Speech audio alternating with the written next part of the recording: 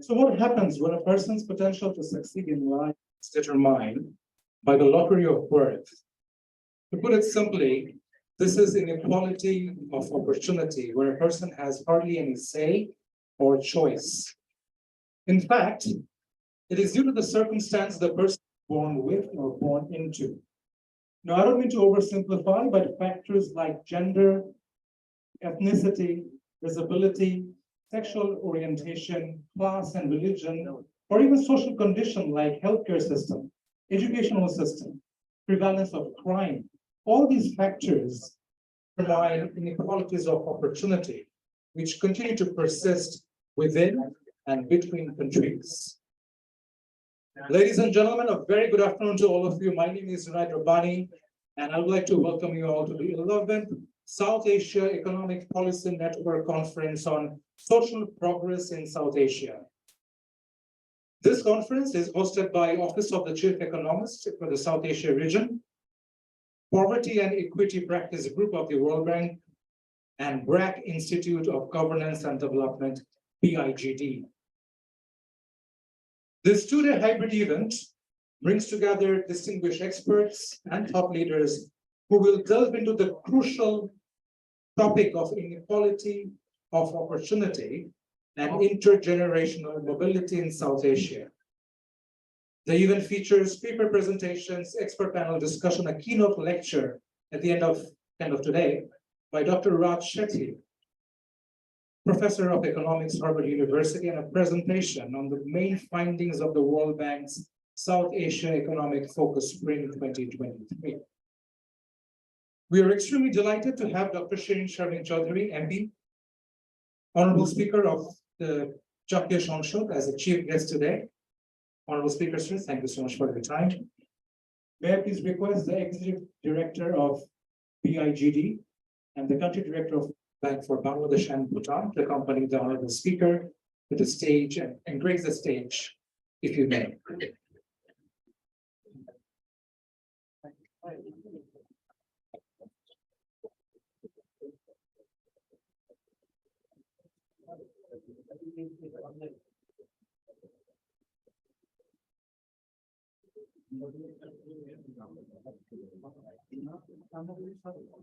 We will hear welcome remarks from the Executive Director of PIGD, Dr. Imran Mothin. Dr. Imran Mothin is the Executive Director, as I already said, where he oversees strategy implementation, resource management, and stakeholder relationships. He's also a visiting fellow at the London School of Economics and Political Science, LSE, and has served as the Country Director for the International Growth Center, IGC, in Bangladesh. With extensive experience in development research and policy, Dr. Mothin previously worked as a senior economist at BRAC's Research and Evaluation Division, RED, and as the Deputy Executive Director at BRAC International. He also worked for Save the Children and Innovations for Poverty Action. Dr. Mothin holds a PhD in economics from the University of Sussex, UK. I would like to invite Dr. Imran Mothin to kindly share a few words, either from your seat or from the podium, wherever you feel comfortable.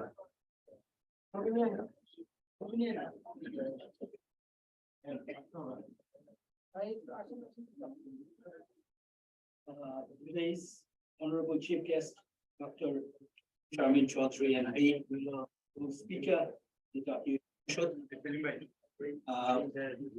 Country Director for Bangladesh and Bhutan, World Bank, Mr. Abdullah Sheikh, and distinguished guests from World Bank and from different parts of academia and policy world, and dear audience. Welcome, good afternoon, and Assalamu alaikum. Welcome to today's 11th South Asia Economic Policy Network Conference on social progress in South Asia. I would like to actually start off paying my respect and congratulations to our chief guest, because today's topic is a topic in which I think she has contributed and politically championed the agenda extremely powerfully, and something from which we all should be inspired and draw a lot of lessons from. And I'm talking about the Domestic Violence Prevention and Protection Act, around which our chief guest today has played an extremely powerful role. And I would really like to start off thanking her for that work.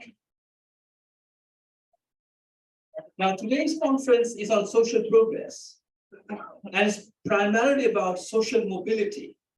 And we talked about intergenerational mobility, but there's also lifetime mobility that we should also be concerned about. It is about social inclusion.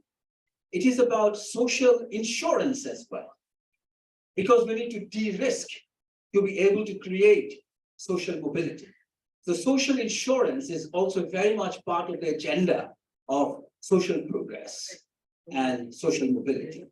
And ultimately, it is about social justice. We also need to think about traps as we think about social mobility. Where are these traps? What are the interlocking set of constraints that create these traps?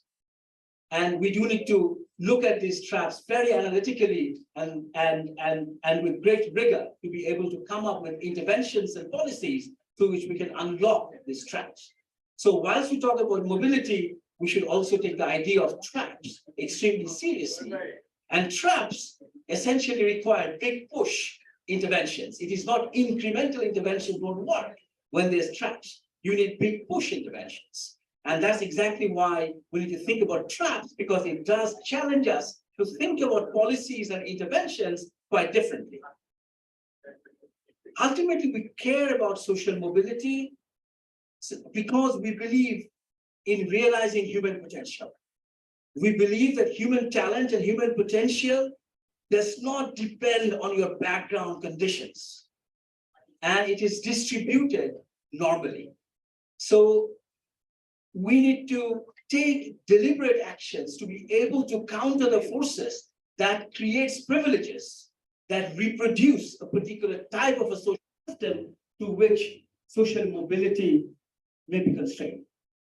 So we care about social mobility because we believe in realizing human potential, and we believe in that very, very strongly.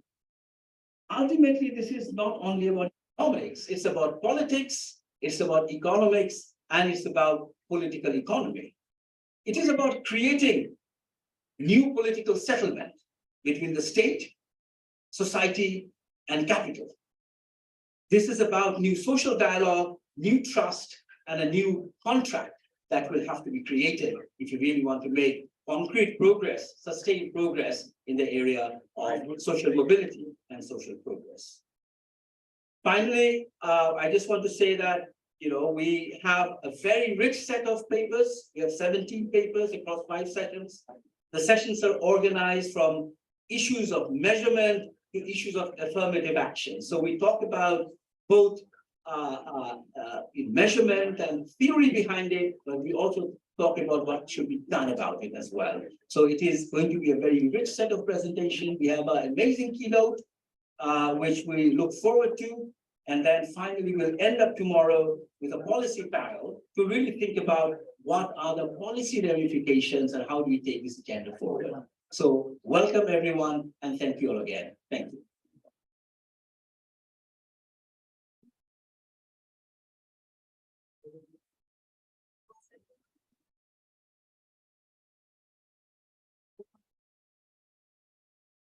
For your welcome remarks. The opening remarks will be presented by Mr. Abdullah Sek. Abdullah Sek is the country director for Bangladesh and Bhutan at the World Bank. He previously served as the country director for Cameroon, the Central African Republic, Equatorial Guinea, Gabon, and the Republic of Congo.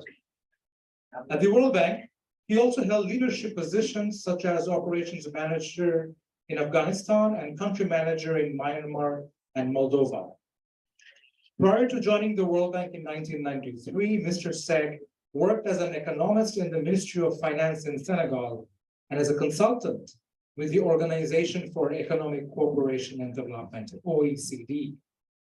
He holds a master's degree in development economics from the Paris Graduate School of Economics, Statistics, and Finance. May I please invite Mr. Abdullah Sheikh to share a few words, either from your seat or from your.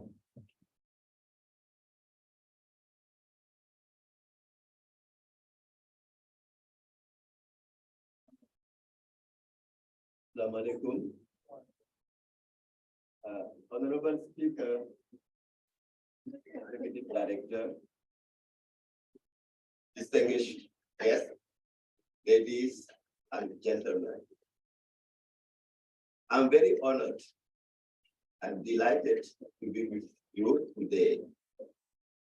And I would like to extend my warmest welcome to all of you and express my gratitude to the Black Institute of Governance and Development, and of course, my colleague, their friend, South Asia Chief Economist, and my friend from the Poverty Global Practice of the World Bank for organizing this very critical event. And why is that so critical? Why is that so critical? South Asia has some of the highest level of inequality of opportunity in the world.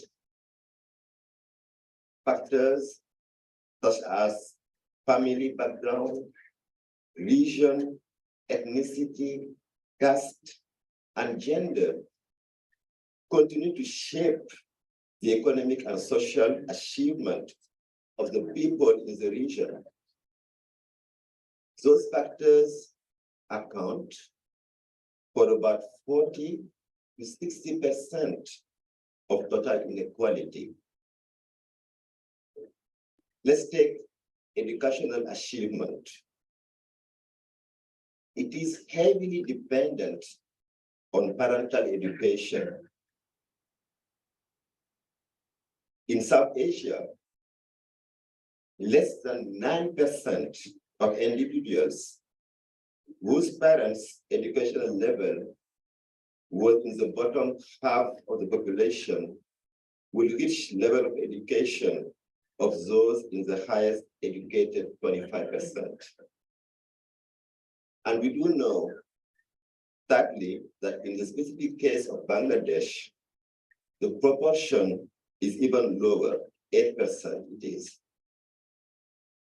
So promoting equality of opportunity is not only a matter of fairness, but it also matters for efficiency.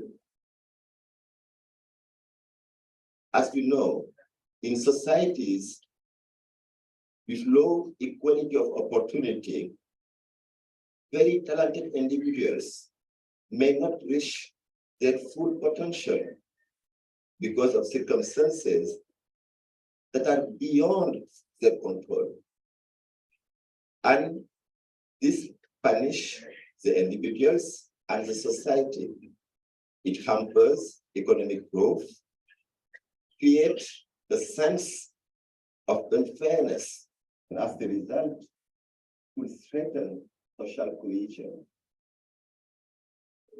So it is important that we are here today in this particular conference. We are reminded in this institute of the power of ideas.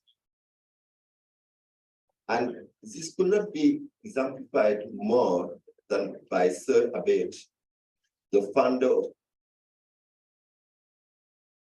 his revolutionary work to empower the poor has now become so widely accepted when it comes to alleviating global poverty. You know, concepts like agency, empowerment, aspiration now are mainstream because of works like what BRAC has done. It has transformed the lives of over 100 million people in Asia and in Africa, my home continent. So thanks, right? And I would like to say something about the World Bank and Bangladesh. This year, we are celebrating 50 years of partnership with Bangladesh. And one thing I would like to really share with you, of the 40 billion US dollars of financing, of technical assistance, knowledge sharing, that the World Bank has been able to support with over those 50 years, there is one engagement that to us stands out and for which we are extremely proud. It is how we are able to support Bangladesh in these very important girls' stipend programs. Bangladesh managed to bring girls to schools, keep them in schools because of such innovation. And as a result, it's one of the few countries that has managed to achieve gender parity in basic education and in lower secondary school. That is quite important. Talk about equality of opportunity for all these young girls and women. So we look forward to continuing our support to Bangladesh. And about 2 weeks ago, ahead of the celebration of this partnership in Washington, DC, we presented to our board of directors what we called our country partnership framework that outlines our support to Bangladesh over the next 5 years and beyond. What I do like in this conference today is this focus on social progress, because it is so much aligned with what I said we will be committing to support Bangladesh with in this country partnership framework. One of the key objectives of what as the World Bank Group will be doing over the next few years is to strive to support the improvement of a socio-economic inclusion. We look at how to achieve this goal. We'll be looking at the effectiveness of public institutions to deliver better services, how we could help improve the quality and equitable access for human capital development services, how we could help enhance economic opportunities for women and vulnerable groups in Bangladesh, and how we could help strengthen spatial and digital connectivity for inclusive growth in the country. So I'm very much pleased that together we seize this opportunity to engage in a very fruitful discussions and chart a path forward toward equality and inclusive growth. I'm very pleased, Madam Honorable Speaker, that we can count on you and your leadership in this endeavor. So thank you very much for it.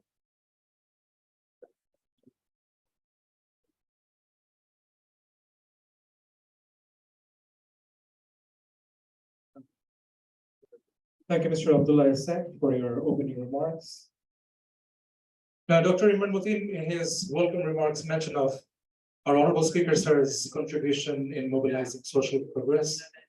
Sir, we can't wait to hear from you. So wherever you feel comfortable, either from the podium or from the seat. Thank you.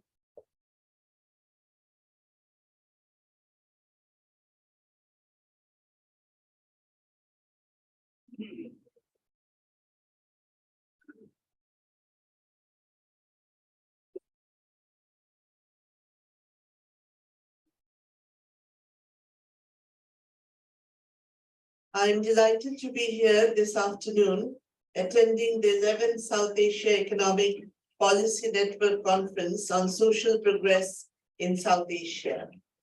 I would like to thank the World Bank, BRAC Institute of Governance and Development, and also the South Asia Economic Policy Network, the organizers, for giving me an opportunity to share some thoughts on this very important and relevant agenda. We have here with us in this opening session, Mr. Imran Mateen, Executive Director, BRAC Institute of Governance and Development, BIGD, BRAC University, Abdullah Sheikh, Country Director for Bangladesh and Bhutan, World Bank, and all the distinguished participants, invited guests, ladies and gentlemen, media representatives. Assalamu alaikum, a very good afternoon to you all. Let me begin by giving a brief narrative of the position of South Asia in the global scenario of rising Asia. Asia's rise in 21st century, and here we found a narrative from Scott B. MacDonald and Jonathan Lempo. I quote, "The 21st century will be defined by the rise of Asia. Asia will become the engine of global economic. This prospect does not come on its own. It comes with a host of challenges. It is therefore critical to find a sound equilibrium between economic, political, and human development." Transformation of South Asia with continued rapid economic growth and improved economic management undoubtedly ushers a new beginning. At the same time, it put forward a host of critical issues. Social progress is still confronted with a range of challenges. South Asia is still slow in facilitating its citizens and communities to enhance and sustain the quality of their lives and create the conditions to allow every individual to reach their full potential. While economic growth has lifted millions of people out of poverty, ensuring quality of life cannot be attained only through economic progress. Eliminating inequality along with eradication of poverty is therefore essential. Not only growth, but inclusive growth is necessary. Hence, the need for social progress. Poverty, inequality, unemployment, gender discrimination, inadequate healthcare and education, low living conditions are obstacles to achieving desired social progress. Rapid economic growth coupled with adoption of proactive poverty reduction strategies have resulted in decline in poverty by lessening the number of people living in abject, extreme, or absolute poverty. But such economic growth does not essentially address the issue of rising inequalities and widening gaps and disparities amongst people, both within and between countries. Economic growth does not automatically translate into benefit for the poor, vulnerable, and marginalized, the least advantaged members of the society. On the other hand, we cannot be oblivious of the fact that richest 1% bag normally twice as much wealth as the rest of the world put together over past 2 years. And I take this statistics from Oxfam International, 16th January 2020. Hence, for economic growth to be more inclusive and address widening inequality, it must generate employment opportunities for all segments of the society. Tackling inequality would require adoption of transformative policies based on principles of social justice in the arena of political economy. We need to look at dynamics of political economy, assessment of the arrangements, economic arrangements, policies, and background institutions to uproot existing structural barrier is therefore necessary. This is precisely the backdrop and context that makes it essential to assess and promote social progress in South Asia, ensuring overall well-being of individuals and society. Bangladesh ranks 55.62 as per the statistics in 2021 the Progress Index. Bangladesh has made significant strides in dealing with critical challenges related to social progress. Consistent GDP of 8% before COVID-19 and subsequently 6.5% coupled with inclusive financial policies like Taka 10 bank account for farmers, stipend for girls in education, distributed to them via mobile or cell phone, have contributed to the food security education for girls at grassroots level. Social safety net programs, particularly focused to support ultra-poor women, like widow allowance, maternal allowance for pregnant women, lactating mother allowance, allowance for specially abled people, and many more, have addressed the issue of feminization of poverty. Extensive skill trainings for women at grassroots level and for youth and men in ICT sector has brought about a revolutionary change. ICT training throughout the country are creating skilled freelancers who are earning foreign currency from home. Vulnerable group development program are food security program for people, providing shelter homes to landless and homeless people, about 9 lakh across the country under Astroin project are special measures. One house, one farm is also another such project, which is helping people come out of poverty. 100% electricity generation throughout the country, metro rail and other connectivity and structural development, construction of Padma Bridge with our own resource.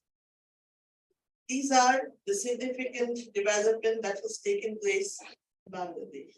Income generating skill training for women and giving them productive assets which make them self-sufficient.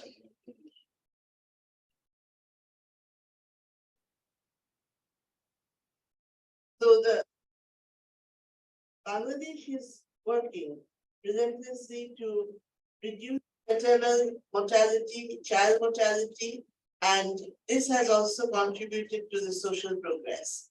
12,000 community clinics are operating throughout the country and 32 kinds of medicines are distributed free. All of these proactive policies, 5-year plan, legal framework have created an enabling environment for effectuating positive changes in the lives of the individuals contributing to social progress under the leadership of our Honorable Prime Minister, Sheikh Hasina. Political stability, functioning of parliament have also contributed to this process. However, as we stand here together, it is important to assess our achievements, and this conference gives us an opportunity to take stock of social progress of the countries in the region of South Asia. This will help us chart out the way forward. In order to translate the potential prospects of South Asia, contributing further to social progress, it is important to move ahead with a planned approach to maximize the utilization of potential resources that South Asian demography and geography offer. Young and competitive labor force are important factors. Demographic dividend will allow more young labor force to enter market in the near future. Female workers' participation must be increased. Women empowerment must continue for more focus on education, technical curriculum, skill development, access to technology, capacity building are key components.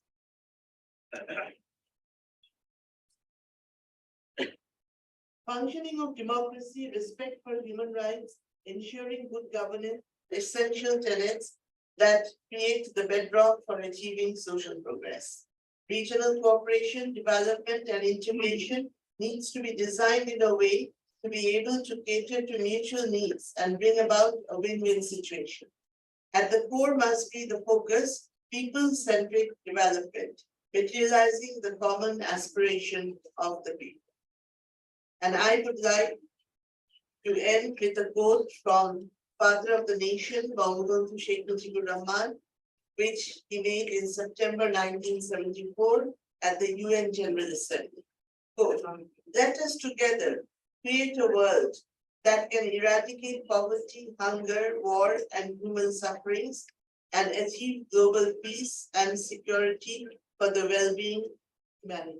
Unquote. Thus, let us all work together to shape the future we want. Thank you. May Bangladesh live forever. Your Bangladesh.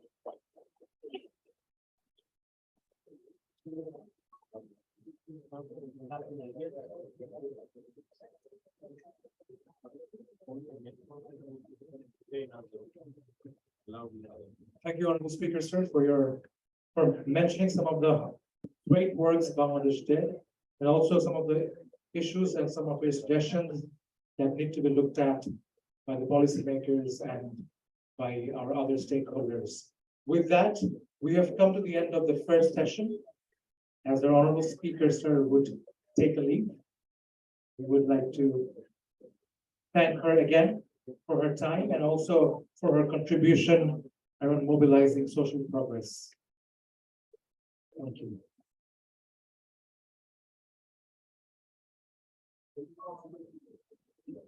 I would request all of you to kindly clear the passage in between.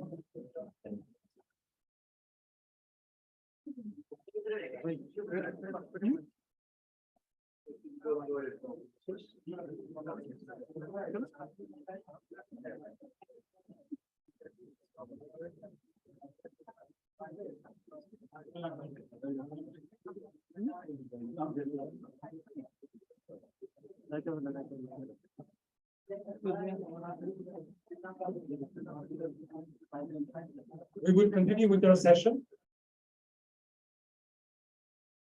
This is where we get into the series of sessions where there will be multiple papers. Multiple papers will be presented. Just a few house rules as we go along. I think all of you will be seated. I think we will jump into the session right away. We're already a little bit behind time. If you could all have your cell phones muted. The Wi-Fi password, some of you have been asking for the Wi-Fi password, is Audi, as in Audi the car, Audi 1515, Audi in small letters, AUDI 1515.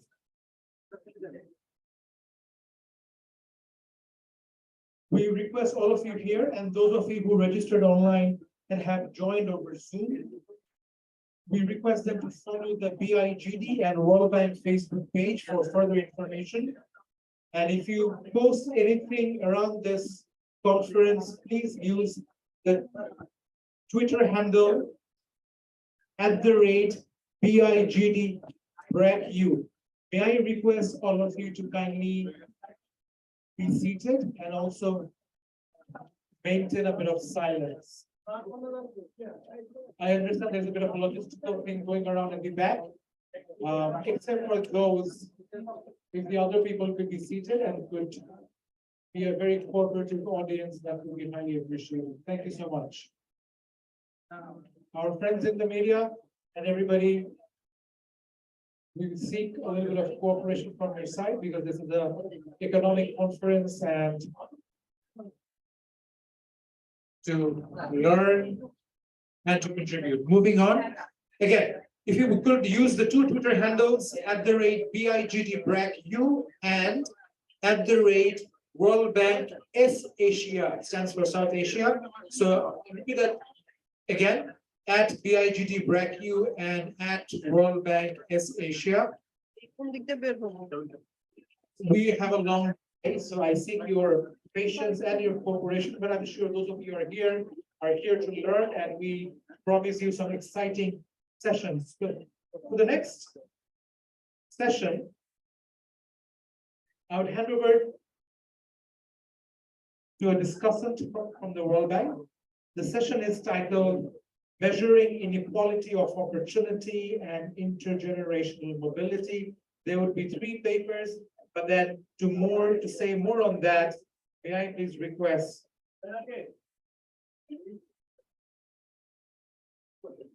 Nayantara Sharma, economist from the World Bank Group, to take the stage, please. Nayantara Sharma is currently an economist for the World Bank's Poverty and Equity team She's also a consultant at the South Asia Chief Economist Office. Her research is broadly on development topics such as labor, inequality, gender, immigration, and health.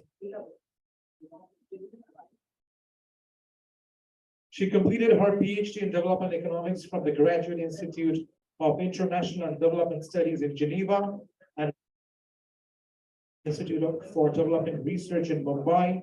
She has previously worked with the ILO and WHO and has field experience in India.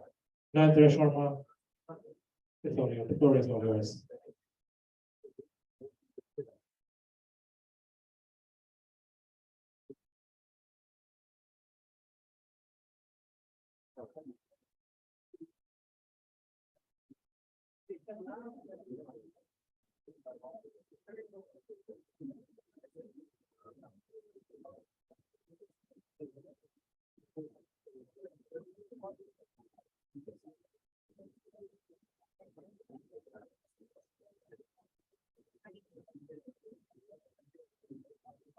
Good afternoon, everyone.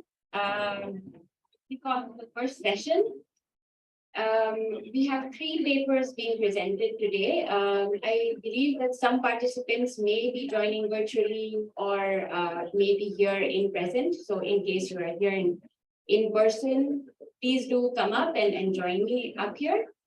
The first paper is titled Human Opportunity Index and Circumstances Behind the Inequality in Maternal Healthcare, Evidence from India. The authors are Arijita Datta, Triparna Mazumdar, and Shakti Bhushan Mishra. I believe Arijita will be presenting. Yes, please. The second paper is called Caste-Based and Racial Wealth Inequality in India and the United States. The author is Ishan Ahmed. Ishan Anand, apologies. I just landed from Delhi after waking up at 3 a.m. today, so forgive me. The third paper is Reproducing Inequalities, Impact of Social and Cultural Capital. The author is Avinash Kumar.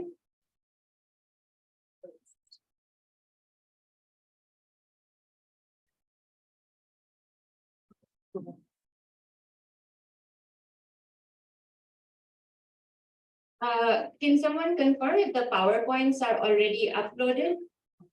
And how can the presenters control the presentation? Okay.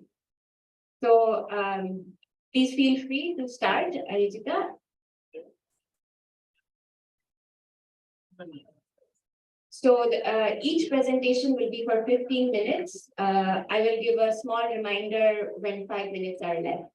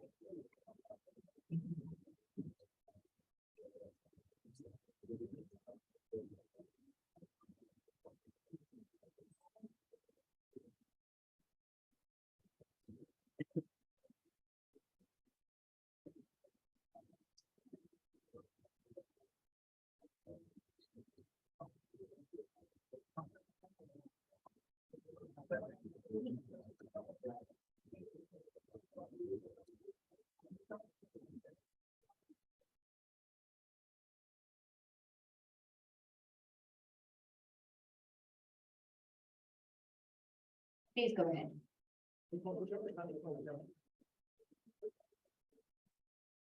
Is it possible for the display? Because otherwise nobody else can see except. Just a minute. If you want to start by introducing yourself, please go ahead.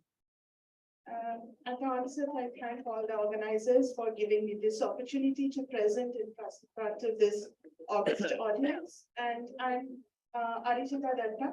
I'm a professor in economics with University of Calcutta, Department of Economics. And this paper is co-authored by two of my research scholars at the same department, MS Triparna Majumdar and Dr. Shashi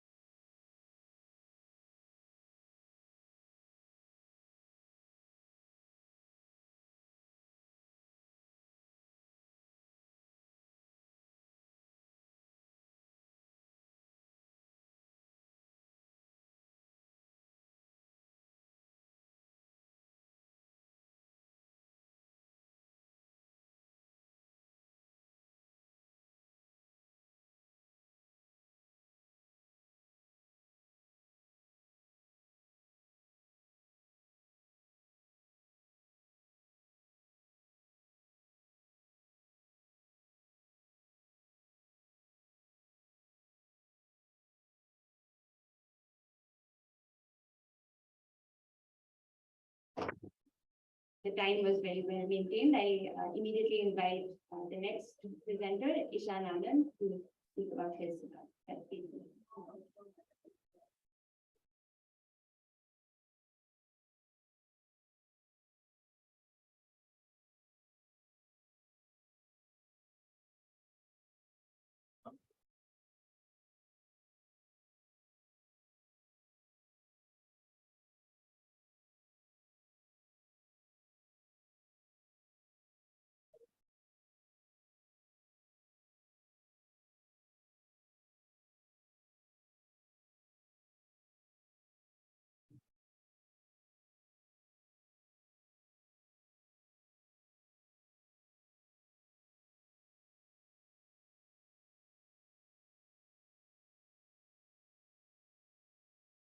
Wealth inequality between India and the United States. We have just heard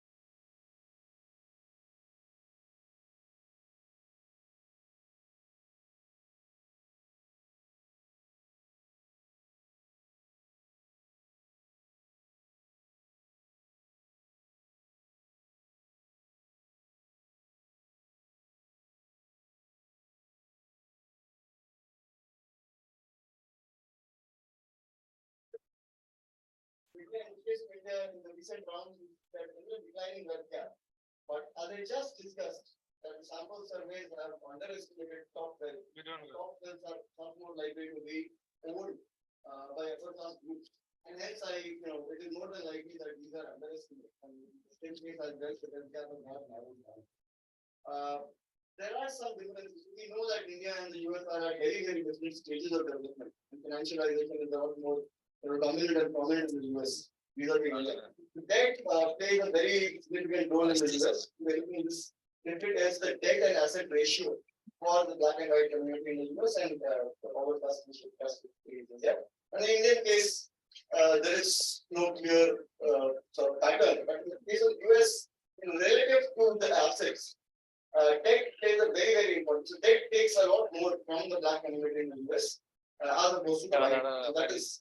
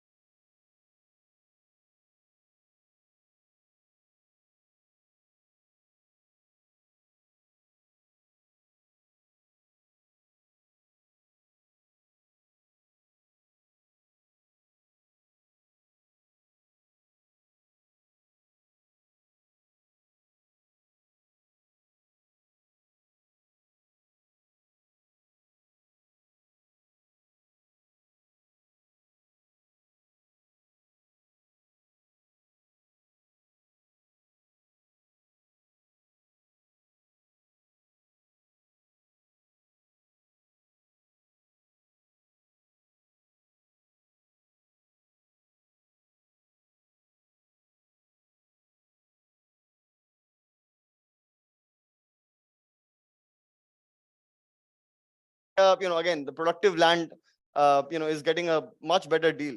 So that sort of perpetuates, wealth inequality. Coming to the, distribution of the, population.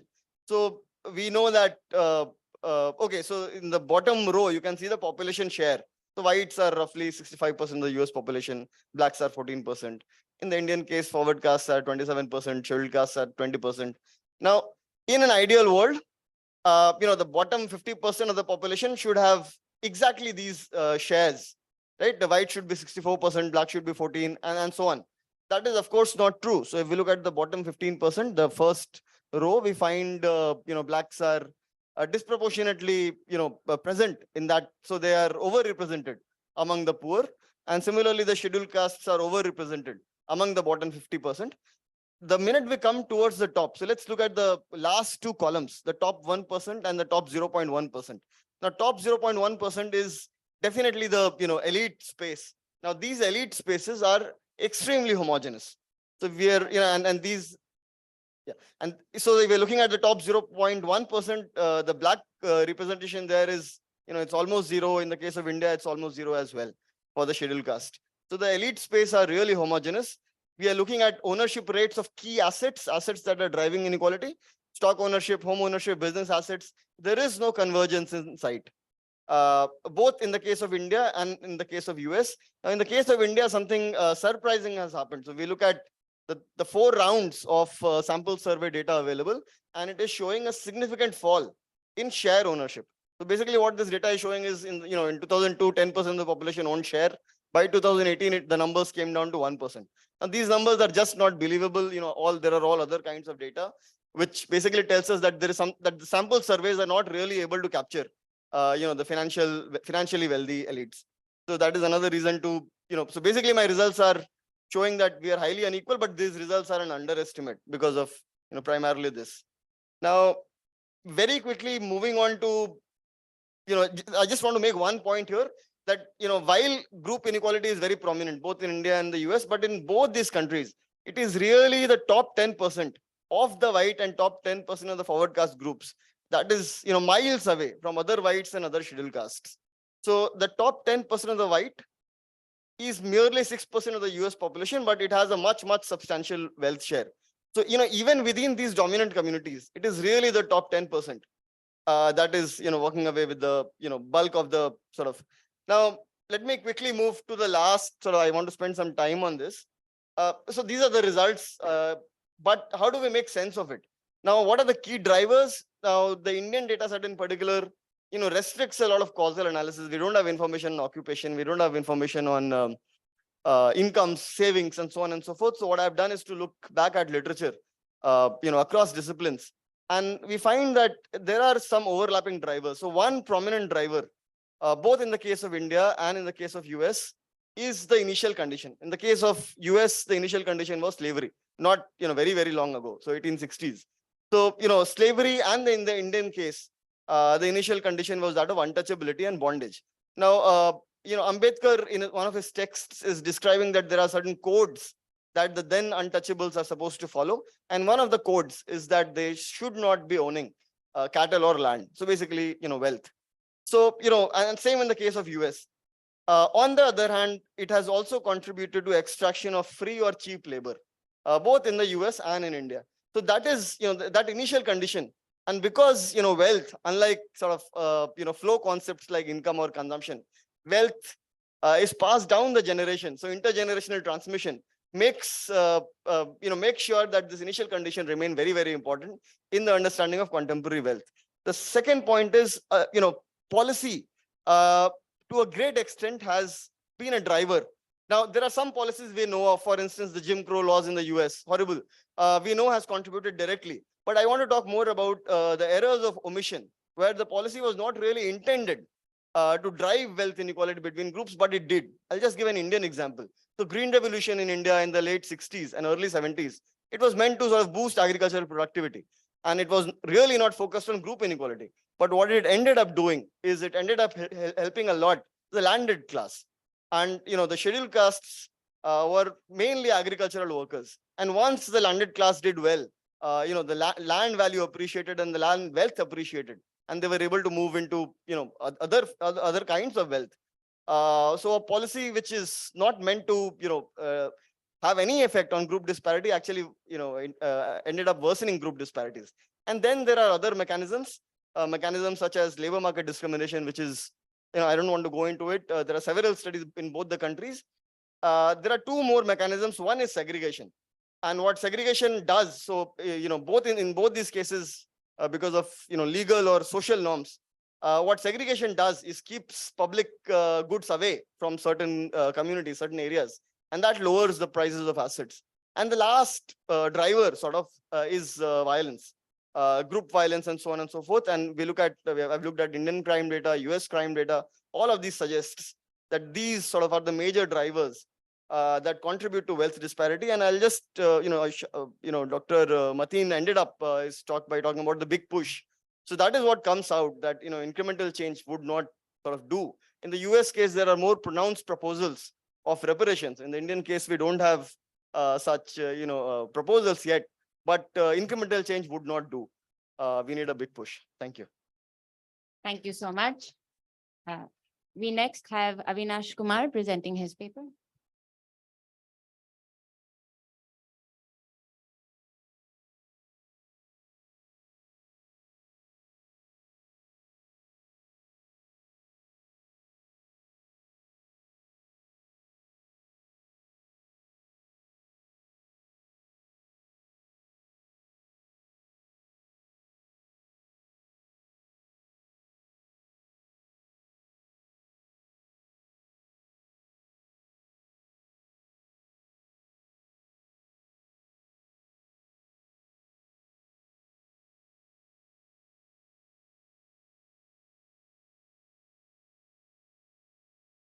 Good afternoon, everyone.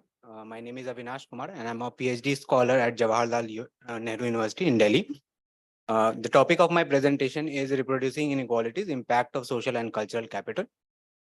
So, in the Indian context, lower caste, scheduled caste, and scheduled tribes have had high intergenerational persistence in terms of both education and occupation as compared to the upper caste.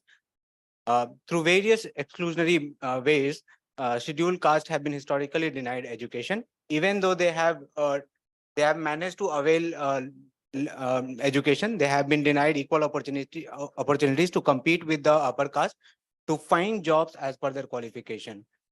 Even at the interviews level, they have faced exclusion as the interviewers look for certain social and cultural aspects among them. It has been documented before that there are various ways and factors through which social mobility of lower caste is restricted. So apart from economic and human capital, there are certain social and cultural capital which play a decisive role in development of an individual or a community. So just to give a brief introduction about the caste system in India, Brahmins are at the top of the hierarchy, followed by the Kshatriyas and Vaishyas. They comprise the forward caste in the country, and they're followed by the Shudras, who are mostly other backward classes. And at the bottom of the hierarchy are the Dalits, who are also known as the scheduled caste. So if you can see, the forward caste comprise 23% of the population's share among the Hindus, but they own around 41% of the wealth share. As compared to as scheduled caste, who comprise 24% of the population share among the Hindus, but own only 7.6% of the wealth share. This socioeconomic status of the individuals do not only stay for one generation, but it is passed from one generation to another. So in that sense, I would like to compare intergenerational educational mobility among different caste groups. So the first figure shows the proportion of sons in different level of education whose fathers were illiterate, and the second figure shows the proportion of sons at different level of education whose fathers at least had bachelor's levels of education. So from the first figure, we can see that around 68% of the sons are able to at least have secondary level of education for the forward caste, as compared to only around 52% for the Hindu scheduled caste. For the second figure, if we see that around more than 52% of the individuals, of the sons from the forward caste, are at least able to hold on to the top two level of education, that is post-secondary education, as compared to only 27% of the Hindu scheduled caste. If we see in terms of downward mobility, around 8.1% of the scheduled caste sons are remaining illiterate whose fathers had at least bachelor's level of education. So this was in terms of intergenerational educational mobility. I would like to show intergenerational occupational mobility as well. This is a comparison between scheduled caste and the forward caste. The first graph is about the scheduled caste and the second one is the forward caste. The left bar in this shows the proportion of fathers in different level of occupation, and the right bar shows the proportion of sons at different level of occupation, and the flow shows the mobility of the sons from from fathers to the sons. If you can see at the lowest, 33% of the scheduled caste fathers are working as laborers, as compared to only 10.7% of the forward caste fathers. And at the top of the hierarchy of the occupation, if you can see, 25.6% of the fathers are working as professionals, as compared to only 10.2% of the scheduled caste fathers.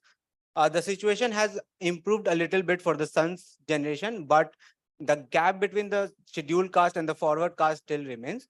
And if we see in terms of the mobility, around 54.4% of the scheduled caste sons whose fathers were laborers are also remaining as laborers, as compared to only 39.7% of the forward caste sons. At the top of the hierarchy, if you can see, 62% of the forward caste sons are able to remain as professionals whose fathers were professionals, as compared to only 43.7% of the scheduled caste sons.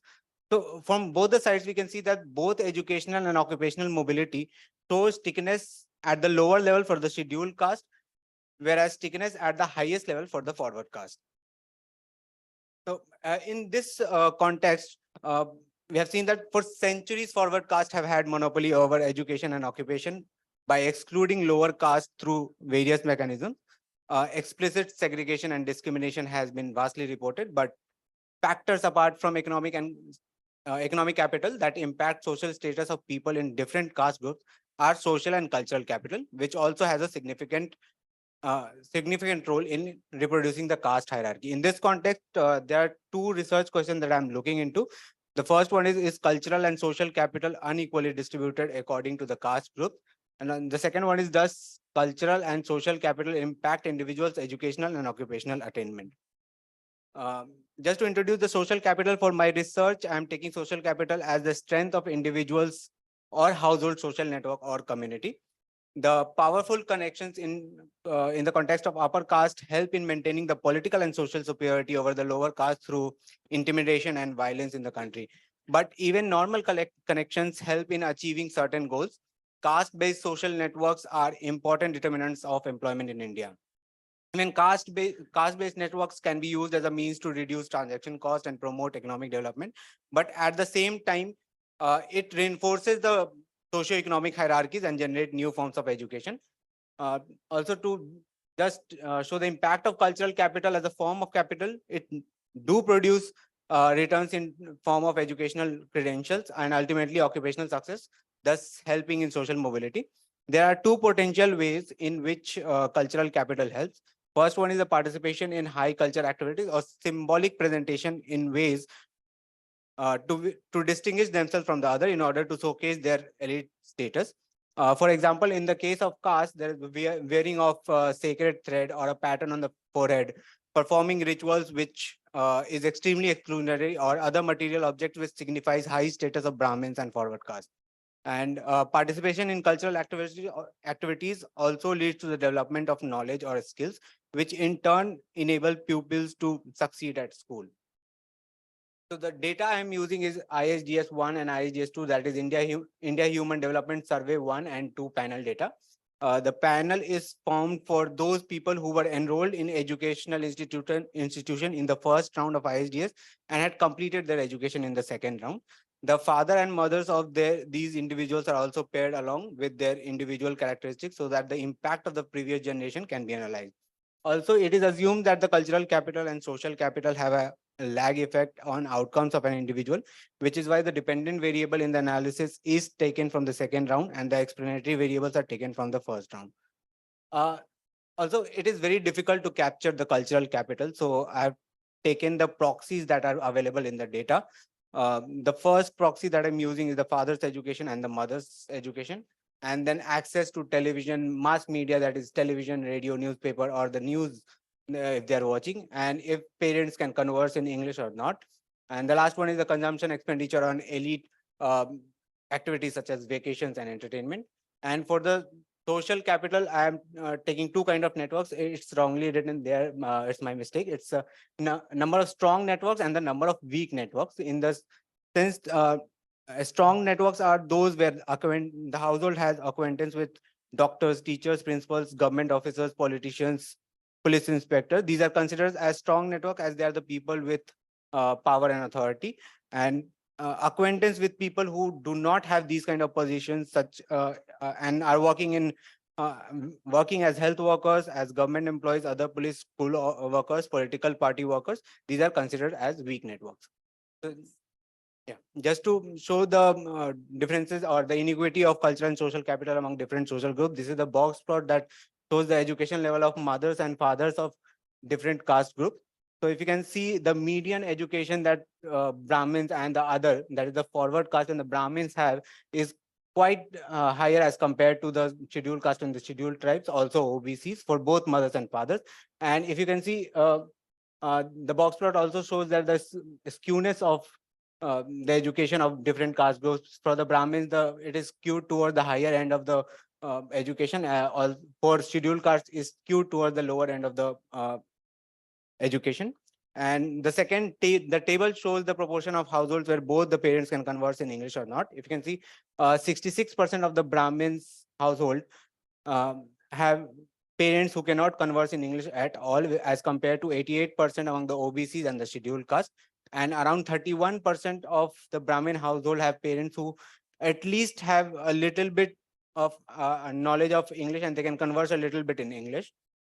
And this is just the proportion of households accessing different kind of mass media. If you can see, Brahmins and forward caste have the highest proportion among themselves who are accessing all kinds of media, as compared to scheduled caste and scheduled tribe who have the lowest among themselves who are accessing these different kind of mass media. Just to show networks by caste, the first one shows the proportion of households who have some kind of acquaintance with different kind of networks. The first one is strong networks within the jati. Jati is another term for caste, which is basically the bigger parts of the caste is divided into jatis. So if they have networks within the jati, that is shown. The 40% of the Brahmin household at least have strong networks within their same jati, as compared to only 13% of the scheduled caste. Also, 23% have weak networks within the jati, as compared to only 14% of the scheduled caste. I'll just, lack of time, I'll move on. So this is regression analysis, which shows the effect of cultural and social capital on education. If you can see, the dependent variable is the children's education, and all the proxies that I've taken as cultural capital has positive and significant impact on the children's education. That is numbers of years of education. Also, strong networks within the jati and strong networks outside the jati as well has impact on education of the children. Also, number of weak networks within the same jati has a strong association with the education of the children. To see the effect of social capital on culture, occupation, I have done a logistic regression on 3 different models. In the first model, the dependent variable is the children are working as manual laborers. The second model has where the children are working as in the business, and the third model where the children are working as a professional. So we can see the both number of strong networks within the jati and number of weak networks within the same jati have lower odds of children becoming a manual laborer. That is beneficial for an individual in some sense. And if you see for strong number of strong networks within the jati has higher odds of for children for becoming a professional. In that sense, I would like to just briefly conclude and give the point that I have analyzed in this sense. Both educational and occupational outcomes seem to be highly dependent on the previous generation. High stickiness at the lowest level of education and occupation for scheduled caste, whereas high stickiness at highest level for upper caste indicates the role of caste. All the indicators of the cultural and social capital seem to be highly unequally distributed and skewed in favor of Brahmins and upper caste. Higher proportion of Brahmins and forward caste have all kinds of networks as compared to the scheduled caste and scheduled tribes. All individual proxy variables for cultural capital have significant positive association with educational attainment. Also, bonding, that is caste networks, seem to have significant role in getting out of lowest occupation, that is manual laborers, as well as attaining the highest level of occupation, that is professionals. So bridging networks in terms of caste does not seem to have any significant impact on the occupational attainment. Also, strong connections seem to be more helpful in better occupational outcome. Thank you. Thank you so much. I have been told that I have 10 minutes to do justice to these very interesting papers. So I'll start with a broad summary. So what we've seen over the past 45 minutes is a look at different papers looking at non-income measures of inequality. All of them have been India specific, which sort of maybe tells you something about the data landscape of India and sort of pushes the attention, much needed attention on non-monetary outcomes, non-monetary welfare outcomes. So the first paper looked at inequality of opportunity and access to health. The second paper looked at the caste-based, a comparative analysis of caste-based and racial wealth inequalities comparing US and India. And the third paper looked at cultural capital and social networks and their influence on educational and occupational outcomes. So these papers have used a wide range of data sets spanning over about 2 decades in time. And they've used a wide range of methods going from Human Opportunity Index to trends in Gini and decompositions of inequality and logistic regression models. So my takeaway from the first paper is that we've seen a significant improvement in the Human Opportunity Index on access to maternal health. But the driver of this improvement has been driven by coverage rather than distribution. So there have been gains in scale and expansion of access to these services, but the improvements in distribution have not been commensurate. Another interesting factor from that first paper is that education, media exposure, and wealth seem to play a higher role in the higher contribution in the inequality access. So these are all not immutable. Unlike things like religion and caste, these things can be moved by policy instruments. So another interesting thing about the first paper is the experience of different states. So one finding in the paper is that states like Tamil Nadu, Kerala, these are very relatively more developed states in India with better welfare and social indicators. So in these states, they did not necessarily improve in HOI. And that sort of reduction in HOI comes from issues in distribution and not in scale. So there is this hypothesis emerging of this sort of Kuznets curve in non-monetary multidimensional indicators of welfare as well. So the Kuznets curve basically says that you can start out with an initial low levels of inequality, but as you grow, you experience higher levels of inequality and then it dips down. So this sort of suggests that you have to cross a threshold to reach everyone. And this also has policy implications. So right now, India has sort of broad-based welfare schemes, which are almost universal in access. The food distribution, a lot of health policies have broad targeting. So this suggests that it might be time to sort of shift the targeting strategy to focus on the last mile, especially in the most developed states. The second paper, which looked at wealth inequalities in the US and India, looking at race and caste. So the key finding that stood out to me is that the wealth gap has been increasing in the US, and in India, there are a lot of data issues. The data suggests it's decreasing, but sort of common sense and a familiarity with the context suggests that it's increasing. So despite these data challenges, I stand by what the presenter said, that we believe that there has been increasing inequality if we look at sort of other sources which do not miss the upper tail of the distribution. So the policy implication of this is how, what are the future trends in inequality going to look like? As India is growing, households are diversifying their portfolios. They are switching more, the middle class and upper middle class are investing more in formal financial markets as a response to the government's push also on India Stack in bringing all households into the digital infrastructure and into formal payment system. So as these households diversify, do we expect sort of more time spent in more time with highly unequal wealth outcomes? So similar to the issue with Green Revolution, an intervention which does not aim at inequality might have inequality implications. The last paper looked at the role of caste and social and cultural capital and its influence on education and occupational mobility.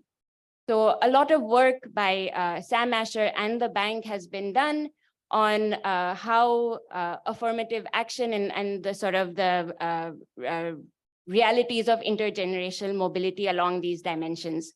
So we find that it has worked, affirmative action has worked, and certain groups like the OBCs have progressed a lot over time.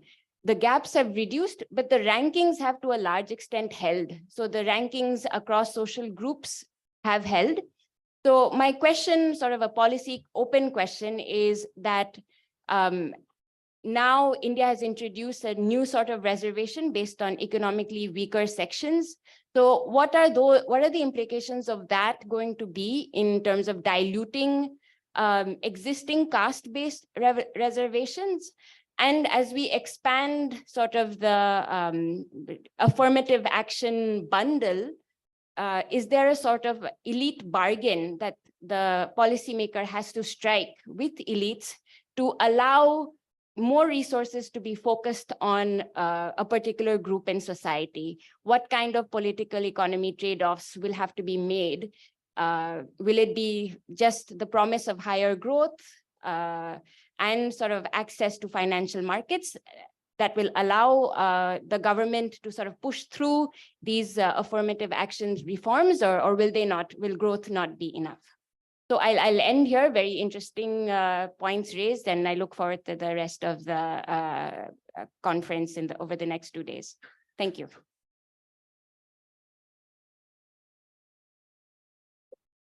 Thank you, Narendra Sharma, for conducting this session, and also thank you to the paper presenters. We still continue with the same topic, measuring inequality of opportunity and intergenerational mobility. Now, to conduct the next session, may I please request Ayago Wambile, Senior Economist, World Bank, to come onto the stage. Ayago Wambile is a Senior Economist at the World Bank Poverty and Equity Global Practice based in Dhaka, Bangladesh. Previously, he co-led the World Bank Regional Program on Harmonizing and Improving Statistics in West Africa, covering Burkina Faso, Cape Verde, Ghana, Ivory Coast, Liberia, Sierra Leone, and Togo, and led several operational and analytical and technical assistance programs in Ghana and Liberia. Prior to joining the World Bank, Ayago worked at the International Livestock Research Institute. Ayago holds a PhD in economics from the University of Reading and an MPS in international agriculture and rural development from Cornell University. It's all yours. Yeah, please continue.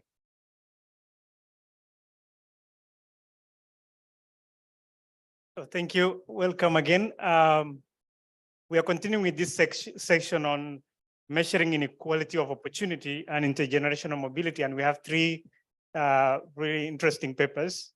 I would like the presenters to come forward to the stage. The first paper is Intergenerational Educational Mobility in India, Does Caste Matter? Lipitha, if you are here, please. The second paper is Intergenerational Mobility in Nepal, Does Land Ownership Really Matter? Ashish, Krista. The third paper is Impact of Parental Aspiration on Adolescent Education, a qualitative study exploring slums in Dhaka, Bangladesh. Jacqueline Mamun.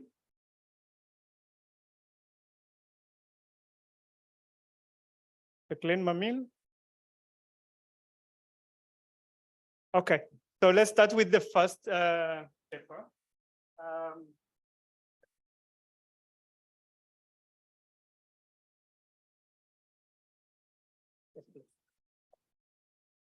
We have 10 minutes for each paper because of time.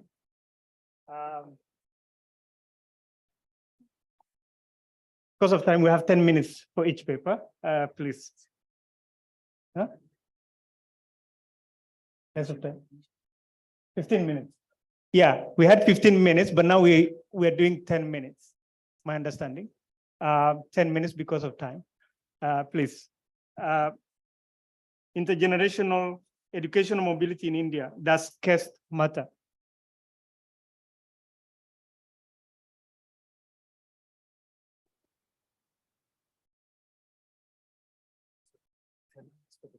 Okay. 15 minutes, okay, good. 15 minutes, please. Sorry.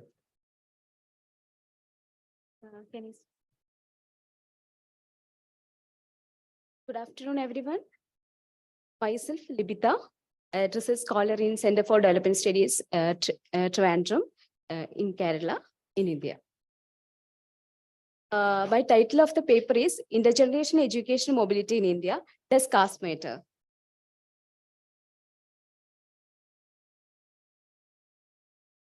This is the outline of the presentation, background, literature review, research objective, data sources and methods, empirical result, and discussion and conclusion.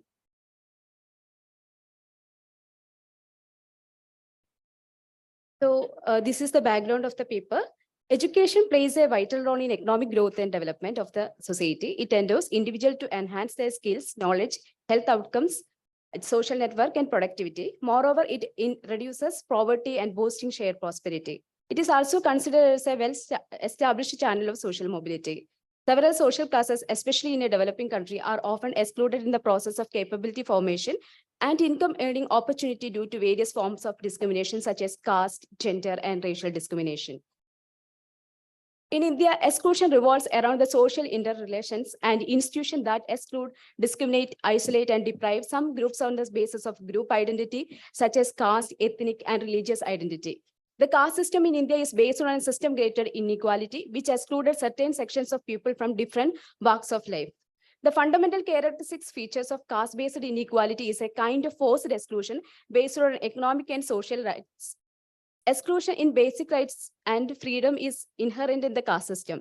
In India, marginalized social group of society, including social caste and including the scheduled caste and scheduled tribe, has been by and large discriminated and face social exclusion on the basis of caste. Among the poor and marginalized group in India, scheduled caste and scheduled tribe constitute a substantial share of total population, that is 25.24%. Evidence shows that unequal access to resources and inequality differentially affecting these marginalized group. Studies shows that caste-based discrimination affect both opportunity and outcome relating to access, education, occupation, and income. Earlier studies also shown that the relationship between education and caste. Independent India has a long history of policy, especially education policy, to alleviate inequality suffered by this socially and economically disadvantaged group. In addition to this policy at a primary level, this includes reservation policy or policy of affirmative action, especially for directed at public higher education institution and job in the public sector targeted at SC and ST. India has a long advocated affirmative policies in a public sector education. These policies have been targeted and encouraged in scheduled caste and scheduled tribe for their upward mobility. A high degree of intergenerational persistence suggests that family background plays an important role in children's later success in life, while low degree persistence implies the opposite. Two aspects of parental education's role in children's education attainment, that is years of schooling attainment and progress across different social levels. This is some of the literature which I used for this my paper. So despite this various policy, separate stance of research underline the persisting effect of factors such as caste, class of origin, and gender on opportunity to gain access to education. Moreover, inherited endowment, especially parental education, plays an important role in education mobility of children. The concept of educational mobility is the association between parent and adult children's schooling attainment. The influence of part of family background is one of the determinant of children's education attainment. For example, when parents are illiterate, the community effect are more pronounced on the education outcome of the student. The parents believe that investing in education, children's education can significantly improve their children's future earnings, hence invest in children's education. So, however, parental investment in education depends upon parents' income and education levels. Better educated parents who earn a higher income are more likely to have the resources to invest in their children than the parents with a less educated and lower income. Hence, it is expected that parents' level of education significantly influence their children's education. The persistence of education gap could create a substantial intergeneration sickness in educational attainment among SC and ST. The level of education among social group is low because of lack of education institution, poverty, lack of nutrition and healthcare, low illiteracy, poor enrollment at school, and high dropout from school. So many studies look into caste-based education inequality. However, intergenerational mobility has received less attention. Hence, this study particularly focus on this aspect. Given this background, this paper analyzes the pattern and determinants of educational mobility among India's social group. The objective of the study, we explore intergenerational mobility. We ask specific two questions: whether father's years of education has an impact on son's years of education, or whether we explore whether father's years of education increases the probability of sons achieving high level of education their fathers, that is upward mobility. Both these questions are explored in the context of various caste groups. So this is the data source I used for this study, Indian Human Development Survey 2011-12 data. This data provide actual number of completed years of education, both sons and father. For this analysis, we consider only father-son pair aged from 21 to 65. The data allows to identify fathers who are both co-resident and non-co-resident for creating the sons father pair. So we categorize the level of education based on required number of years of completion of a particular level of education in India. The following are the level of education: illiterate, primary, middle, secondary, high secondary, graduate, and above. The social group are classified into three: general, other backward caste, scheduled caste, and scheduled tribe. So for measuring intergenerational mobility, I used intergenerational transition matrix, regression analysis, and also we used ordinary least squares, logit, and multinomial regression to identify the effect of father's education on son's educational mobility.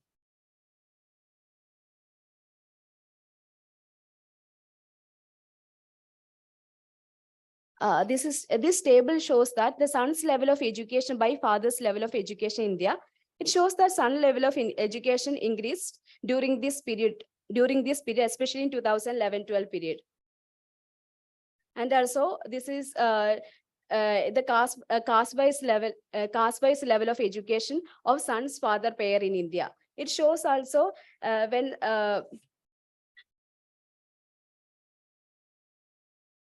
compared to other social group, SC/ST shows a less educational mobility. So we can see that the illiterate case, 41.6% who belong to the SC compared to other social group, it is very higher than illiterate belong to SC and ST. So moving to the pattern of total education mobility in India, we classified educational mobility into three groups: non-mobility, downward mobility, and upward mobility. We can see that the table 60.11% of upward mobility among in India. So now moving to the pattern of educational mobility among social groups in India, we can see that SC/ST have a lowest upward mobility, that is 55.7%. This is the graphical representation of pattern of educational mobility among these social groups in India. So now moving to the determinants of intergenerational mobility in India. The paper examined the role of fathers' completed years of education, determined the educational mobility of son. Further, we test intergenerational mobility is conditioned by their respective caste status. We first test for elasticity of son's years of education with respect to his father's years of education, that is elasticity issues. Further, we analyze the upward mobility of individual with respect to his father's level of education, that is mobility issues. The first question is answered by using OLS, while the second question is answered using logit and multinomial model. To bring out the effect of caste interactions with the father's education, interaction dummies are introduced in the model. So this is the model 1, 2. For the time consuming, I'm moving these slides. So this is the variable description for this analysis used. This is the models. So I am going to the discussion and conclusion. The paper attempt to examine the pattern and determinants of educational mobility among social groups in India. We used Indian Human Development Survey 2011-12 data. The overall result shows that the intergenerational mobility in education across generation has increased. It finds that there has been improvement in educational mobility across social group. We observed that social groups, the OBC, SC, ST, the father who education plays a significant role in education, sons' education. However, we see that probability of sons having downward mobility is higher in these groups as compared to the general category. So we can see that from the interactions model. So the model has, let me look into model 1. So this is a OLS model. We used a model with interaction, the model without interactions. We can see that the interactions model, father's years of education plays a significant role in son's education, especially SC, ST and OBC category compared to their in general category. We can conclude that father's education is an important factor affect son's educational mobility, apart from other factors like occupation, per capita income of household size and sector wise, that is urban or rural, those who belong to SC, ST and general category. Thank you. Okay. Thank you so much. Yeah. The second paper on intergenerational mobility in Nepal, does land ownership really matter? Will be presented by Ashish.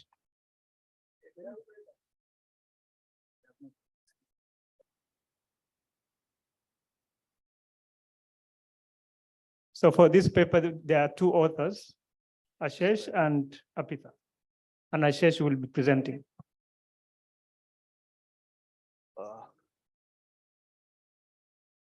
Good afternoon, everyone. My name is Ashish Shrestha. I'm a researcher at Samriddhi Foundation. It's an economic policy think tank based in Nepal. Today, I'll be presenting my research titled Intergenerational Mobility in Nepal, Does Land Ownership Really Matter? Which I've co-authored with Ms. Arpita Nepal, who is the Director of Research at Samriddhi Foundation and PhD candidate of economics at UC Irvine.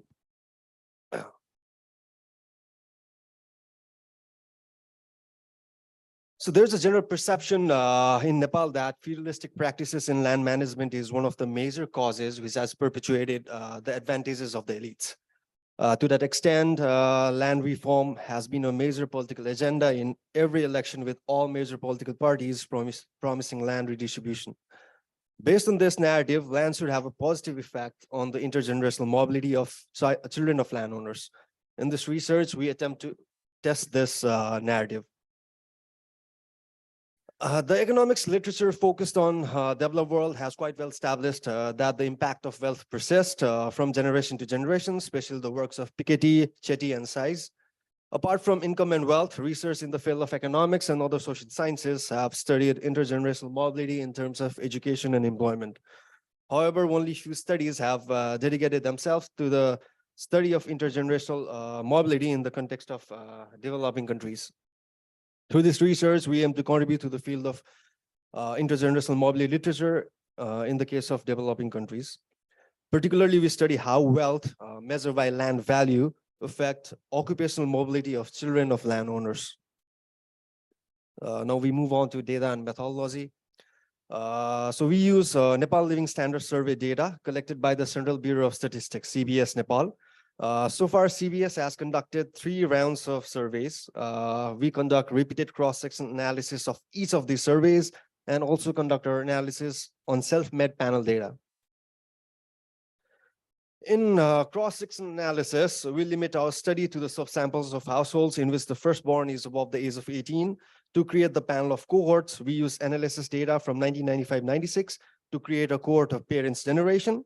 The average age at marriage in the year 1995-96 was 19, and we assume that the first child is born after 1 year of marriage. Therefore, we consider all the household heads above the age of 20.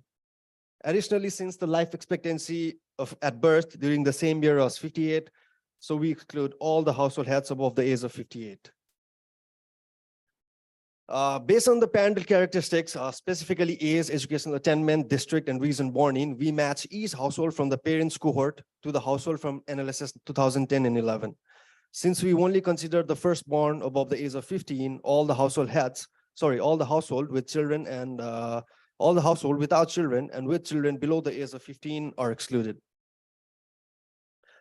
Economic literature defines mobility in relative and absolute terms. Relative mobility is defined as distributional change in children's economic status compared to parents' position in the distribution. Absolute mobility, on the other hand, is absolute change in economic status of children compared to that of parents. Nonetheless, our definition of relative and absolute mobility is quite peculiar. In our study, relative mobility is one's occupational position in the comparison to the average occupation of people of the district one was born into. So we have categorized occupation into three broad categories and have ranked them. Agricultural jobs are lowest rank occupation, followed by blue collar jobs. White collar jobs are the highest ranked occupation. So if most of the people in a particular district hold blue collar jobs, it is the average job of that district. If an individual holds an agricultural job in that district, we say he has experienced downward relative mobility. Absolute mobility is simple difference between children's occupational mobility and parents' children's occupational rank and parents' occupational rank.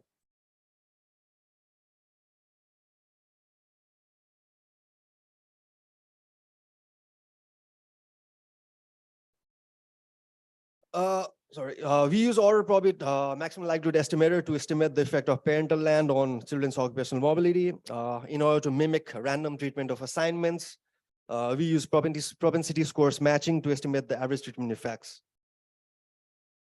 So here we have the summary statistics of our variables. Over the years, agriculture has been the major occupation in both parents and children's generation. Almost equal proportion of the people seem to be in blue and white collar jobs. In parents' generation, higher proportion of the people have never attended school, whereas in children's generation, most people have attended school. In case of ethnic classification, most people belong to the indigenous group.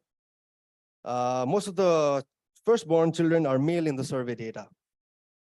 Now this graph depicts the average values of the various properties owned by the household and the income with 95% confidence bands. So now we move on to the results. So here's the triangles and matrices of all the cross sections and the cohort-based analysis. The triangles and matrices of all cross section and panel of course, so that comparatively less proportion of the firstborn whose parental land is below average are employed in agriculture. So below average parental land is associated with employment outside agriculture. We can see similar results in all of our cross-sectional data. And it's also the same in the cohort-based data. Here we have a graph showing average partial effects of land on relative occupational mobility at various parental occupational rank. For those whose parental occupational rank is below average, higher land value corresponds to increase in probability of getting employed in below average occupation. We see no statistically significant effect of land value when parents' occupation is average or above average. That is the second and the third graph. The confidence bands ranges from both negative to the positive point estimates. So it's not statistically significant when the parental rank is average or above average. In cross sections, in the case of cross sections, we see no statistically significant effect of land value on relative mobility. So this is from 1995. We see no statistically significant result. Likewise, for 2003, we do not see any statistically significant result. And the same is in the case of 2010. But when you test for robustness and estimate propensity scores of being treated, that is having parental land for both treatment and the control group, through nearest neighborhood matching of a propensity score, we estimate the average treatment effects. Here I show the results based on the propensity scores matching of 5 nearest neighbors. So ATT in the case of cohort-based data is negative and statistically significant, but is insignificant in 1995 and 2003 data. So the average treatment on the treated in 2010 data is insignificant while matching 5 nearest neighbors, but the result becomes significant as we increase the number of nearest neighbors. In case of absolute mobility, we don't see statistically significant effect of parental land in any of the data set. Here you can see the confidence interval ranges from positive to negative. The point estimates of the confidence interval of the point estimates ranges from negative to positive. So there is no statistically significant results. But when you again estimate the average treatment effect on the treated, we can see negative effect of parental land on absolute mobility on cohort data and 2010 cross-sectional data. Finally, to the conclusion, so our results indicate that parental land does not have positive effect on children's occupational mobility. Both regression estimate and the ATT estimates from the propensity scores matching indicate that either parental land has no effect on children's occupational mobility, or when it does, it's negative. Thank you. Thank you very much.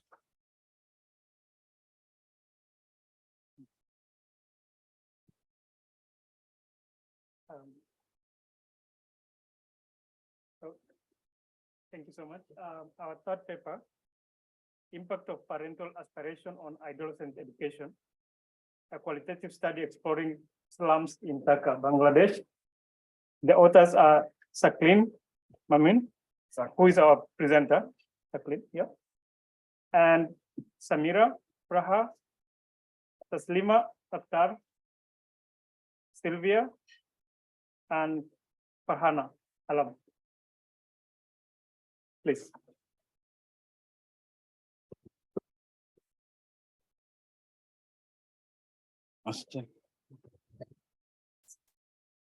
Good afternoon, everyone. I'm Saklan Al Mamun. I'm working as a research associate in Brack Institute of Governance and Development. I'll be presenting the paper, Impact of Parental Aspiration on Adolescent Education, a qualitative study exploring slums in Dhaka, Bangladesh. Before I begin my presentation, I would like to acknowledge my co-authors mentioned in the slides. You can see the presentation outline in the slide. Our research question was to exploring the impact of parental aspiration on adolescent education and employment in urban slums of Dhaka and in Bangladesh, as well as adding to the evidence based on the challenges facing adolescents in the urban low-income settlements of Dhaka.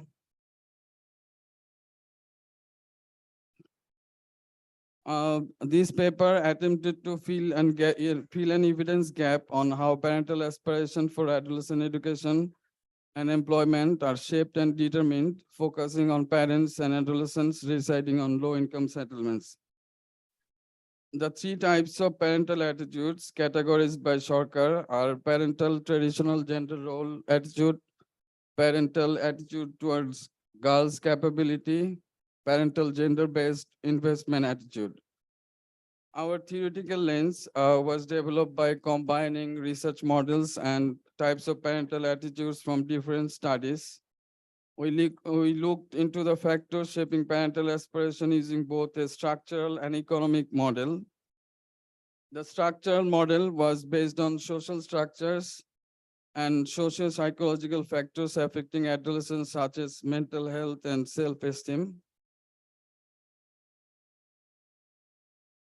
This paper has written using 2 rounds of qualitative data collected from 2017 and 2018 as part of gender and evidence, global evidence, gender and adolescent global evidence. So we have used the Gage's conceptual framework. This framework has taken a holistic approach to understand the mechanism to support girls and boys development and empowerment while they are teenagers and when they are adults.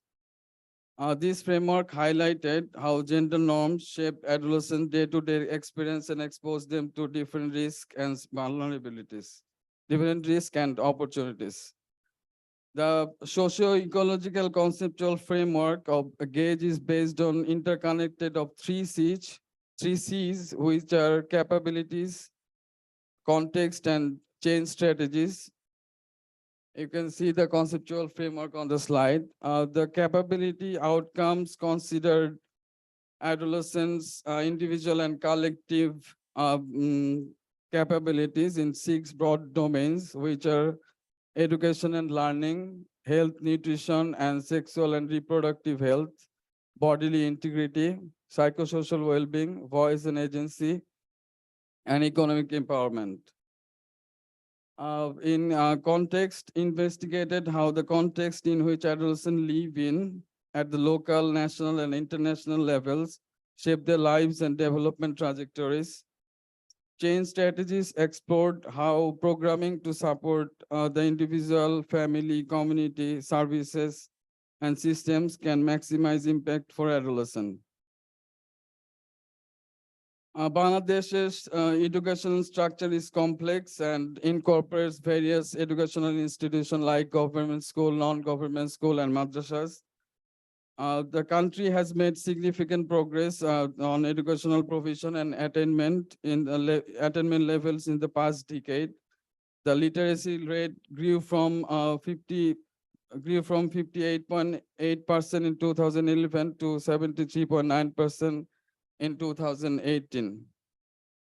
Bangladesh also recorded remarkable success in increasing primary school enrollment. The enrollment rate among girls in secondary school jumped from 39% in 1998 to 67% in 2017, partly due to coordinated government efforts in improve gender parity, which include the provision of stipends, free supply of textbooks, tuition fee waivers, and cash incentive.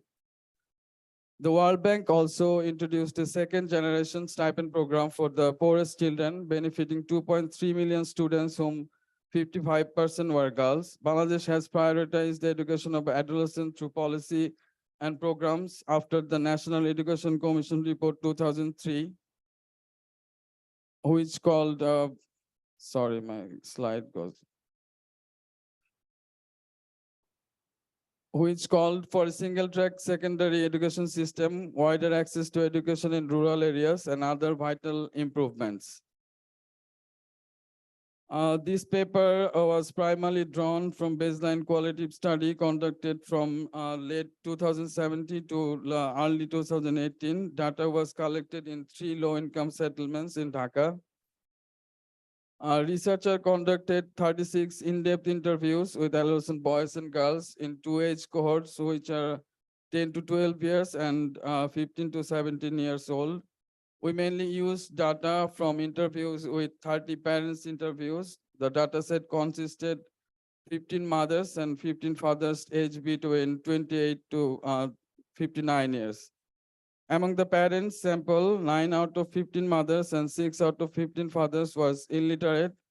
The other parents had completed various levels of education. Among the 15 mothers, the highest level of attainment ranges from passing grade 3 to obtaining an honors degree. Among the 15 fathers, the highest level of attainment ranges from passing grade 1 to passing secondary school certificate. For the longitudinal perspective, we have used additional data from Gauge COVID-19 study conducted in 2020 in the exact same location of adolescent aged 12 to 19 years. The COVID-19 study was conducted in 2 rounds. The first one carried out during the COVID lockdown, and second one was after the lockdown was lifted. Now I'll talk about the findings. Our findings, we have divided our findings in 5 themes, which are generational and contextual shift, gender roles and norms, religious motivation, socioeconomic status, including COVID-19 implications, and the gap between aspirations and attainment. Findings suggest that adolescent parents had few educational aspirations in their adolescent, coupled with limited household activities and the unavailability of educational infrastructure. This played a role in influencing the decision of some parents to drop out of school at an early age. Parents who dropped out and did not enroll in school indicated that their life chances has suffered as a result. A 35-year-old mother who never attended school expressed her regret in the quote. You can see in the slides. A few interviewed parents mentioned that the government has prioritized Bangladesh's education offers over the years.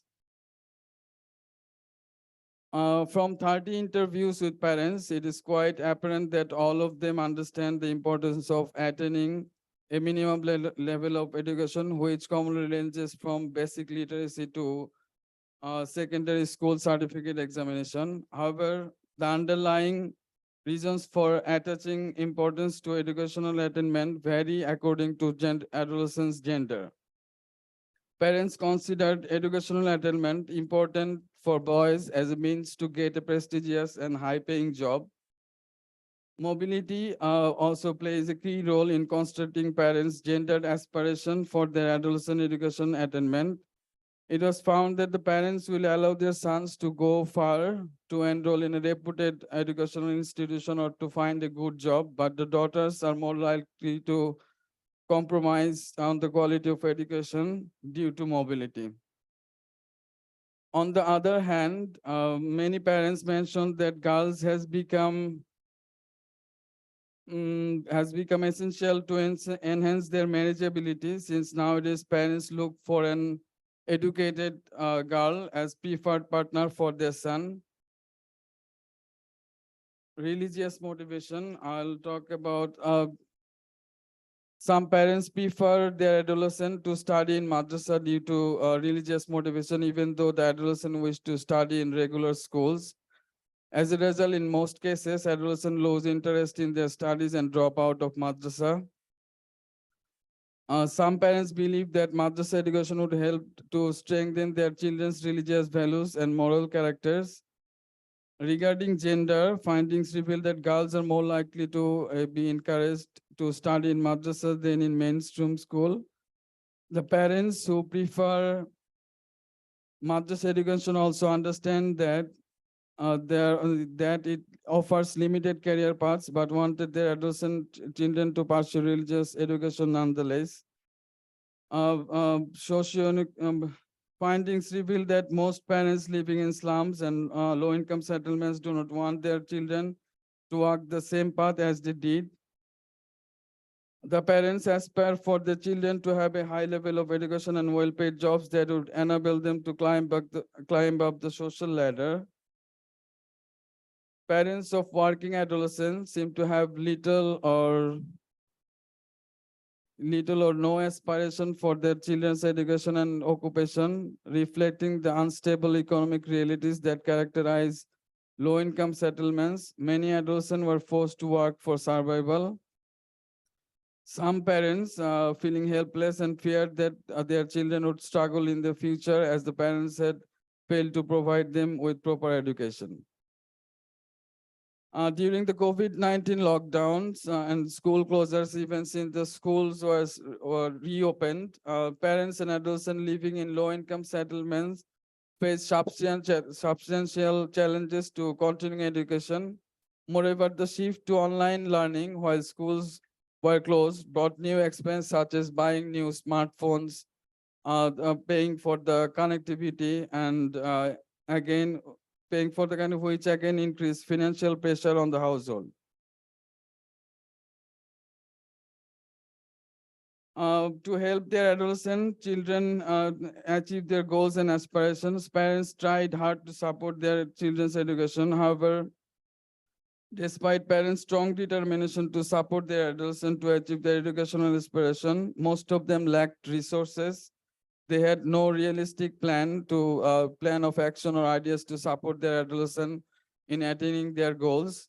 The parents who received no formal education were most disadvantaged in this regard. This lack of education among parents, coupled with their inability to provide proper guidance to their adolescent on achieving their goals, leads to aspiration attainment gap. Our interviews with parents and adolescents have revealed a wide range of parental aspiration for adolescent education and occupation. These aspirations are mainly influenced and determined by the factors including parents' socioeconomic realities, which constrain their opportunities and resources and subsequent desire to overcome poverty. Aspirations are also shaped by socially constructed gender roles and norms, religious motivations and values, often leading to unpragmatic decisions and changing life experience with generational shifts. Increased financial stress caused by the COVID-19 has lowered parental aspiration for their adolescent education.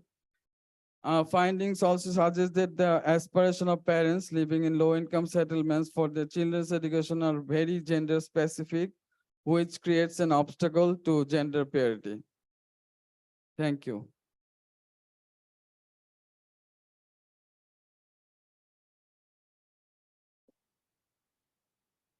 Thank you so much.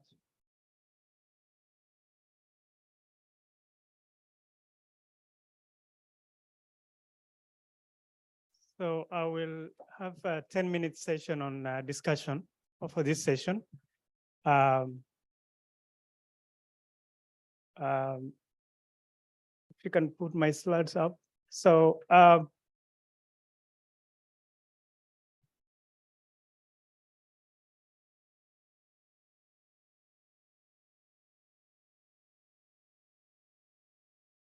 somebody help to my slides? Yeah, okay.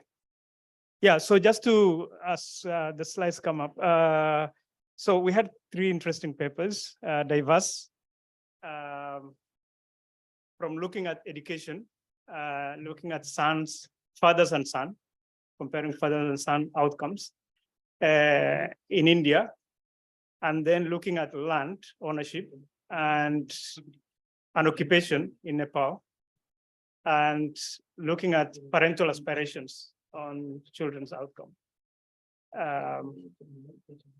So I will, as a concluding session, concluding discussion, not this one, not this one.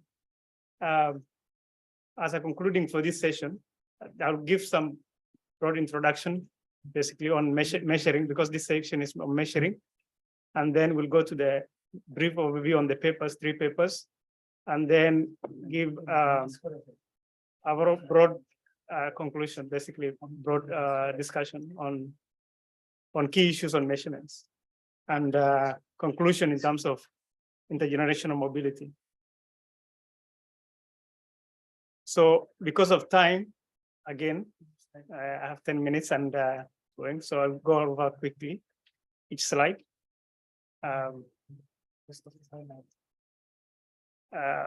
Did you send us the slide, right? Yeah, I sent. It's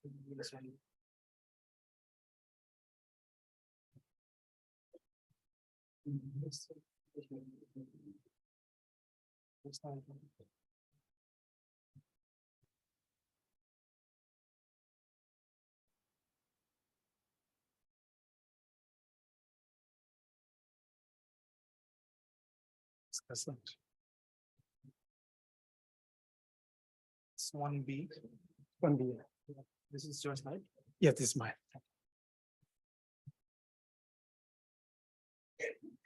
So, okay. I can pick.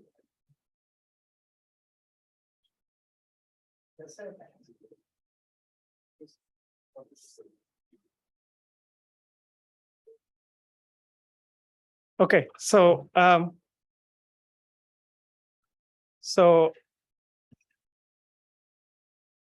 so basically intergenerational mobility is looking at parent socioeconomic status and children's outcome. And in this session, we looked at mostly education. In the previous section 1A, and also this session, we had 1 paper on education as well, but mostly focusing on father and son. In more unequal society, parent socioeconomic status determine to a greater extent children's future outcome. This is not so in egalitarian societies, where you have public policies that equalize all services, public education or health. But in where society is unequal, then you have this persistent intergenerational persistence over time. And particularly more so on certain groups who are excluded. And this is basically what we see in all the papers that we saw across this session presentation. And the key aspect is that measuring intergenerational mobility, there are different outcomes that you have. So there are different outcomes. And today we looked at, in the first session, there was health, there was education, there was assets. Basically, the first one, mostly generally education is one, income and earnings, harder one to do. And then you have occupation, where you have occupational class. You group occupational class, and then you do either use matrices or regression. And then you also have wealth, where you look at land. For example, today you look at land ownership or assets. So these are some of the outcomes, and health. But then due to the initial conditions, the cycle continues. We look at the reason why cycle is important. We have poverty traps. If, for example, the family is poor, and the public services are not available to equalize the situation, then that child grows in poverty, which significantly disadvantaged this child in terms of education and skills. And therefore, this child will have difficulty escaping from that cycle of poverty. And intergenerational mobility basically gives this aspect of poverty trap in a sense that if you don't improve mobility, then people who are in these secluded groups will live in these traps, different traps. And because we are dealing with measurement, there are different types of mobility. And the first one is intragenerational mobility, where you look at the education within the household. And then we have intergenerational mobility, which looks at parents and children's outcome. And we have multi-generational mobility, which looks at grandparents' outcomes.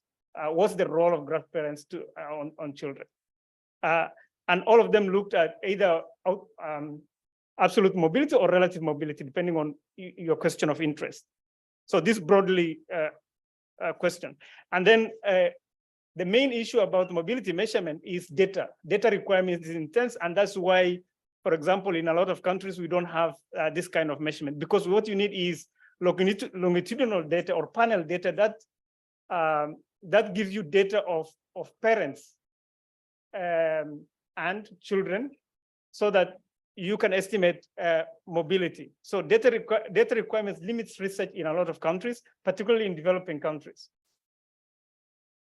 But a lot of countries, as we saw today, rely on cross-sectional data, where they look at parents within the same data and link that to the, you look at the household roster when survey is done and link that to the parents. And then you run into question of measurement errors in this case, because then you're looking at people who are residing in the same, but a lot of people probably have left the household, and this is where you have measurement errors issues. But a lot of other, particularly in Europe, rely on administrative data to calculate this, use administrative data or census data to get this information. But in most developing countries, at least the one, a lot of research in developing countries use cross-sectional data. Even within the bank, we use mostly cross-sectional data, but it will be useful if you have panel data or longitudinal data that tracks this information. So in this session, 3 papers were presented. The first paper on intergenerational educational mobility in India, that's case matter, relies on IHDS 2011 data, 2012, and looks at father-son's educational outcome and also social groups, scheduled castes, scheduled tribes, other backward castes, and general, and uses OLS using years of education, as well as transitional matrices, logit, and multinomial models to estimate this. These are standard techniques used to measure this. OLS regression, basically regressing years of education, plus controlling for other factors. Transition matrices, if you have the levels of education or level or occupation class, you use transitional matrices, so standard measurement techniques that is used. In Nepal, NLSS, Nepal Living Standard Survey was used, considered only the firstborn child in a family, reducing therefore the sample to 883 households, 1,267 in 2003, and 1,614 observation in 2010. Paper builds on cohort-based analysis and uses probit maximum likelihood estimator in the analysis. The third paper, impact of parental aspiration on adolescent children, on adolescent education, a qualitative study. Basically, it's a qualitative study looking at two communities in urban slums in Dhaka. And the sample is 30 parents of adolescents from interviews conducted in 2017, 2018, as well as additional data from COVID-19 study conducted in 22 at the same sites. So the results highlighted by both papers. Overall, the first paper shows that intergenerational mobility in education across generation has increased significantly and consistently. Father's education is important to son's educational outcome. However, the probability of the son having downward mobility is higher among the lower social groupings compared to the general category. This is one of the key findings I noted. The second paper basically uses land ownership and says that land ownership is not necessarily conducive to upward mobility, not significant effect. Basically, it says that no significant effect on absolute intergenerational mobility. And that land ownership contributes positively towards relative occupational mobility, and the effect of land depends on occupational rank of parents. So land is not just the factor, but also occupation of the parents is important. One thing I noted here is that the paper does a good job in terms of district analysis, comparing across districts in Nepal. And then the final paper notes that factors shaping parental aspirations are generally shifts, gender roles and norms, religious motivation, and the parent's socioeconomic background. An increase in financial stress due to COVID-19 lowered parental aspiration for their adolescent education. So beside the sample size, I think I really enjoyed reading this paper because of the description. I enjoyed the paper. Basically, the quotes that were provided in the paper was interesting. But beside the sample size, which I will speak to just now. So in my final remarks, for the India case, I think will be good to have regional estimates across state and sub-regional variation in India will be really useful. I think this applies also to the previous paper. I think there was one paper that had regional estimates, states, estimated by states, but it will be good to do this broadly because it's useful to compare different states across India. It's a big country. This, for example, I give example of work that has been done on geography of intergenerational mobility in the United States by Chetty 2022, and also in Africa, which compares countries in Africa across countries by Alessina 2021 et al. As I mentioned, data requirements limit research in South Asia and generally in developing countries. In this case, as I mentioned, most studies suffer from biases and measurement errors because then you make assumptions to the data one is using. So, but I think cross-sectional data, a lot of papers I've mentioned rely on cross-sectional, but I think this is where data improvement, data collection in terms of longitudinal data will be useful, or when cross-sectional data are being collected, all the information on parents and children are collected in the sample so that these questions are answered.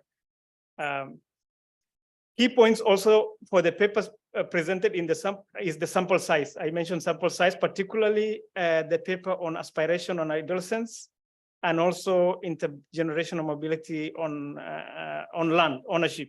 So the sample size is important. I think that is one thing I noted, but I think maybe it's because of the data constraint. The paper on aspiration, as I mentioned, brings qualitative narrative for the understanding of norms and practices on intergenerational mobility. So some references, if you look at surveys data that is available, there's a global database on intergenerational mobility. If you can look at which countries data is available, I think this one is referenced to 2021, and there's a report as well. In a nutshell, broadly, what all the studies, the papers I read, shows that outcomes in education, particularly primary level of education, has improved, and the gap is narrowing there. But the higher education, secondary and above, the gap, although mobility is increasing for all, but the gap is still persistent in that there's a gap, basically. But overall achievement in terms of education for the primary level has improved, attainment has improved. But one thing which is key to note is educational reforms to look at both educational access, quality, and equity as well. To address inequality of opportunity, policies to support disadvantaged groups and the poor are needed. And as the paper on Bangladesh shows, that it's evident working with family and the community is important to improve aspiration. So I think policies to look at quality, access, and equity, as well as looking at family and community to improve outcomes is really key. I'll stop there. Thank you.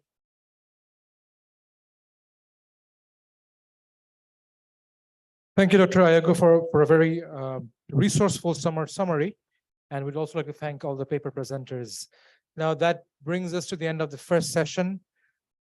We move on to the next session, which is about gender inequality. But before that, we'd have a 10 minutes of coffee break. You're most welcome to bring the cup of coffee and maybe some desserts back into this room. We'd like to start in 10 minutes. The next session would be about gender inequality.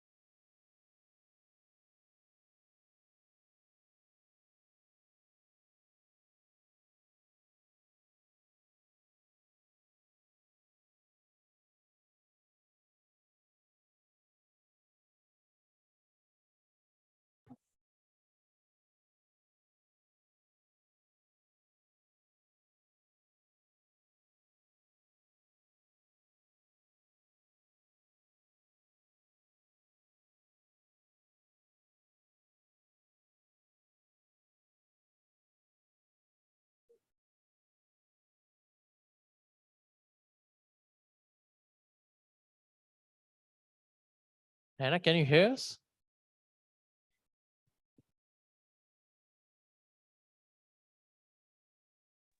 Yes, I can. Hi, Hannah. Can you hear us me? from Yes, here? I can hear you. Can you hear me? Yep, I can hear you.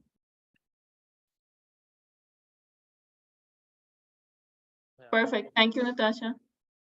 Should I stop sharing so Natasha can test hers? Sure. No, I was asking. Hannah, can you hear us? Yes, I can hear you.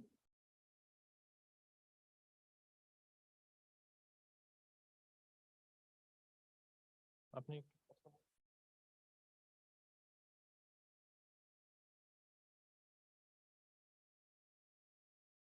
Hello. Hi. Hi. Hello. Hi, Rana. How are you? I'm just doing the good. Yeah, I'm just doing the technical run.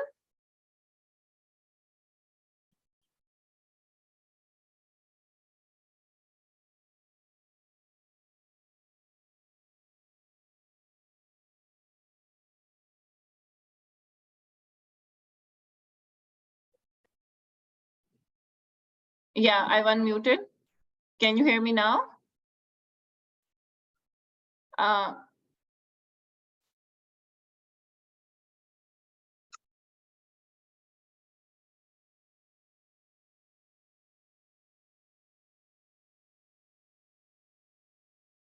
Natasha can hear me, she's saying. Okay, so I can, yeah, I can see like a table with pink tablecloths and there's a screen. Right. Can you hear me? Yes, I can hear you. Perfect.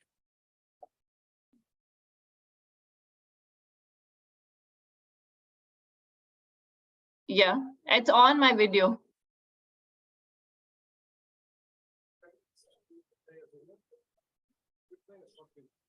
Yes, should I stop sharing?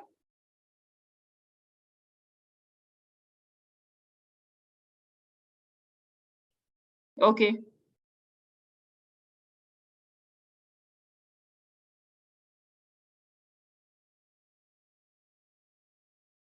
Just double checking. This is your slide. Yeah. This is latest version. Is there anything that's My video is on. This is not the latest one. The latest one should be with underscore version 2. Okay. Yes.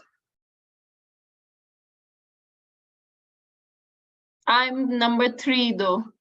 Yeah.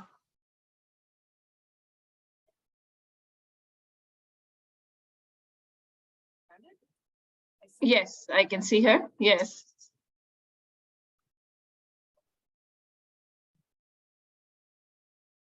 Yeah, but will I go third or am I gonna go first?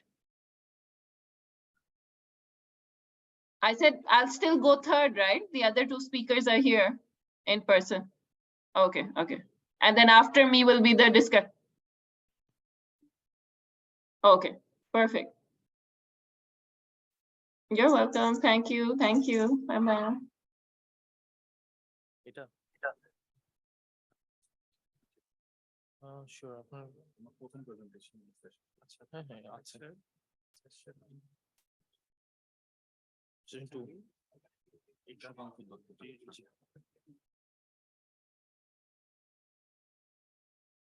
এটাতে কোনটা ভাই এটা তো হচ্ছে যে প্রাদীপ যে ছিল আমাকে আরেকজন দিছে এর নাম কি জিনিসটা একটু ম্যানেজ করতে হবে এটা ফালতু একটা ব্যাপার কোনটা প্রেজেন্টেশন গুলো লাস্ট দুটো update My session, everyone is no one is virtual, right? Or is the next one is also virtual? She's virtual? Yeah, Natasha is virtual and Hannah. Hello, hi. Yeah. Let me check. Second session 2.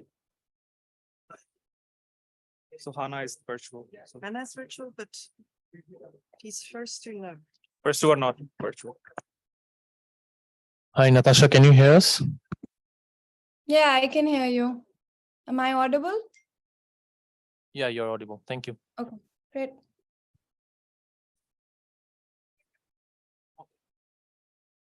Natasha, can you please share your slides so that we can just check if it works?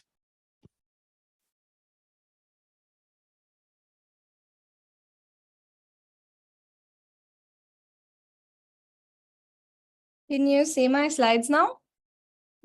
Yeah, we can see it. Thank you. Okay, great.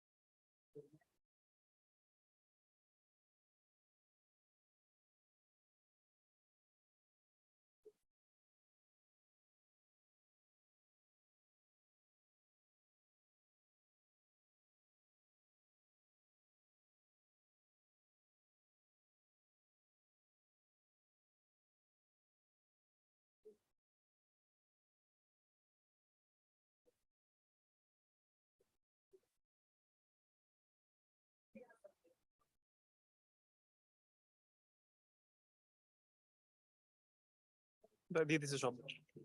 Just folder কি দিছেন এটা একটু পড়েন তো it's not in the folder পুরো outside এটা detail করছি কিনা দেখেন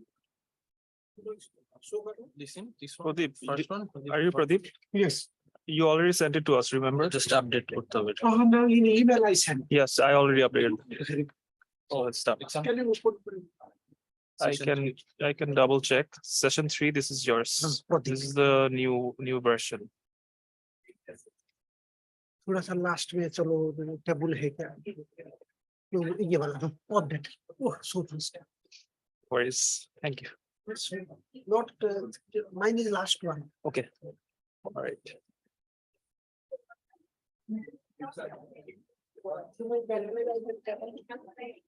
Yes, please.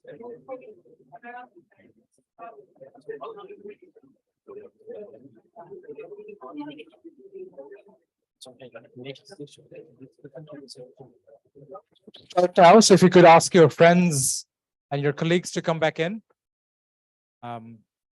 We're already behind time, and then we also need to get connected to Dr. Raj Shetty at a particular time, which cannot be postponed. So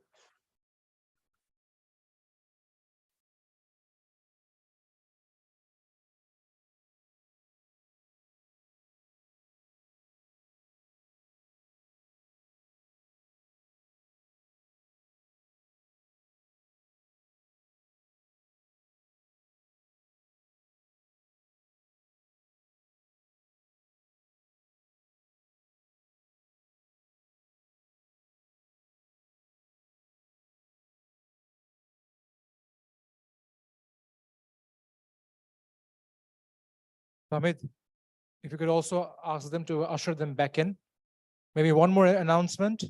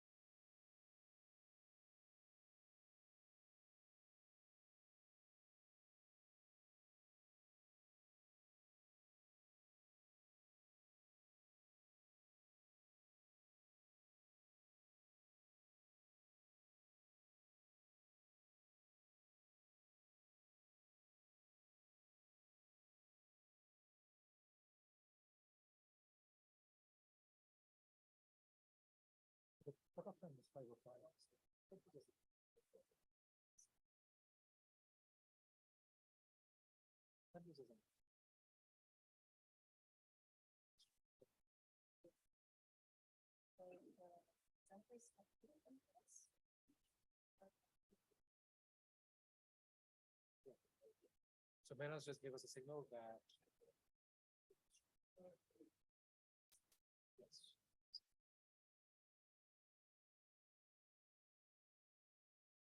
Amit, maybe one more reminder to those who are present.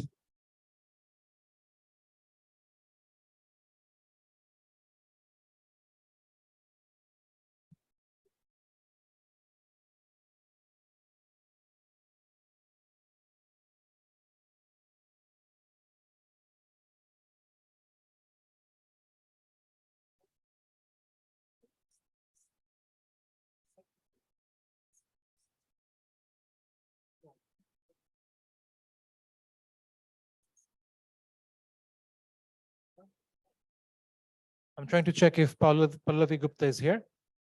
All right, Pallavi. Wonderful. You could be seated, or you could come over here. So one last check. We'd like to start. If anybody is still, if I don't know if my voice is audible outside of this room, but then if you can hear us, we would like to start right about now. So the next session is about, like I said, gender inequality. And this session would be conducted by Nile Charlotte Wangeninger. So she's an economist at the World Bank. I don't know if she was a teleprompter. She worked as a teleprompter, or no, I think Nile Charlotte Wangeninger is currently working as an economist for the World Bank's Office of the Chief Economist, South Asia region. As an applied microeconomist, she works on topics in labor economics, development economics, and political economy. Before joining the World Bank in 2022, she was awarded a Mary Sklodowska-Curie Fellowship as postdoctoral fellow at the School of Economics and Finance in Queen Mary University of London. She holds a PhD in economics from KU Leuven. Nile, if you'd like to start. Hello. Does this work? Hello. Yeah. Hi, welcome back, everyone. We need to proceed, so I can't wait for everyone to finish their coffee. I would like to thank you for joining us here, and please go ahead with the first presentation. So in the first paper, we're looking at religious institution and gender time use, evidence from Ramadan festivities in India. Thank you.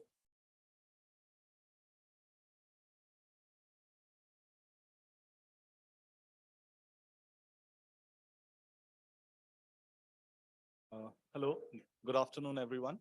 So my name is Ashokankur Datta. I teach at Shivnadar University. It's a university in the outskirts of Delhi. And this paper is a co-authored paper with Aparajita Dasgupta, who teaches in Ashoka University. Okay, so before I start, so there will hardly be anyone who would disagree with the fact that life of individuals in South Asia is gendered. And that's something that holds true for India as well. So in a companion paper, what we have tried to do is to see how is this gendered use of time related with institutions of caste and religion. Excuse me, can I ask everyone to be silent because there's a bit too much noise? Thank you. So in this companion paper, we try to look how is it related to the social institutions of caste and religion. And often we see that depending on how we measure gender time use, many of the popular opinions about caste and gender norms, they kind of break down. For example, the idea that lower castes generally have more progressive gender norms doesn't hold good if we measure gender time use in a particular way. Yeah. So, but what kind of remains irrespective of functional specification is that of all the caste and religious groups in India, upper caste Muslims have the highest gendered time use. Okay, in other words, that life inside the homes of upper caste Muslim households, what I mean by upper caste Muslim households, I will come to that, they kind of remain highly gendered. So by upper caste Muslims, I mean Muslims who don't belong to the OBC category as listed by the government of India. So it is in this context that I do this study where I look at the holy month of Ramadan and the kind of injunctions, like the kind of expectations from Muslims during this period, how does that change gender time use in India? And that's something that we want to see. So want to kind of study. So I start with this quotation that came out in a blog in India. And this says that someone is speaking about their mother, that she was, during this period, she was saddled with the double burden of strengthening her relationship with God and tending to a house full of really hungry people. So there, and if you do a Google search, you will find that such personal accounts coming from across the world, where people are of the opinion that the gendered nature of time use in households get kind of heightened in this period of Ramadan. So what we do in this paper is just take this conjecture or take this question to the data that we have.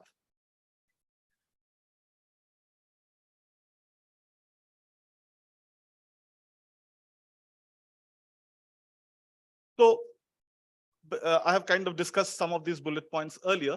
So one way in which often people talk about gendered time use is by focusing on the female labor force participation rate. So communities which have lower female force participation, it's assumed that they have more gendered time use. But in this paper, we suggest an alternative way of measuring gendered time use. And once we use this alternative measure, it seems that a female employment is actually not a good indicator of gendered time use. Okay, so the way we kind of measure gendered time use over here, there's a set of activities that we list. It can, sometimes it's 9, sometimes it's 56. From where we get these categories, I will come to that later. And for every household, I measure what is the average male time spent in this particular activity and what is the average female time spent in this particular activity. As you understand, as soon as I use this definition, I'm restricted to certain kinds of household, that is household that have household members from both the genders. Okay, so I have a vector in either in a 9-dimensional Euclidean space or a 56-dimensional Euclidean space. I have these 2 points, one measuring the average male time use. And what are the elements of the vector? These are the elements of how much time has been spent in each of these categories. So I have these 2 vectors, and I take a distance measure between these 2 vectors. So the simplest and the most intuitive measure is an Euclidean measure. But I also do the analysis with a Chebyshev measure and a Manhattan measure. And most of the results that I will show holds good, irrespective of what kind of a distance measure you use. Now, what is the advantage of using this measure is that it's anonymous to the elements, in the sense that it's a value-free measure, which doesn't say that one kind of activity is more important than the other. Tomorrow, if I start calling household work as employment and employment as household work, I just flip 2 elements, nothing in the distance measure would change. So it's a value-free measure of how gendered time use is. Okay, so this paper mainly contributes to 3 strands of literature. So there's already a huge literature that looks at the causal effect of Ramadan on economic variables of interest, maternal health, education, nutrition, labor supply. There is also a lot of paper that looks at gender differences in time use and the effects of exogenous events and institutions on it. For some reason, most of these papers are based out of Latin America. And then there are papers on gender disparities and Islamic religious institutions by a lot of other authors. So these are the 3 literatures to which this paper is speaking to. Okay. Before I kind of look at the data set and the empirical strategy, this is a broad overview of the results. Contrary to what popular opinions in blogs seem to suggest, there's a significant negative effect of Ramadan on intra-household gender difference in time use.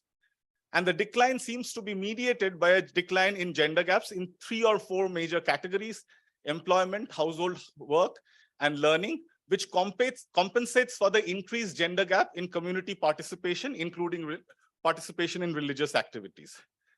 The effect seems to be much more stronger in districts which have a higher concentration of Muslim population, suggesting that there's an importance of a communitarian ethic in ensuring this equitable distribution of time.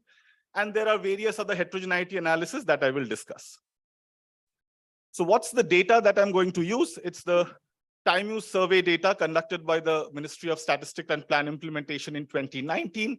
It's a detailed time use data, and it has also information on demographic characteristics, economic characteristics. It's a representative, nationally representative data. And for every sampled household, this data collects information for a 30-minute period. So they ask that from 4:30 to 5, what were you doing? And they do it for every household in the every household member in the household. And that's how they find out what is the amount of time spent in various activities. Now, having said that, let me mention here that the time use data makes a distinction between major activities and minor activities, but doesn't tell us how minor these activities are. So therefore, this analysis in this paper is mainly restricted to time spent in major activities. Okay, so what I mean by major activities is that they would give a 30-minute period. The household member might say, I spent majorly this period of time in cooking, but 5 minutes they might have spent on something else that they would record as a minor activity, which we don't take into account. So here it's only major activities, which means that the time use over various activities adds up to 24 hours or 1440 minutes. So the survey was conducted in 2019, and there was a date of survey which tells us whether a particular household was surveyed during the Ramadan period or outside it. So what's the empirical strategy? The empirical strategy is a canonical 2x2 difference in difference model. So where we are, what is the control group? The control group is our non-Muslims in this case. The treatment group are Muslims. And the treatment period are people who are being interviewed in the period of Ramadan, and the control period of the non-treatment period is the period outside it. So it's a traditional, it's a canonical 2x2 difference, a difference in difference model. And because everyone has this treatment at the same time, all the major concerns about staggered rollout of treatments that has kind of plagued the DID literature recently don't hold good over here. So we can apply the canonical 2x2 model over here. So just to give a brief idea about what's happening in a 2x2 model. So these are on the rows, you have the control group and the treatment group, and there's a control period and the treatment period.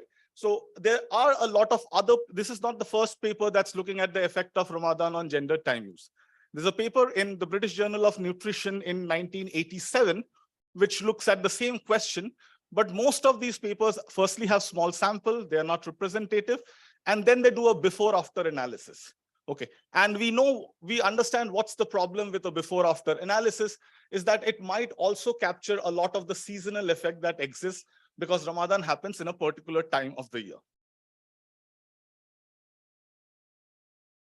Okay, so in this difference in difference model, what the Ramadan effect on gender time use is going to be beta 3. YIDT is the gender distance for household I in district T when it was surveyed in time period T. And you have the Muslim dummy variable and the Ramadan dummy variable and the interaction of these two. Okay, yeah. Okay, sorry. So given there's a sparsity of time, I will skip the individual regression and come directly to the results. Okay, so this is a model without any controls. Okay, this just has the two variables, whether it was the household was surveyed within inside during Ramadan, outside it, and the interaction of the two, whether the household was a Muslim household or not, and the interaction of the two, and this is what we get. Okay, so what we can see is that if you just do a Muslim non-Muslim comparison during Ramadan, the confidence intervals are overlapping. So it seems that there's no Ramadan effect. But if you do a double difference, okay, if you look at the first difference between non-Muslims, there is no statistically significant difference between non-Muslims over outside Ramadan and during Ramadan. But there is a gap between Muslims, and we can show, it's not clear from this diagram, that this difference, this double difference is actually statistically significant. Okay, so this is the same regression with a lot of other controls.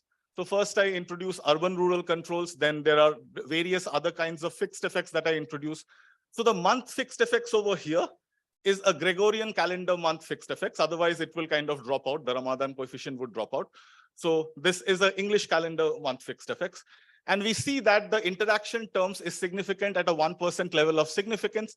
and the distance gets reduced by around 19 minutes for every household. So 19 minutes, to give you an idea, the standard deviation for this particular variable is around 145. So it's around 1/7 or 1/8 of a standard deviation of this variable. Okay. So in this slide, we do a lot of robustness checks. So we keep changing the control period and the treatment period. So not changing we keep changing the control population to see if there's something like if these results are robust to changing various the control group. For example, in the first column, we only restrict the control group to Hindus and not to any other religion. So it's Hindus and Muslims. It's a Hindu versus Muslim comparison. Then to see that if there's any seasonal effect that we are picking up. In 2019, there was the parliamentary elections in India as well. So we create a control group which is 15 days before the start of Ramadan and 15 days after the start of Ramadan. So, and we see that in all these analysis that the Ramadan effect on gender time use remains negative and significant. So this is an important slide because we do some falsification tests. So the basic idea is that we create some pseudo treatment periods and some pseudo treatment groups. So in the first two columns, we kind of create a pseudo treatment period. So we create a period which is close to the Ramadan period, but which is actually not the Ramadan period, and do the same difference in difference analysis. Okay, so this is 15 days prior to Ramadan, 15 days after Ramadan, and we see that the interaction term turns out to be insignificant. Okay, so it seems that the effect is being driven by the religious expectations during Ramadan. In the other cases, what we do is that we assume that what if Ramadan influenced like some other minority groups. So we do it for SCs, we do it for STs, and for other for non-Muslim religious minority. There's a typo over there, and we see that the effect remains insignificant. So it seems that the effect is coming through Ramadan. Okay. I do some sorts of some heterogeneity analysis. I do it across geographies. So it seems that the effect is mainly driven by areas outside North India. North India's coefficient is insignificant, and all the others are significant. Though the insignificance might also come from the fact that now, because we are looking at subpopulations, the sample size has kind of shrinked substantially.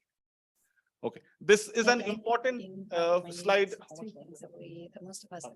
Okay, so this is kind of looking at what might be the channel through which this reduction is happening. So here what we do, we interact this this multiplicative term with a Muslim majority district, and to see that is it the case that this effect is mainly happening through the Muslim majority districts, and we find evidence for that it's mainly districts with higher Muslim proportions. Those are the districts where we get this negative effect of Ramadan on gender time use. So it seems that a lot of activities, and there's some anecdotal evidence for that, there's a lot of activities during Ramadan move from the realm of the household to a community. For example, sharing food and so on. So if all these processes, there's a lot of economies of scale, then that I can actually reduce that women's work, the time that women spend in these particular activities, and that might get reflected as lower gender times. I don't think I have time for anything else, so I will stop over here. So whether these are legal systems governing marriage customs or the laws to regulate dowry practices. Thank you. And the third is this persistent gap. The next paper, can you hear me well? Countries. Yeah. And also on time use, gender time use, using the same data set, but looking at this from a slightly different angle. So thank you for joining us on the stage, Pallavi Gupta. Institutions in educational attainment for women in India. So specifically, my research question asks how exogenous changes in dowry practices affect Good evening, everyone. My name is Pallavi Gupta. I'm a research scholar at the Department of Humanities and Social Sciences, Indian Institute of Technology, Roorkee. I'm delighted to be here today to present on the topic Gender Unequal Unpaid Care Work in India, a Barrier to Social Progress. I hope you find the presentation informative, engaging, and thought-provoking. Thank you for joining me, and let's get started. how. First of all, I would laws like to interact discuss the with wealth development paradox of uh, South Asia. social The development check-ins. What's paradox the of a belief South Asia is how a is puzzling phenomena of theoretical a concept region that has of experienced significant economic growth in recent years. As per the Asian Development Outlook 2022, the South Asian economies are projected to experience a collective growth of 7% in 2022 and So here's a brief 7.4% in preview of the results. 2023. I However, find it this growth has measure not led these to inequalities commensurate in South improvements Korea. in social So indicators I would such as start education, health, 16 and less than poverty the reduction. percentage. Further, As of the find a decline in gender-based education disparities because of can also be I'm able to witnessed see in the that the region, factor given by such household as income is likely to well-being, impact by education, changes in power economic balance participation, and health, also that there are no etc., that changes in have been actual life identified as expectancies. significant drivers of inequality and poverty. So, despite advancements in some of these areas, gender What I inequalities focus on endure most with no positively is change observed in certain dowry as a domains. to explain as I focus Uh, on dowry as a let's symbol talk of a about Global community of Gender Gap traditional Index in household South type. Asia. And Global so Gender Gap the Index is a model composite where index developed by so World far Economic indicating Forum, the these the dowry to which signal compares independence from time countries on their progress using an towards alternate gender way to parity in these four key dimensions. First, economic and participation and group levels opportunity. that when so Second, reports that educational provoke greater attainment. Third, impacts on health and education attainment survival. for And fourth, households political most reliant empowerment. on dowry payments. This figure If I one also shows the take global engagement gender gap opportunity in educating index has to say, across well, the the world regions, importance of and dowry it across can this domain clearly be of seen from engagement. this graph, AI from this also figure, provides that the checks South on Asia ranks lowest with only so 62.4% of now gender gap we closed just to in dive into whatever 2022. these At this pace, it will context very take quickly. approximately Dowry is 197 years a to reach wealth the gender concept parity. that I will much from the bright side. Now, this table Now one we start shows today the regional results across 1961. sub-indexes. From this highlighted figure, we can see that South Asia has the widest gender gap on economic participation and opportunity, and has only been able to close 35.7% of the gender gap. So we need to focus on this dimension. So economic participation of women in South Asia. In South Asia, the labor force participation rate of females is 25.6%, and for males, it's 74.7% in 2022. This figure too shows the trend of female labor force participation rate from 1990 to 2021. And if we talk about India, we can see that labor force participation rate has been low and persistently low and declining. And this figure 3 shows the female labor force participation rate versus GDP per capita in the same period.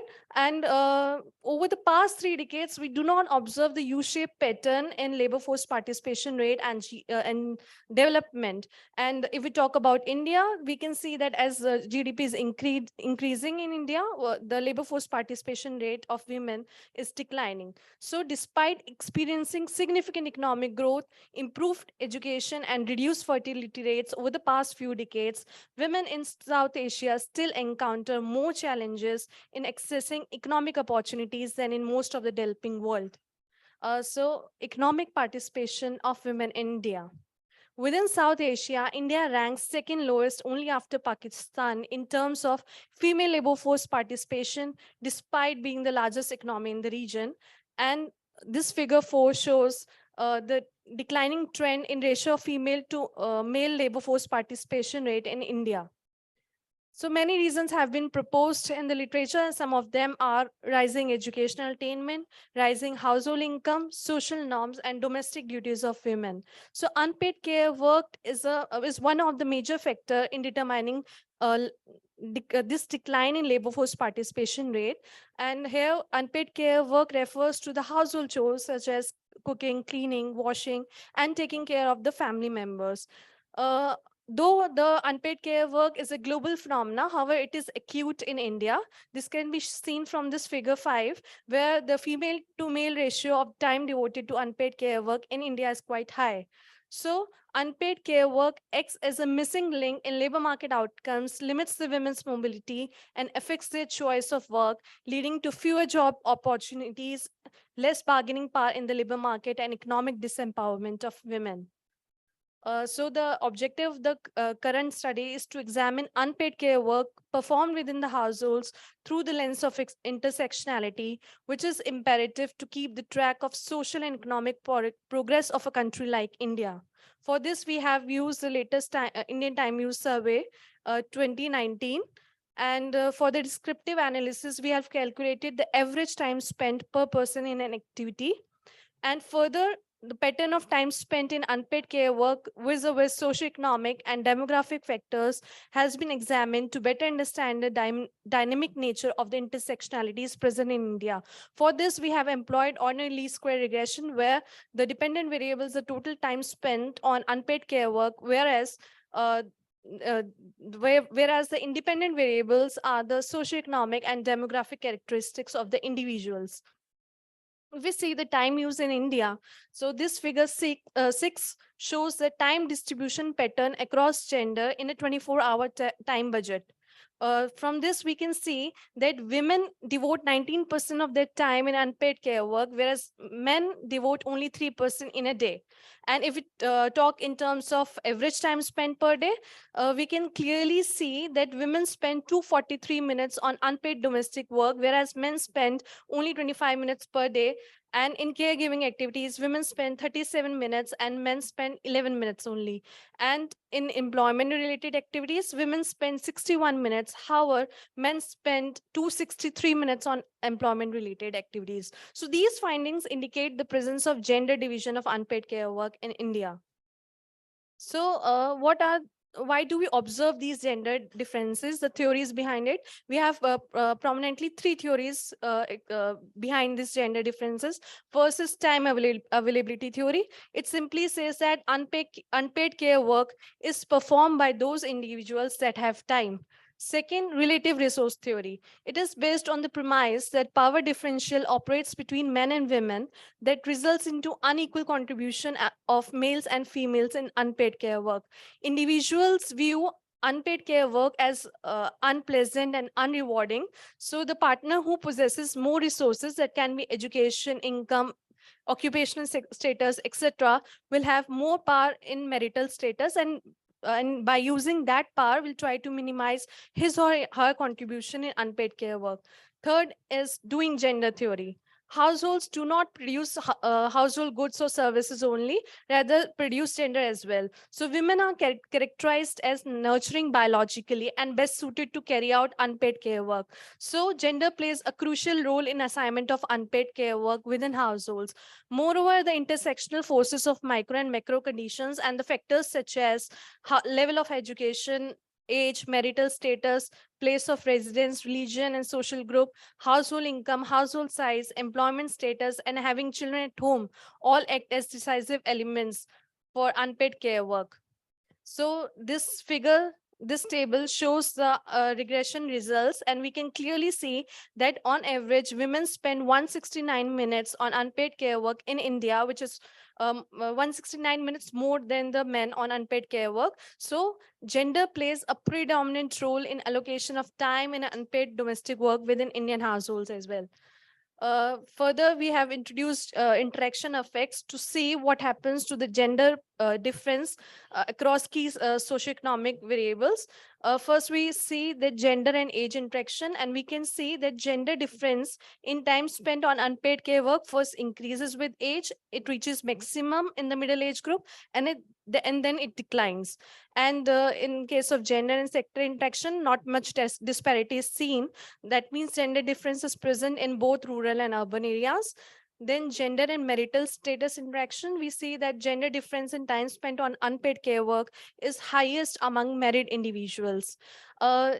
Gender and education interaction shows an interesting case. Actually, it's our assumption that highly educated people tend to have more egalitarian beliefs. However, an anomaly is seen here where gender difference at postgraduate level is slightly higher as compared to gender difference among illiterate individuals in India. Okay. So gender and household income interaction, more time is spent in middle income households. Gender difference can be seen. And gender and employment status interaction, gender difference in time spent on unpaid care work is highest among employed individuals. And in case of number of children, as the number of children increases, gender differences increases. This is the summary of the findings. So in conclusion, why do we care about gender parity? Why is it important at all? First, it is important for economic growth. As McKinsey Global Report 2015 estimated that full gender parity in the world of work could add $28 trillion to the annual global GDP by 2025. And secondly, gender equality is a matter of social justice in itself. Third, it raises family well-being through human capital effect. When women are unable to fully participate in the employment and education and carries a disproportionate burden of unpaid care work, this may get translated to the next generation as well. Through gender socialization, young girls in India often see their mothers doing unpaid care work. So they think that their primary role is to do unpaid care work at homes, and thus which leads to less school attendance and dropout rates among young girls in India. So this can create a cycle of poverty and limit intergenerational mobility. Most importantly, the gender parity in the world of work cannot be achieved without parity in unpaid work within households. We have seen that vast amount of gender difference in time spent on unpaid care work in India. Women spend bulk amount of their time on unpaid care work, whereas men allocate on employment-related activities. And large amount of unpaid care work done by women act as a barrier to social progress in India. Hence, recognizing and valuing unpaid care work is crucial for achieving social progress as it contributes to better health outcomes, improved educational outcomes, and greater economic growth. Then to achieve the social progress in economy, it is the time to first recognize the presence of invisible unpaid work in the national economy by putting it in core economic and social policies, to build care economy where pressure of unpaid care work on women to be reduced by enacting gender neutral care friendly policies, to increase possibilities for the women to participate in the labor market by creating new care jobs, and to engender preferences for women to undertake unpaid care work as per their own will and not due to social norms and regulations, which can be done by redistributing unpaid care work within families as well as between all the economic agents of care diamond, that is state, households, market, and community.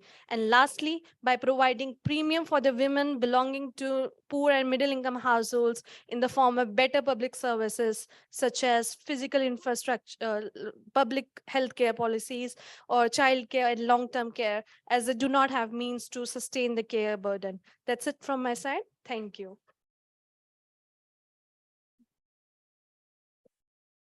Thank you very much. Very interesting presentation. I saw a lot of people in the audience taking pictures, so you're definitely giving some good advice here.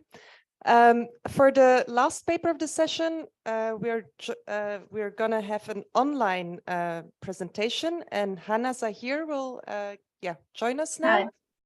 She's going to talk about inheritance reforms in Pakistan and why they don't always result in control. So yeah, very much looking forward to the next presentation. Thank you. Thank you so much for having me, World Bank South Asia, and I'm looking forward to everyone's comments on this. The topic of my research, as just mentioned, is do inheritance reforms increase women's access and control over land? Evidence from Punjab, Pakistan. Just to sort of summarize the main findings and my main research question. So gender-friendly inheritance reforms have varying impacts on women's access and control over land. There's evidence in the literature for that. And the literature suggests this is due to pre-existing familial kinship, political, institutional, and historical relationships with land rights. My fieldwork suggests that these relationships actually do exist and try to sort of empirically establish that. And therefore, thinking and evaluation around women's decision-making dynamics and their interplay with land rights needs to be reshaped. The sort of important conclusion that my research reaches is that inheritance reforms are a necessary first step, but they need to be accompanied by complementary interventions to have a more meaningful impact on women's land outcomes. The motivation for this research came from the fact that there's been a large focus by policymakers on gender-friendly inheritance reforms in most parts of South Asia.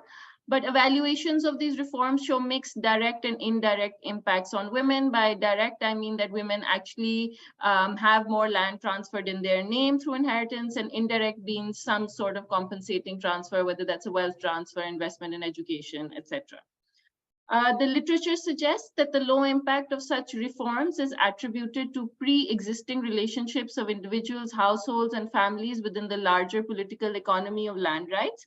But to date, there's not been much of an initiative to try and empirically measure the impact of such relationships. And this research tries to cover that gap or find this gap.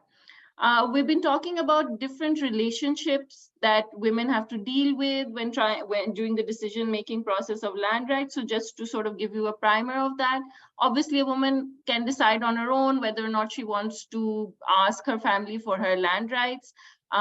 Each family, her marital family or her natal family, will then have to take a decision at a familial level based on their own preferences.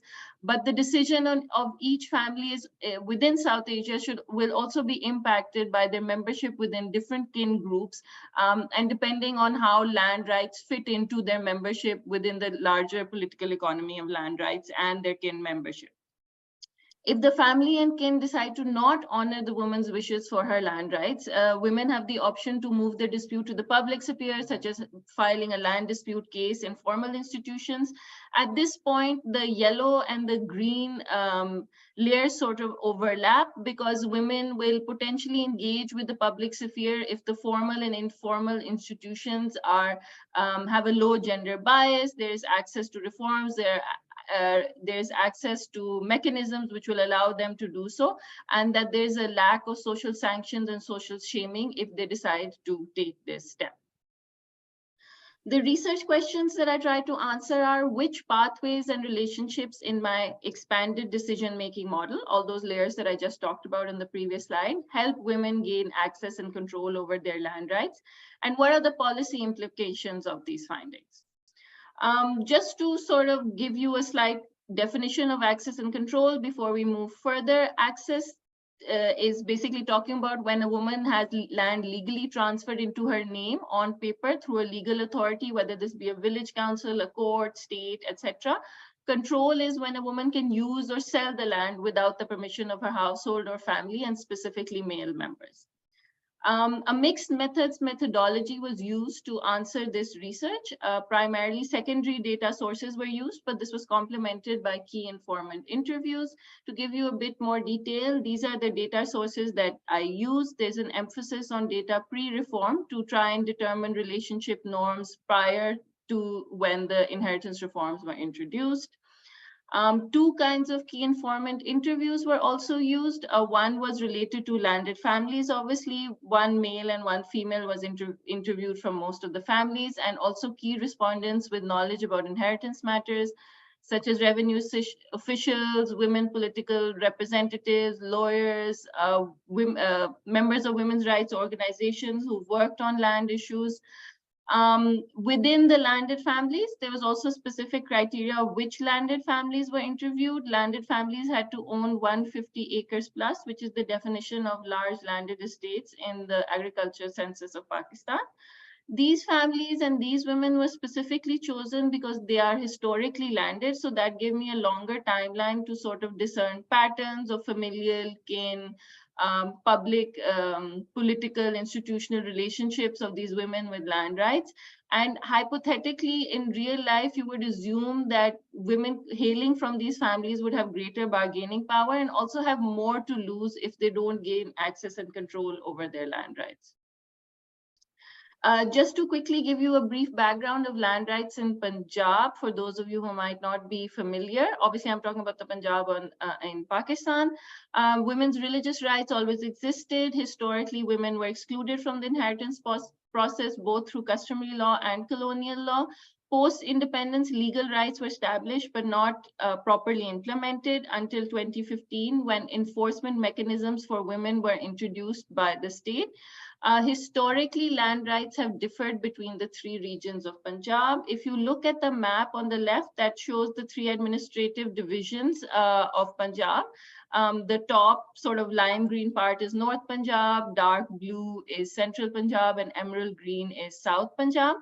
The reason that historically land rights have differed in these three regions is because at the time that the British arrived in the subcontinent, North and South Punjab already had settled landed families in these areas, and the British used them as go-between towards the local population and to gather agricultural tax, which is why such areas were known as landlord areas historically.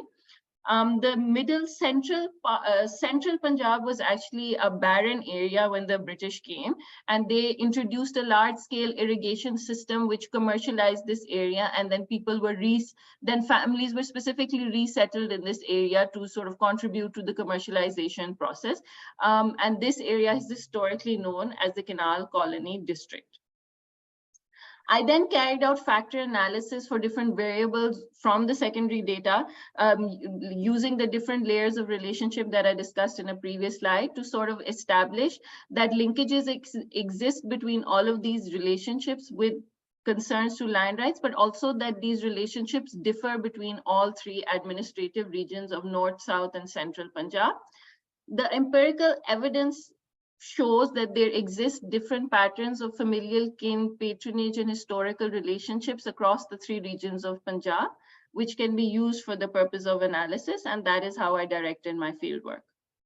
The hypothesis of my research is that there are four possible outcomes for women. In cases where individual characteristics of women are strong and household family characteristics of women are also strong, women can gain both access and control over land rights. Where individual characteristics and household family characteristics are both weak, women can gain neither access nor control. In situations where only household family characteristics are strong, women can gain control but not access. And in cases where individual characteristics are only strong, women can gain access but not control. So coming to the case study of North Punjab, we find that literacy makes a huge difference. In this region, my fieldwork showed that there was a large emphasis on individual power characteristics and high literacy.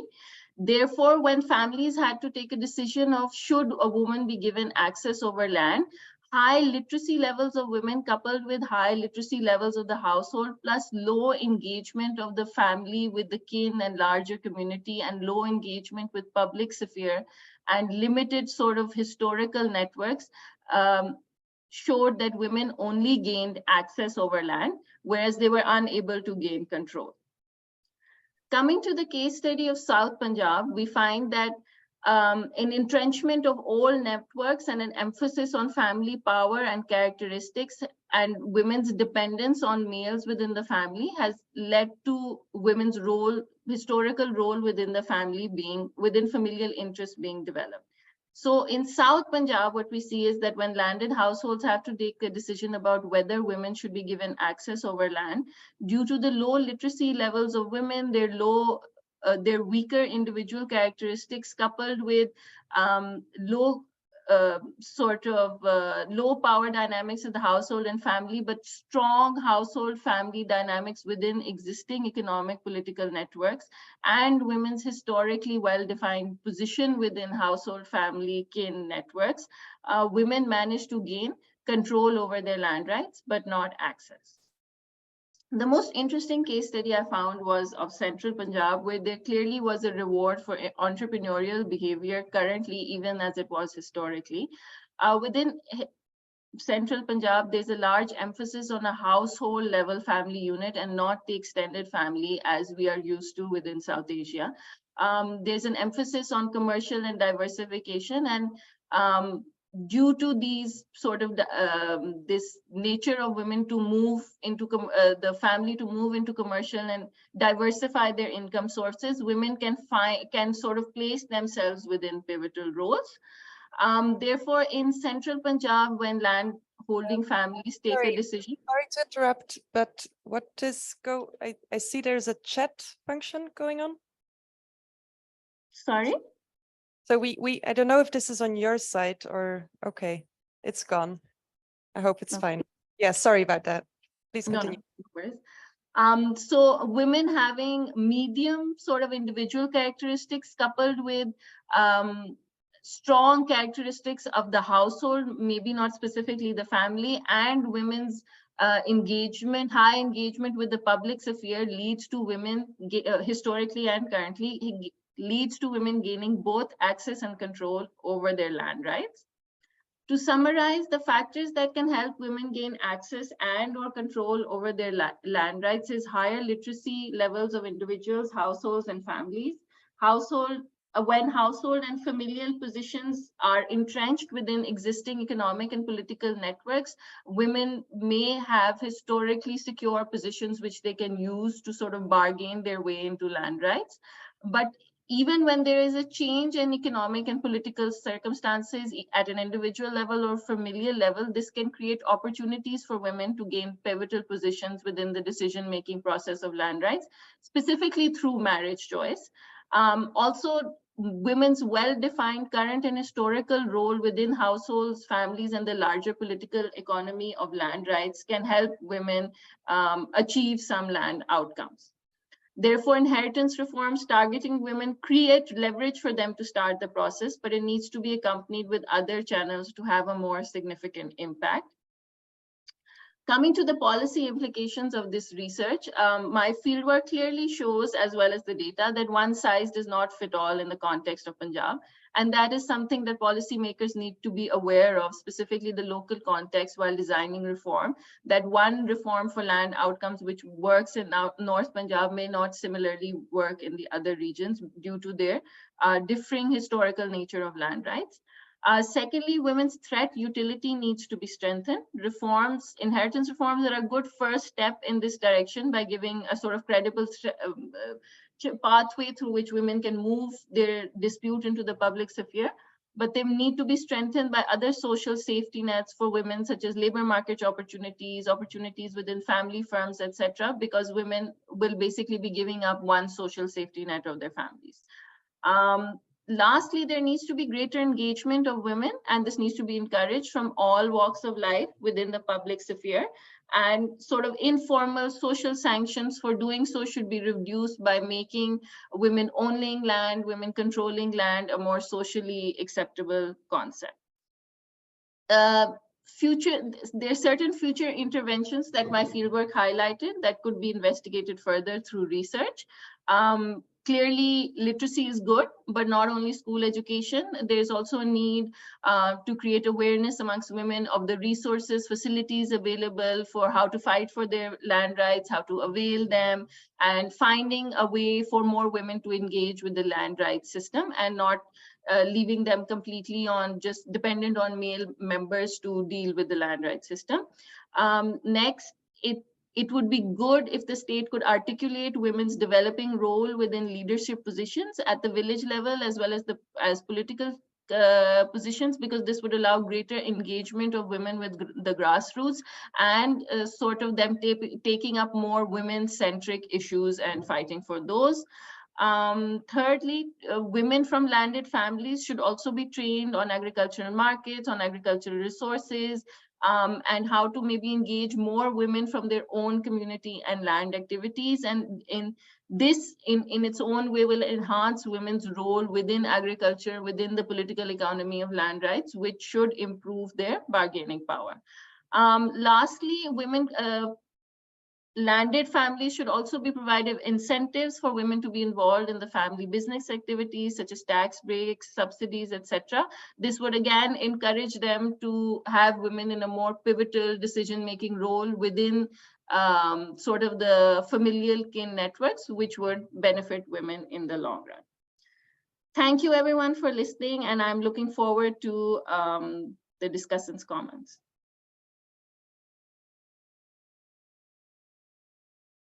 Thank you very much. That was very interesting. The three papers, very interesting topic.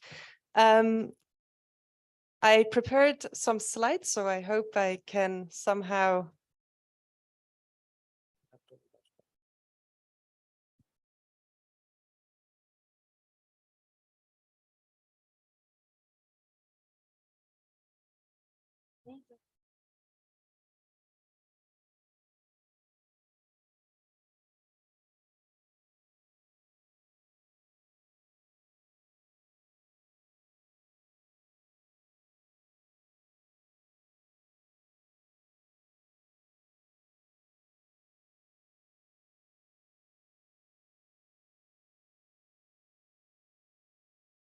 Yes, sorry about that.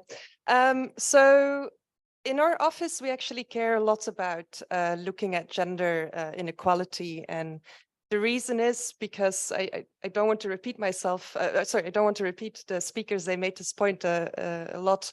But maybe two things. So gender inequality in South Asia is large. And despite economic drivers such as like growth, obviously, but also rising education, declining fertility rates, the gaps in, for example, labor force participation that we observe in the region, they are not they're not going down. If anything, sometimes like they're stagnant or they're worsening. And these inequalities that we observe, for example, in female labor force participation, we also see them in other important dimensions. So early marriage, freedom of movement, asset ownership, all of these show quite stagnant trends over time, and that's worrying. So of course, this is related to social progress, which is the big theme of this conference, because if half of the population is not able to fully participate, then it's hard to be inclusive, right? So the first two papers actually use the same data, but in a slightly different way. And they both looked at the way that men and women spent their time in different activities. But what I think what is interesting is how they differentially spend time in paid and unpaid activities. The third paper then looked at gender gaps in land ownership, and specifically at the reform in 2015 in Pakistan, where they tried to really improve control and access to legal rights of Pakistani women. And there is, again, a lot of reasons for this not to be effective. So how much time do I have myself to stay in time? Probably like 7 minutes, right? Thank you. Okay. Okay. So let me start with your paper. That was the easiest way to set this up. So you're using the Indian Time Use Survey of 2019 to document gender gaps in unpaid labor in India. And you find, the main finding is that on average, women spend 3.5 hours more on unpaid labor, I think. So I have some minor comments and then maybe some suggestions for further research. So the minor comments are that what would be interesting, although you did this in the presentation, so this is more about like the paper, I would say, than the presentation, to kind of benchmark these results against countries that are at similar levels of development or the region, just to know whether these gaps are large or how big are these gaps that we observe in India. I think when I was reading your paper, I couldn't really, from the data, see there was find a big difference between the urban and the rural gap. So that was something that I thought was a little bit unclear. And the dependent variable definition, I found also a bit ambiguous. So this was something where I thought that could be improved a little bit. Then thinking about what else you could do with this very rich data set that you have is that one thing is what I would find super interesting is that you have all of this geographical variation that you could potentially exploit, and to look at how these gender gaps in time use, how they differ across India. So where are they bigger? Where are they smaller? And then secondly, following up, why? So for example, then it could be interesting to kind of correlate these with other factors that you mentioned that are influencing these outcomes. For example, like the access to childcare or labor-saving technologies or social norms, something I will come back to in a bit. One small thing that I also thought of is that when you disaggregate by socioeconomic status, some of that might also be driven a bit by reporting bias. So maybe more educated people report slightly different. I don't know what the literature is on this, but that would be maybe something to mention and look into. So that's what I have to say on this paper. Then the a little bit challenging because I can't see that very well, but then here. Okay, so moving on to the second, actually the first paper that was presented, but in my presentation, the second one. So here, so you're using the same data set, but you're looking at a slightly different research question. So you're looking at how gender gaps in time allocation in Muslim households change during the month of Ramadan, which I think is very interesting. And so use this difference and different specification. And so the main findings from this research and when I was reading it is that these gender gaps in the allocation of different time use or gender time use are larger for Muslim households than even after controlling for actually all the socioeconomic factors that you have in the data and also household size and composition. So that's an interesting finding. But then during the Ramadan, it seems that the gender gap in Muslim households is reduced. And mostly the mechanism behind this is that men reduce their time spent in paid labor and increase their time in domestic unpaid labor. So there's something going on there that's interesting. And then the other finding I really kind of found also very interesting is that the gender gap in time use does not change during the Ramadan period in Muslim households in northern India. And I would really encourage you to kind of like exploit that a bit, because that seems that there's some sort of like maybe social norms or there's something going on there that makes that gives that this heterogeneity in the data, right? So thinking about further research, so yeah, so the main outcome that you're looking at is a bit different from the first paper, because you're really interested in this gender distance of time use, right? Measured as the Euclidean distance in any type of activity. And my kind of more philosophical question here is, do we really want men and women to spend time in a similar way? And maybe, is this very policy relevant? So this is something that, especially in my work and my colleagues' work, like I think I would maybe focus a little bit more on the distance between paid and unpaid time use.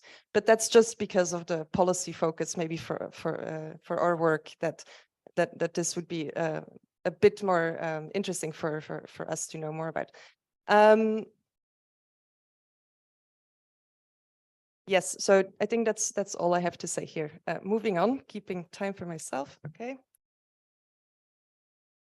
Then the last paper, so here using a mixed methodology approach, Hannah presented a policy reform in 2015. She didn't talk a lot about this, but in the paper it's very well explained and it's very interesting. And so this reform is aimed at enforcing women's legal and inheritance laws. And there's 3 points, I'm not going to go over them, of what the government actually tries to enforce this. And so it's not a lack of trying.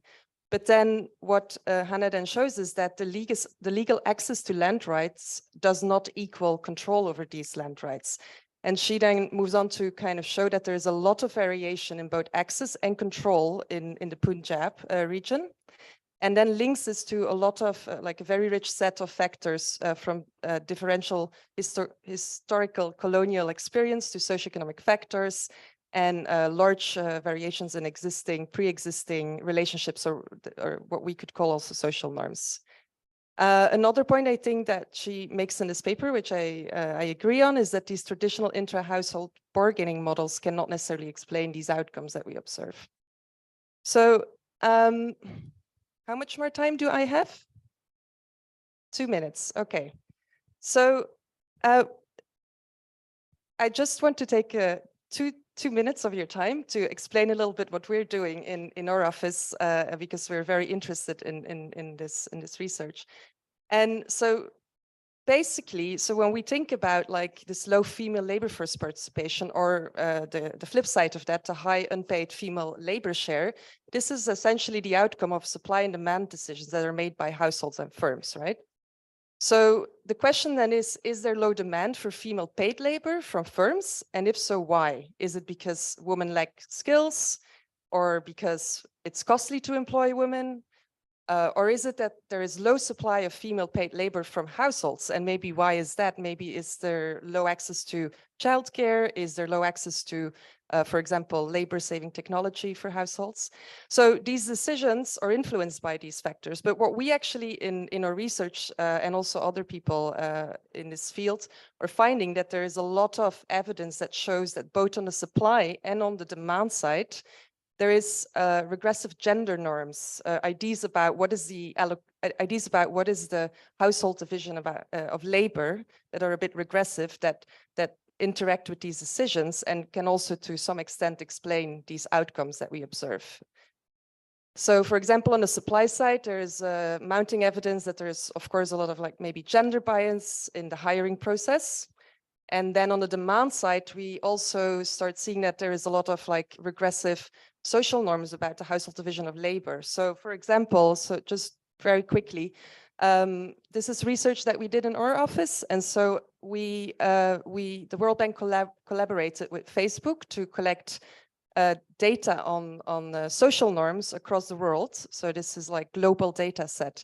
And the question here is, so for example, about the female homemaker norm. So here the question is, do you believe that women should stay at home and take care of the children in the house, right? So the other norm they ask about is about male breadwinner norm. So here the question is like, do you believe that it should be the men, only the men that actually takes care financially of the household? And if you look at the regional ranking, what you see is South Asia is at the bottom. So there is something going on there where they are comparatively like more regressive or less liberal when it comes to these beliefs.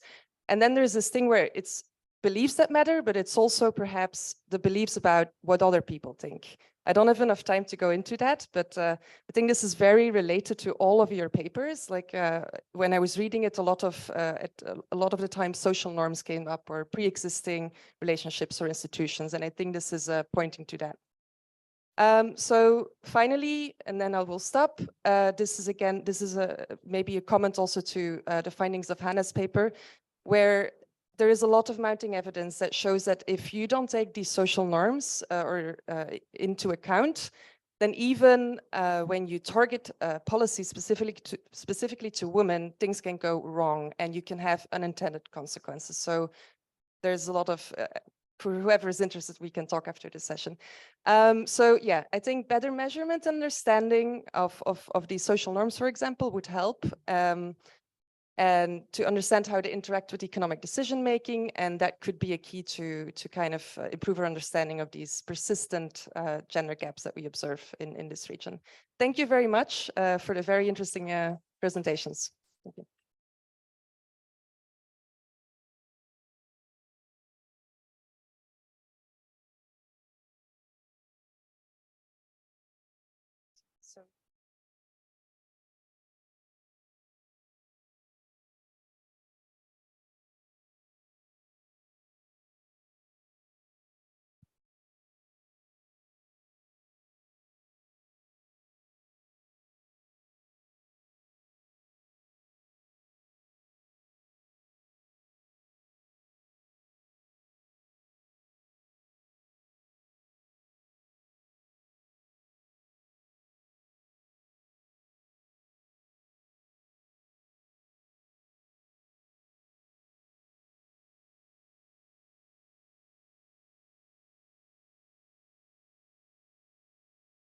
Thank you, Dr. Neela, for conducting the session on gender inequality. The next session would be on inequality and human capital.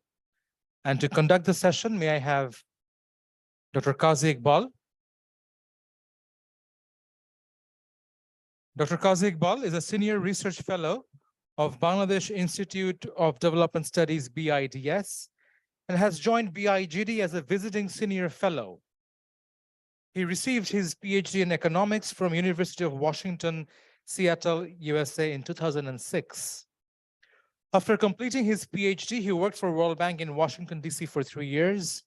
He also worked in UNDP, University of Western Australia, and Institute of Microfinance.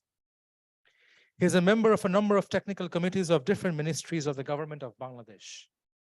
Dr. Qazi Iqbal, if you'd like to take over.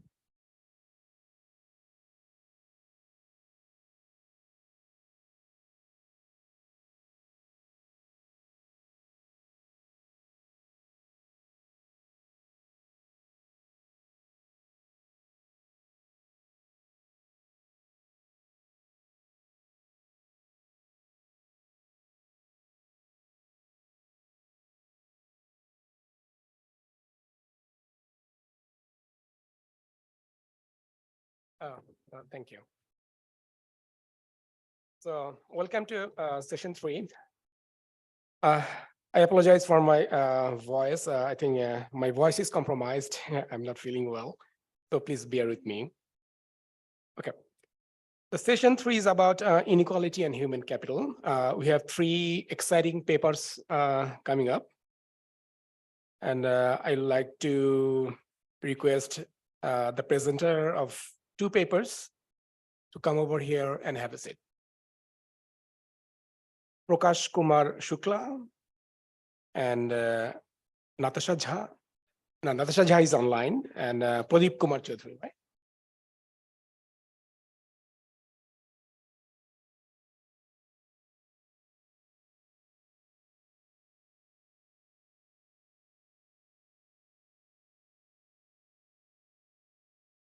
Thank you.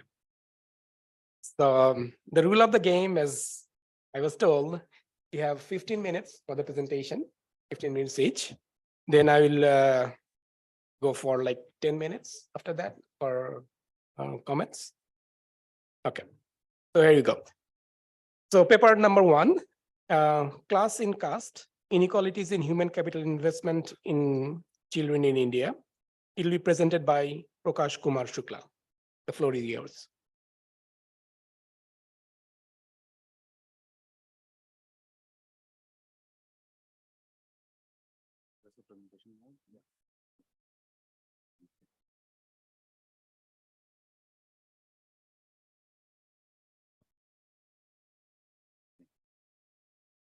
Am I audible at the end? Yeah, thank you. Good evening, everyone. And now that we are into the last session of paper presentations for the day, my phone is off, but I hope you are left with some bars in your battery to survive the session and day as well. My name is Prakash. I am a PhD candidate at BITS Pilani Hyderabad campus. And I'm thankful to the committee for giving me this opportunity. We have been talking about equality of opportunity throughout the day. So I'm thankful to the committee for this opportunity. I thank you all for being here. That's a great job of patience that you're doing. And I'm also thankful to whole photographer queue. Now that my phone is off, I'm totally dependent on you for nice pictures. I think even in marriages, now photographers are more important than priests.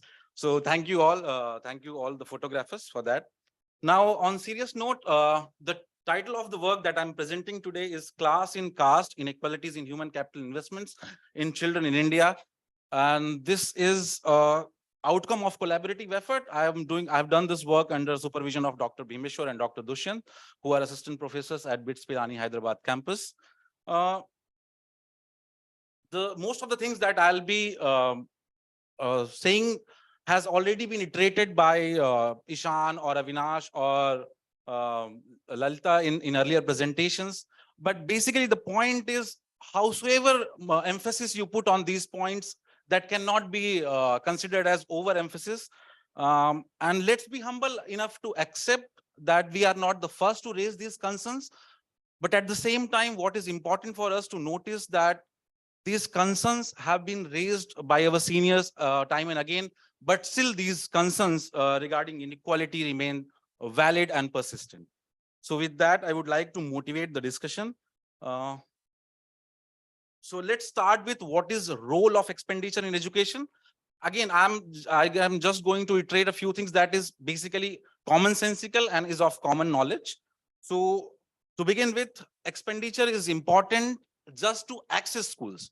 So especially in case of India, what we observe that there is a lot of heterogeneity, especially in case of private schools.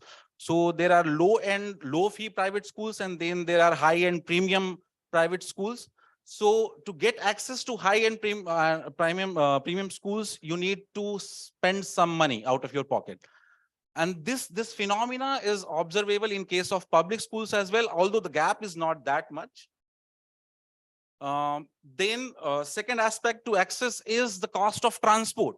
So if you are residing in a rural setting, mostly the premium schools are in urban or semi-urban settings. So if you want to access these schools, you have to spend on transport as well.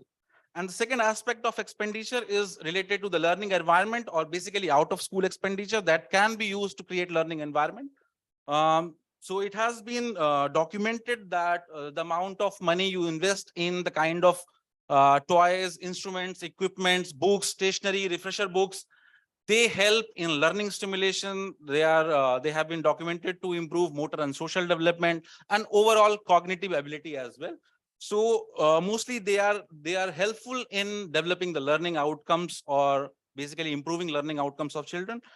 Then there is another aspect when it comes to school education in India, and which is a wide phenomena. This is of private coaching. So parents used to spend a lot of money in providing private tuitions to their children. This has importance not only that it improves grades of students at school level, but also it helps, or basically it increases their chance of clearing entrance exams, which again is a very big phenomena in India. So that is the first aspect of the motivation. Now, again, this aspect, it has been iterated again and again in today's presentations. So what we observe that there is inequality between privileged caste and disadvantaged caste. When I say disadvantaged caste, I mainly mean scheduled tribe, scheduled caste, and other backward classes. So there is inequality in terms of wealth, inequality in terms of income. Then there is educational attainment, educational mobility, occupational mobility. So what we have observed that disadvantaged caste groups have high downward mobility and low upward mobility.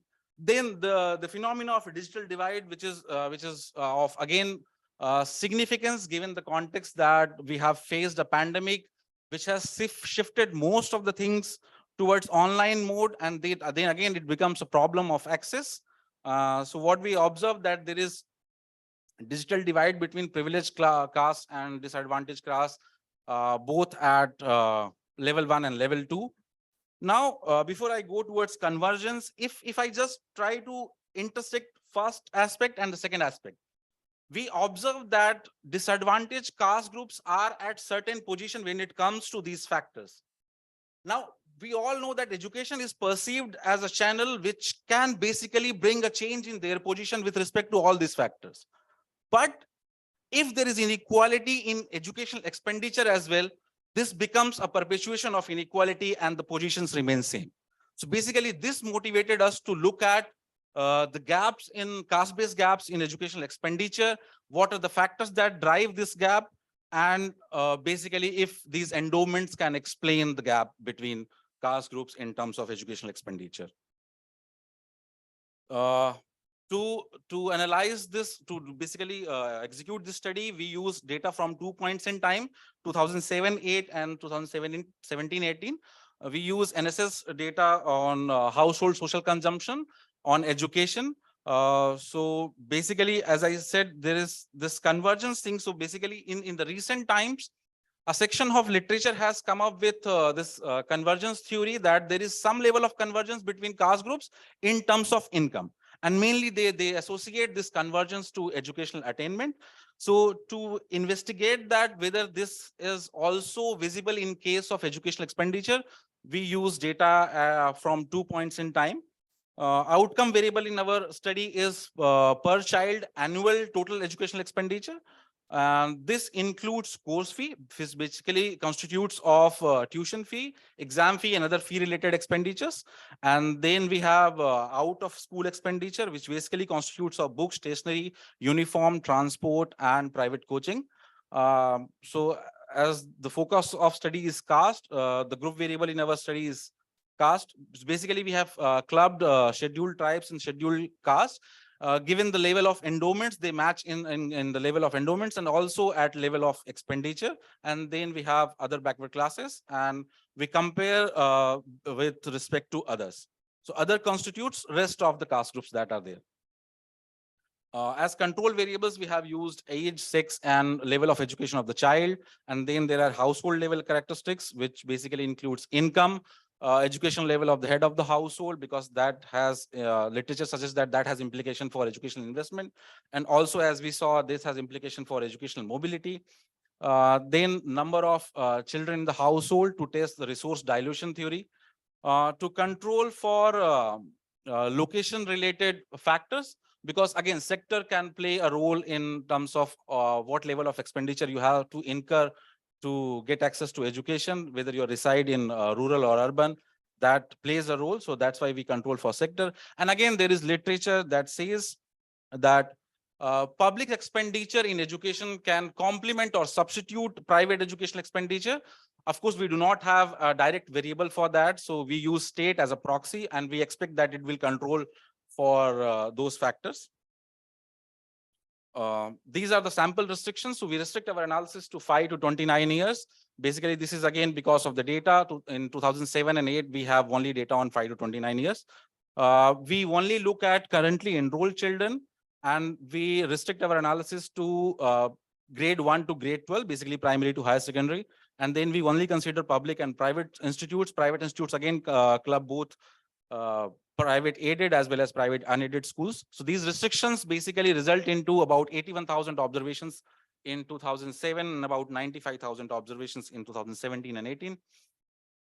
Now let's move to methods. So we use IHS transformation of our outcome variable, that is per child educational expenditure. The reason we didn't want to lose on observations which have total expenditure equal to 0, because even if education is free and there is no course fee, we would expect households to spend at least some amount of money in out of school expenditure, because that also has a role to play.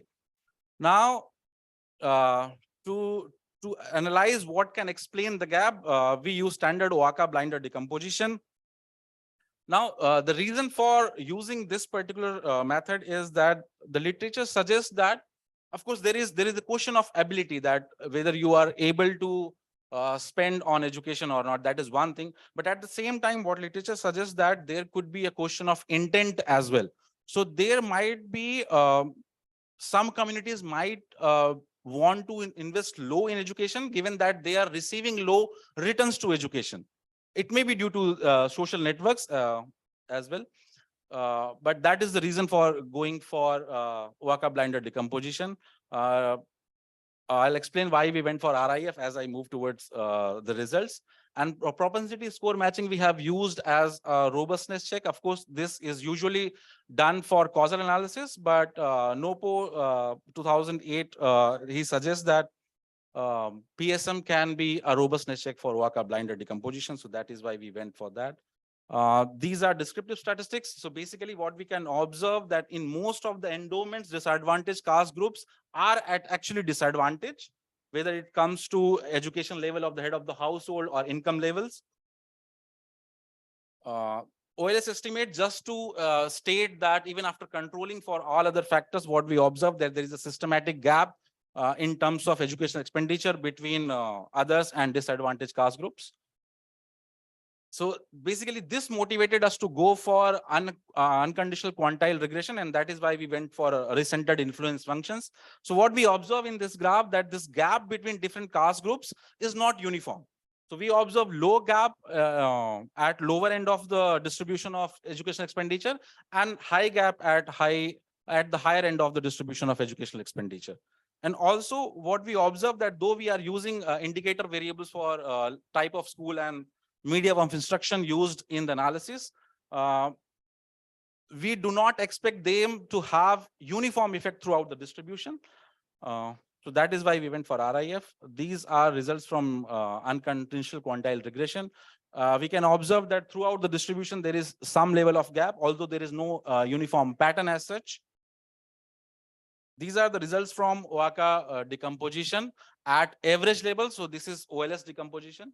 And we observe that even if we ignore all schools, given that the kind of expenditure which matter may vary with the type of school.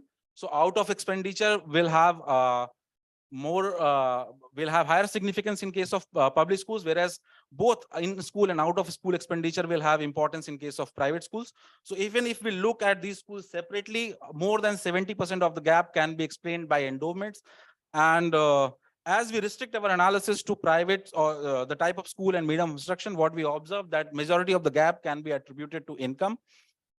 This observation is consistent even when we go for RIF decomposition at different quantiles. So we observe that in case of both private, You public. have 5 more minutes. So I think I am about to finish. Yeah, thank you. So in case of lower quantiles as well as higher quantiles, and irrespective of the type of school and medium of instruction used in the school, we observe that there is the majority of the gap that is there between privileged castes and disadvantaged caste group can be explained by the endowments and mainly by income of these caste groups. This is for ST and SC versus others. In 2017, this is OBC versus others. So of course, the gap between OBC and others is lesser, but nonetheless, majority of the gap can be explained by their endowments. And this again is the result of robustness check for so average treatment effect in case of PSM can be understood or can be compared with the unexplained part of Waka blinder decomposition. So we observe that about 24.1% gap, which is equivalent to what we observe in case of Waka blinder as well, is unexplained, and that means that majority of the gap can be explained by endowments. So to conclude the discussion, again, I think I have reiterated this point time and again in the presentation that there is huge gap between others and disadvantaged caste groups in terms of educational expenditure, and majority of the gap can be explained by endowments and mainly specifically via income. What is important for us that this gap is observable in case of private schools and when we restrict our analysis to English medium private schools as well. So I'll take you back to this graph for a while. These two graphs. So basically, there is a lot of advocacy towards voucher system and low-end private schoolings because they are affordable. So there is a lot of advocacy for private schools. But what we observe that there is a huge heterogeneity in case of private schools, and why this has this is of importance, that parents have this perception that when they send their children to private schools, they expect that they will get quality education, the medium of instruction would be English, and they won't have to spend on private coaching as such. But what primary studies have shown, especially the one by Rahul Lahoti in state of Uttarakhand, it shows that low-end private schools, though they promise to deliver quality education or the medium of instruction is English, whereas the reality is when you go and visit these schools, low-end private schools do not provide English medium education or quality education, and they again have to spend on private coaching. So in case of low-end private schools, perception do not match with reality, and that is why this becomes important. So on the policy side, what we recommend that this overemphasis on private schools should be countered, and accountability of public schools should be increased. And at the same time, what we see that because majority of the gap is explained by income, what we also recommend that there should be policies to reduce the caste class gaps. With that, I thank you for. Thank you, Prakash. It's a very interesting presentation. Now I'd like to request Natasha Jha to join us online. Natasha, are you there? Yes. Hi, I'm here. Am I audible? It's nice to have you here. And yeah, just you can start. Okay, let me just share my screen. Okay. Hello, everyone. I think some of us might have briefly heard my presentation earlier when I was not muted, but here we go. So my name is Natasha. I'm a PhD candidate in the Applied Economics program at Cornell University. And in this paper, I examine how social norms might be important or might mediate some of the policy objectives that governments in developing countries may have. So to help frame my paper, I want to remind you of three things that we already know. First is the role of culture and how there's this acknowledgement that culture matters for economic outcomes in the form of values and beliefs. And in terms of culture, the two aspects of culture that are important for my paper are thinking about centrality and significance of marriage in the lives of women in Southeast Asia. And also importantly is the role of marriage customs, not just as a way to celebrate, but also as a way to signal household type in the form of conspicuous expenditure. And the third is the role of culture in terms of a decision-making heuristic, which is even more important in developing countries, which often suffer from lack of information. The second piece that frames my paper is the role of institutions, or they can be thought of as formal constraints that dictate individual behavior. So for the purpose of the paper, I'm thinking about legal systems that govern marriage customs and specifically laws to regulate dowry practices. The third piece that helps frame the paper is the persistent gaps in education access in developing countries. And while there has been a lot of literature which examines both the supply and demand side interventions, recently papers have begun to focus on socioeconomic factors such as the role of marriage customs and how they might influence educational attainment. So I examine the interplay between culture and institutions and the educational attainment for women in India.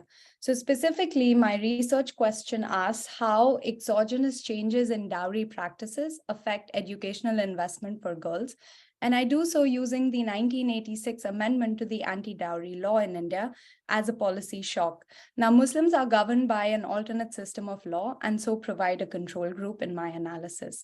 In terms of contribution, I contribute to 4 broad themes. The first is the growing literature on culture and economic outcomes. The second is I provide empirical evidence on how laws interact with economic outcomes in the presence of slow changing norms. So most of the literature here is theoretical and in the domain of public finance, such as tax evasion or substance abuse, but I add an empirical setting to study this interesting question. The third contribution is thinking about how oftentimes laws that are targeted towards enhancing women's status in certain dimensions often lead to unintended consequences along alternate dimensions. And the fourth contribution is to the well-established literature on gender gaps in education in developing countries. Moving to a brief preview of results, I find intensive margin decrease in dowry payments to about 18% lower dowry payments in the post-amendment period. I find that there is a decline in the educational attainment for girls in the post-amendment period. And I'm able to identify that this effect is driven by households that were most likely to be impacted by the dowry payments, that there are no changes in the match quality of spouses. So I rule out any effects through marriage market sorting. The most plausible explanation for this puzzling result of decrease in dowry, but also decrease in education for women, is to think about dowry as a signal to communicate traditional household type. And so I support this hypothesis with evidence on greater impacts on educational attainment for households that were most reliant on dowry payments prior to the amendment. I document occupation-based heterogeneity in educational impacts in line with how important dowry as a social norm is across different occupation types. And the third piece is I provide suggestive evidence linking practicing traditional norms to the decline in educational attainment. So I'm going to go over the context a little briefly, but dowry is specifically a wealth transfer at the time of marriage from the bride's family to the groom's family. The Dowry Prohibition Act was initially enacted in India in 1961, which was the primary legal means of regulating and controlling dowry. It made exchange of dowry illegal, but however, it was widely criticized as an ineffective law, and that permeated in the passing of the 1986-87 amendment to the anti-dowry law, which is the policy shock that I'm going to be using. So the amendment to the law increased the penal and pecuniary penalties associated with exchanging dowry. It gave states more institutional capacity to implement and enforce these amendments. A brief conceptual framework on how I'm thinking about the link between dowry and education. So the story that I find is that dowry and educational attainment, specifically for women, operate as a complement input in the human capital production function. So to motivate this, dowry in Indian society, specifically from the perspective of anthropologists, has been found to lead to marriage market matching, which contributes to social mobility of households, as well as dowry as a practice contributes to social prestige of households and thereby builds social capital. In terms of the link between education and traditional attitudes, we know that there are constraints to access to education on dimensions such as sanitation, safety concerns, value and virginity. So all of these aspects are predominantly sort of bottlenecks to the gendered access to education.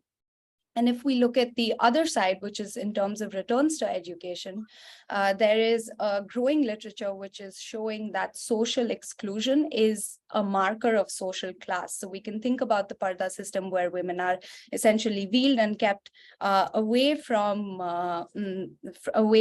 social gatherings and such as an indicator of the class of the household.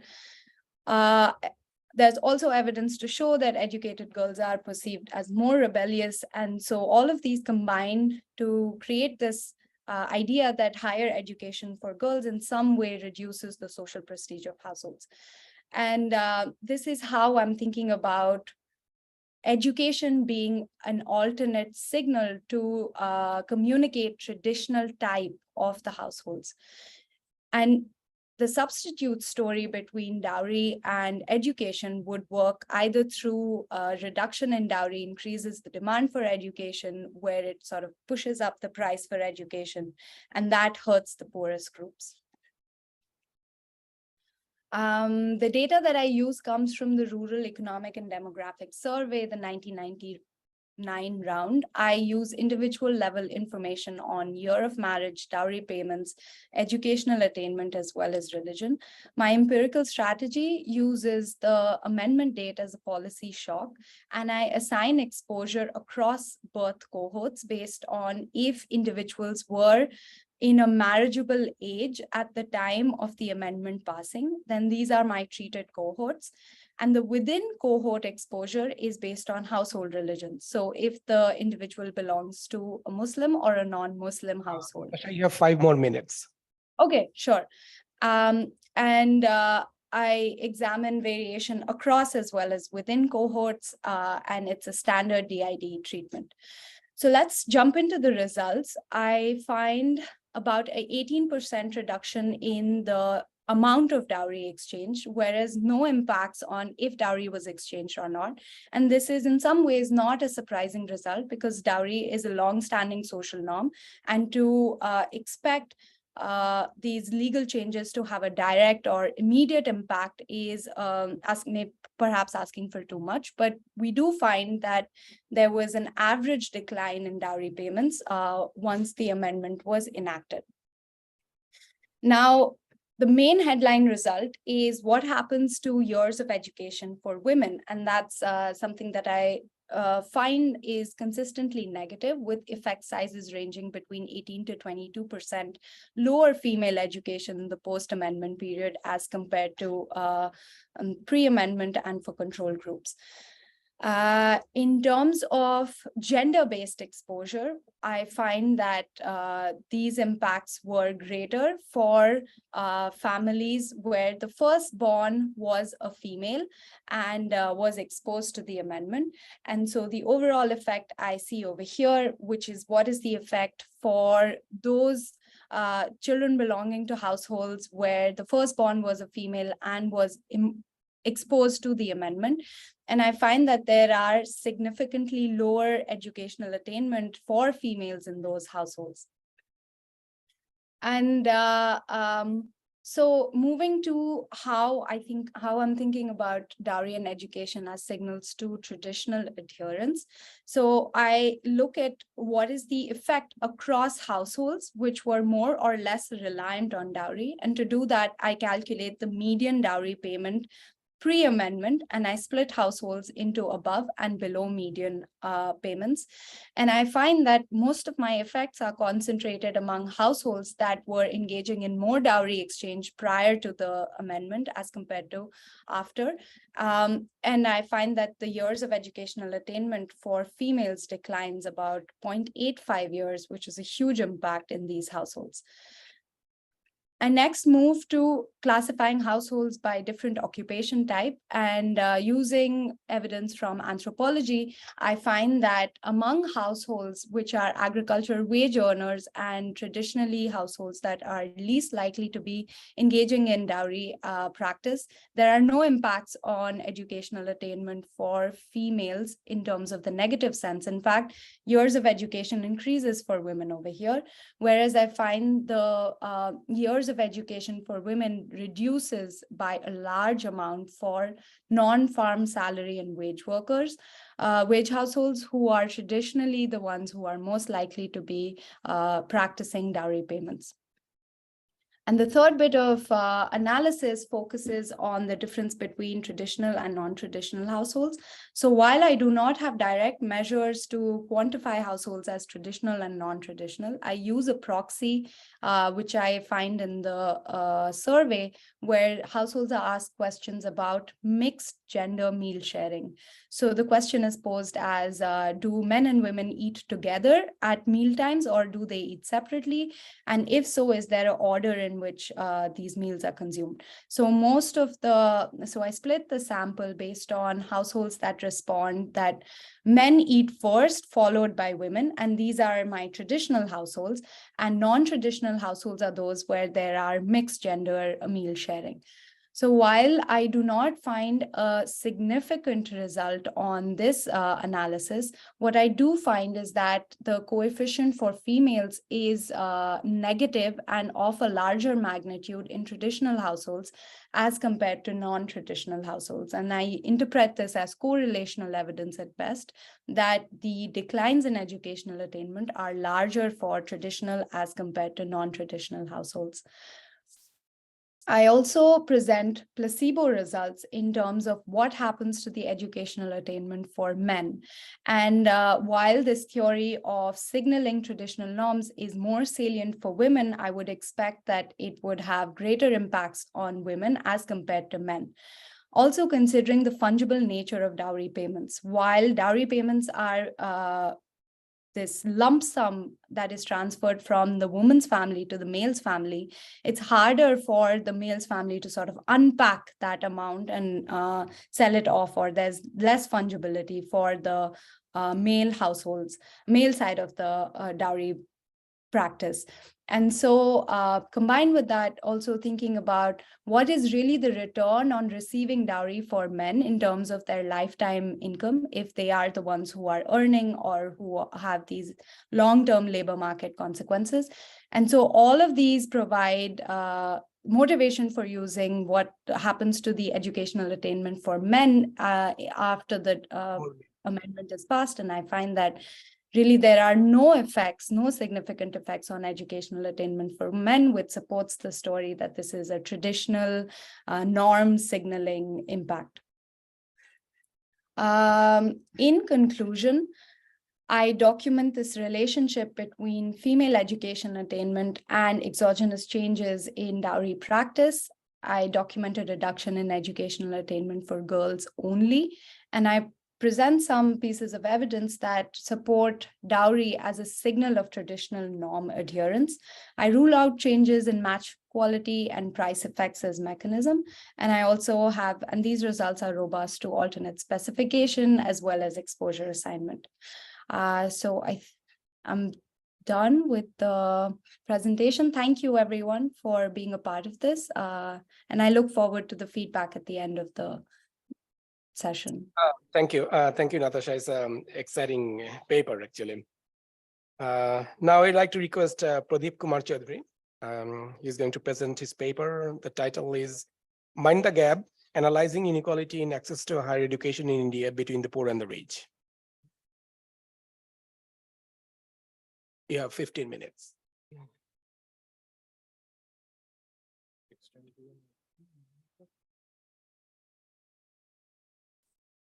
Thank you. Let them start so I can also start. Good afternoon to all. And I'm the last one of the day before Chetty's lecture, so I don't want to be here for long.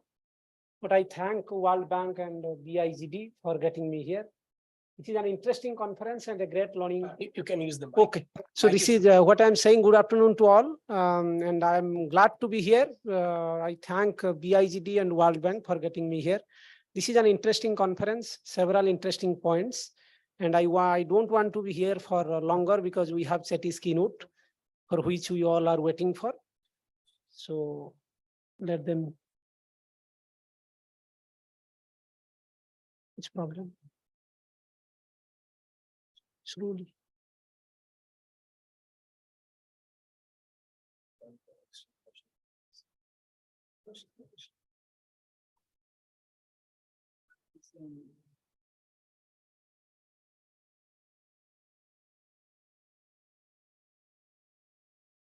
Yep.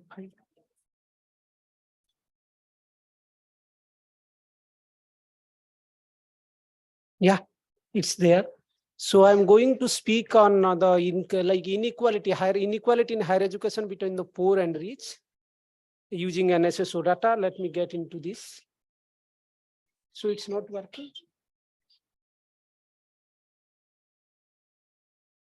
Yeah, before getting into the issue, let me give a few points. In India, if you look at, we have several inequalities, and caste inequality is one among them, which we have talked on.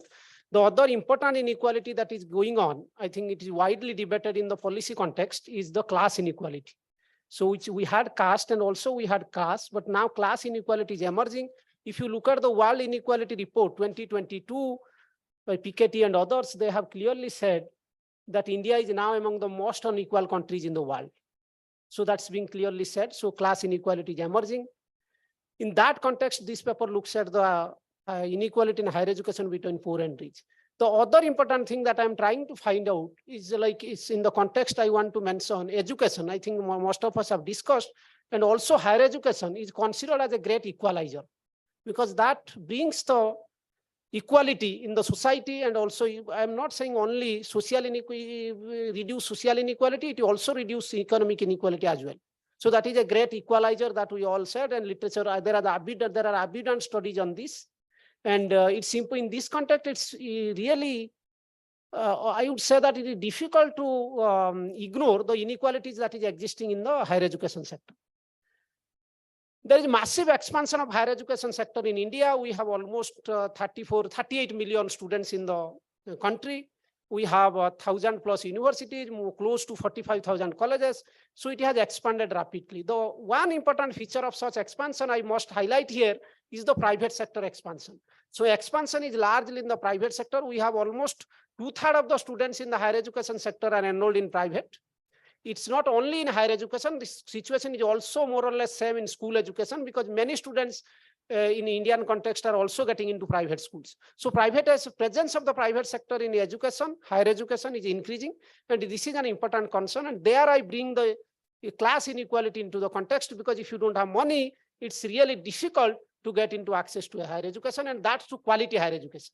So that's another important thing that we should, even if we have some elite public institutions like IITs, which is known outside Indian Institute of Technology, there also the students need to pay a lot.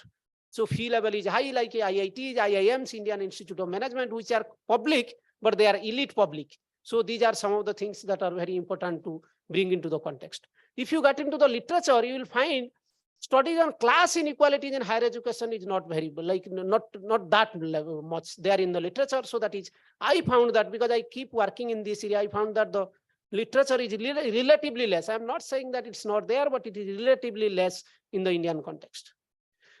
So what we did initially, we started with, because this is a paper with Professor Tilak and myself. So what we started with, we tried to plot a dimensional, this kind of matrix where we got into the net domestic product, and then in the other side, we took the gross enrollment ratio in higher education. I think you know what it is.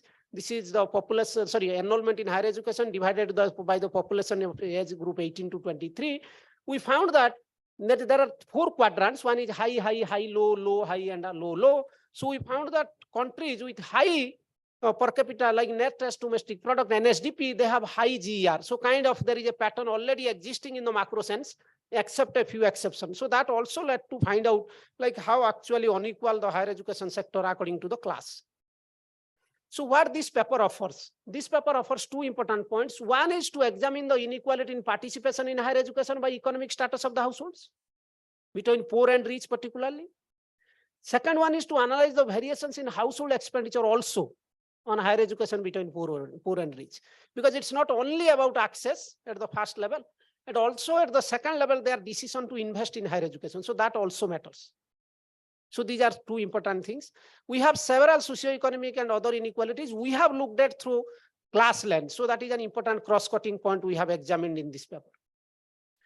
We have used 2 rounds of data. In the initial draft I sent, it was 2013 consumption round, but I have upgraded to 2017-18. So it uses 2007-8 and 17-18 data of NSSO, National Statistical Office, now it is called, it collects data on several socioeconomic indicators, and education is one among them, and these are nationally representative household surveys, I think including more than 100,000 households, more than 500,000 individuals, and it is widely accepted also in the international audience, in the development literature that we use using this data. There are some limitations, but it is being widely used. So that 2 data sets we have used, and the other, like using the 2017-18 unit level data, the predicted probabilities of attending higher education between poor and rich is analyzed using logic model.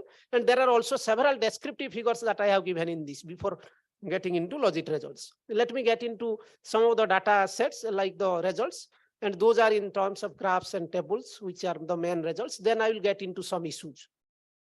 If you see the gross attendance ratio, that is the data that is being collected by NSSO between poor and rich. So let me clearly say that I have divided this consumption quintiles because NSSO doesn't collect income data. So it collects on household consumption expenditure data.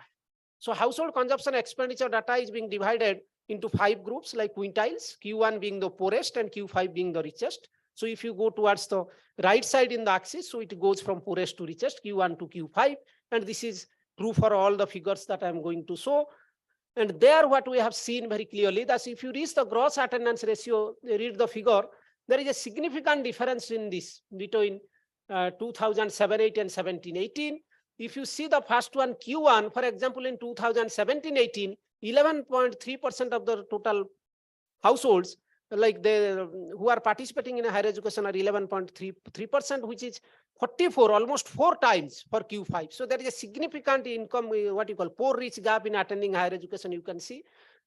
That is also the true. That is also true in 2017-18. The gap is reducing, but the gap is not reducing to the level that is being expected. So gap is still considerable between the poor and rich. That you can see very clearly.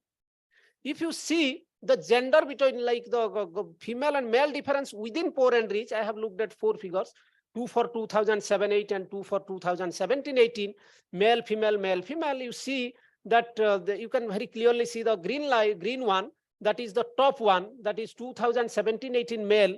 They have what you call significantly higher enrollment in higher education, and that is at the top. And the bottom line is female in 2007-8. So in all the cases, you will find that there is a gender inequality in participation in higher education between poor and rich. And if you go to like Q1 to Q5, the gender inequality declines. That means that if the households are rich, then the gender inequality in participation in higher education is reducing. But if the Q1 and up to even Q2, Q3 level, the gender inequality is very high. That means the households who are poor, they actually discriminate between boys and girls in accessing higher education.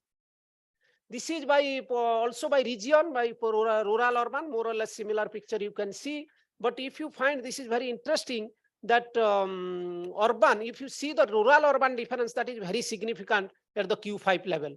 So that like the poor people belonging to rural area. So what I'm trying to say, there are several disadvantages, and that is not at the one level, that is at the at different levels.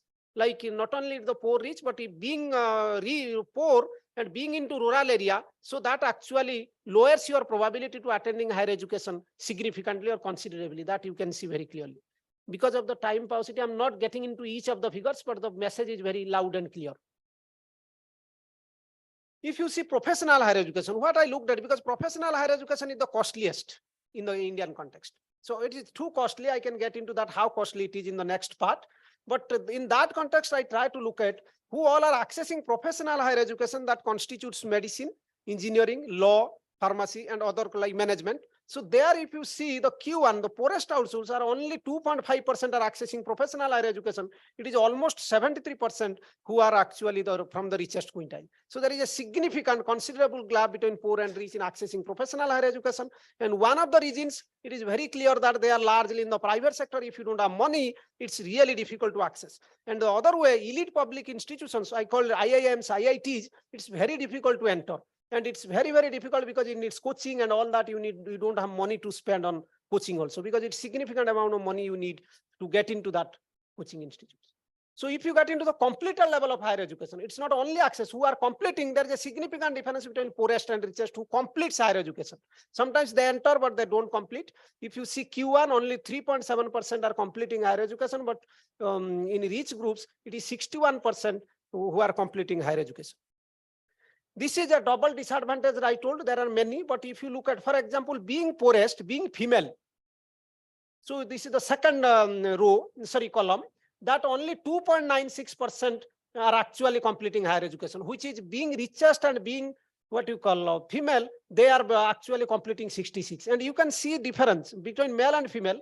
If you are rich, and if you, even if you are like females are completing more percentage, 66% in compared to 59. So almost the gender inequality in completion is all ahead, like females are ahead if you have more what you call money. So that matters. Similarly, there are significant differences in poor what you call rural and urban, but it is interesting to see, and this is consistently come out, that being urban, belonging to urban area and being poorest, you are the most disadvantages in accessing higher education. Like 1% only completing, because if you belong to rural area and if you are actually poor, so it is very unlikely that you will get access to higher education. That's one important point. That I have several what you call explanations to that in the paper. I'm not getting into that because of time. Let us get into household expenditure data also. So it's not only about access, it's also about expenditure. So I have done 2007-8 and 17-18, and then the gap I have shown in the what you call green bar. So if you see, there is a significant, there are considerable gap between the household investment, like that is also persisting between the last decade, like 2007-8 and 17-18, this decadal gap. And this is very huge between Q5, like blue one. Yes. You have 2 more minutes. Yeah, blue one, and yes, I will be do blue one and red one. So you will see that almost the gap is 23,719. That is on an average. So I will be little fast now. So gender gap in household expenditure between poor and rich, there is a significant gender gap also, and gender gap is you will finding it's very unlikely that I found that the gender gap is very high in the richest quintile also. Even if the gender gap declines in participation, but in investment it is still significant between these two. Rural urban gap is also there, more or less similar, like 2017-18. So you can say that urban people belonging to rich, they have significantly higher amount of household investment in higher education in comparison to rural area belonging to poor family. Economic burden to households in access to higher education, what I did, like we calculated the percentage of household expenditure, like share of household expenditure as a percentage, household expenditure on education, as a higher education as a percentage to total household consumption expenditure. So there you will find there is significant difference in 2017-18 and no, this is 17-18. Wrongly I did it 14. So there is a clear difference between these two. And there are also interesting things I don't have time to explain, like why it is crossing at some point of time. So it is, if you see, as I was saying, how costly the higher education is. If you get into some, let's say I am showing the last bar. If you get into medicine course in India, and you want to send one child from household, you will spend almost 50%, half of your income, which is called household consumption expenditure, proxy of income for one child. So it is too costly. Similarly, engineering, if you are sending, you will be spending almost 46% of your income or household consumption expenditure if you are sending one per child per household. So it's very costly in that sense. So there are predictor probabilities. I'm not getting into that. I have summarized this. I have taken several counterfactuals also in the estimation. The consumption quintiles, if you see, there is clearly come out that predictor probability of higher educational attainment increases with the increase in economic status of the household. Because if you see that probability of attending higher education is almost 41% higher for richest quintile as compared to the poorest. There is gender gap, but the gender gap in probability actually declines with the increase in income. So more gender gap among poor. We have locational differences like between rural and urban. Urban are more likely to get access to higher education, but those who belong to rural area, the effect is higher among the richest households. So I interacted with rural, urban, and the poor rich. Similarly, we have caste differences, and the caste differences declines. The gap narrows down with increase in capacity to pay. My last slide will be, where do we fail to convert expansion to equity? That is an important question in the Indian context. And we have National Education Policy 2020 that talks about equity, also talks about expansion. We are targeting for 50% GR, which is 27 now, by 2035. So the question is, if we are expanding, then expanding for whom? Who chooses, who loses? That's an important question that is going on in the expansion. So that question is very important to look at. In that context, I bring two important things. One is the important expansion in the private sector, which is very, very interesting and important. That is one need to see very clearly that if it is expanding in the private sector. We have many private universities. We have 400 private universities, which was even less than 100 5 years back, 7 years back. So it is expanding like anything. In engineering, you will see that 95% of the total institutions are in private sector. So for whom and for what we are actually expanding the higher education in the country, like a country like India, which is the highest populous country now with so many youths, is an important question for us. The second important point that I want to highlight, and it's need to be debated in the policy context, it is being debated, but it should be seriously debated, is reduced role of the state. The state is actually withdrawing. It is throwing the higher education sector to the market. It's completely throwing. And the expectation is the way it is moving ahead, that 10 years down the line, I think we will have more than 80% of the total student will be enrolled in private sector. In school education now it is 50, it is growing gradually. In higher education, it might grow further and it will reach 80%. So where actually we are heading with this expansion is an important thing, because our public spending is very, very low. So translating expansion to equity is a great challenge to higher education sector in India. To make higher education is an egalitarian space is an important concern for us. And it's very important because we are getting diverse students to the institutions. So it is important to actually nurture them well. That is very, very important. My last point will be, but what equity policies are there? I'm not like, I don't have time. Otherwise, I would have discussed that what equity policies are there to bring, to convert expansion in equity. We don't have much, because even if there were some scholarships, some at some point of time, those are being not given to the students. And there are several problems in that equity policy. Now, the important point is we are debating on locating national education policy, the main debate that is going on 2020 in this debate, where we are locating. I think there is no Q&A, otherwise I would have these questions I would have addressed to some extent, but I don't have much time. But it's important to look at the policy context in this converting expansion to equity. Thank you again for giving me a chance. Thank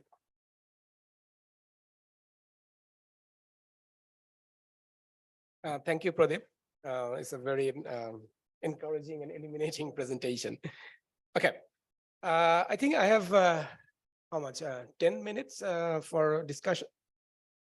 I will start with paper 1 and 3 because they are very closely knitted, and then I will move on to paper 2 on social norms and human capital.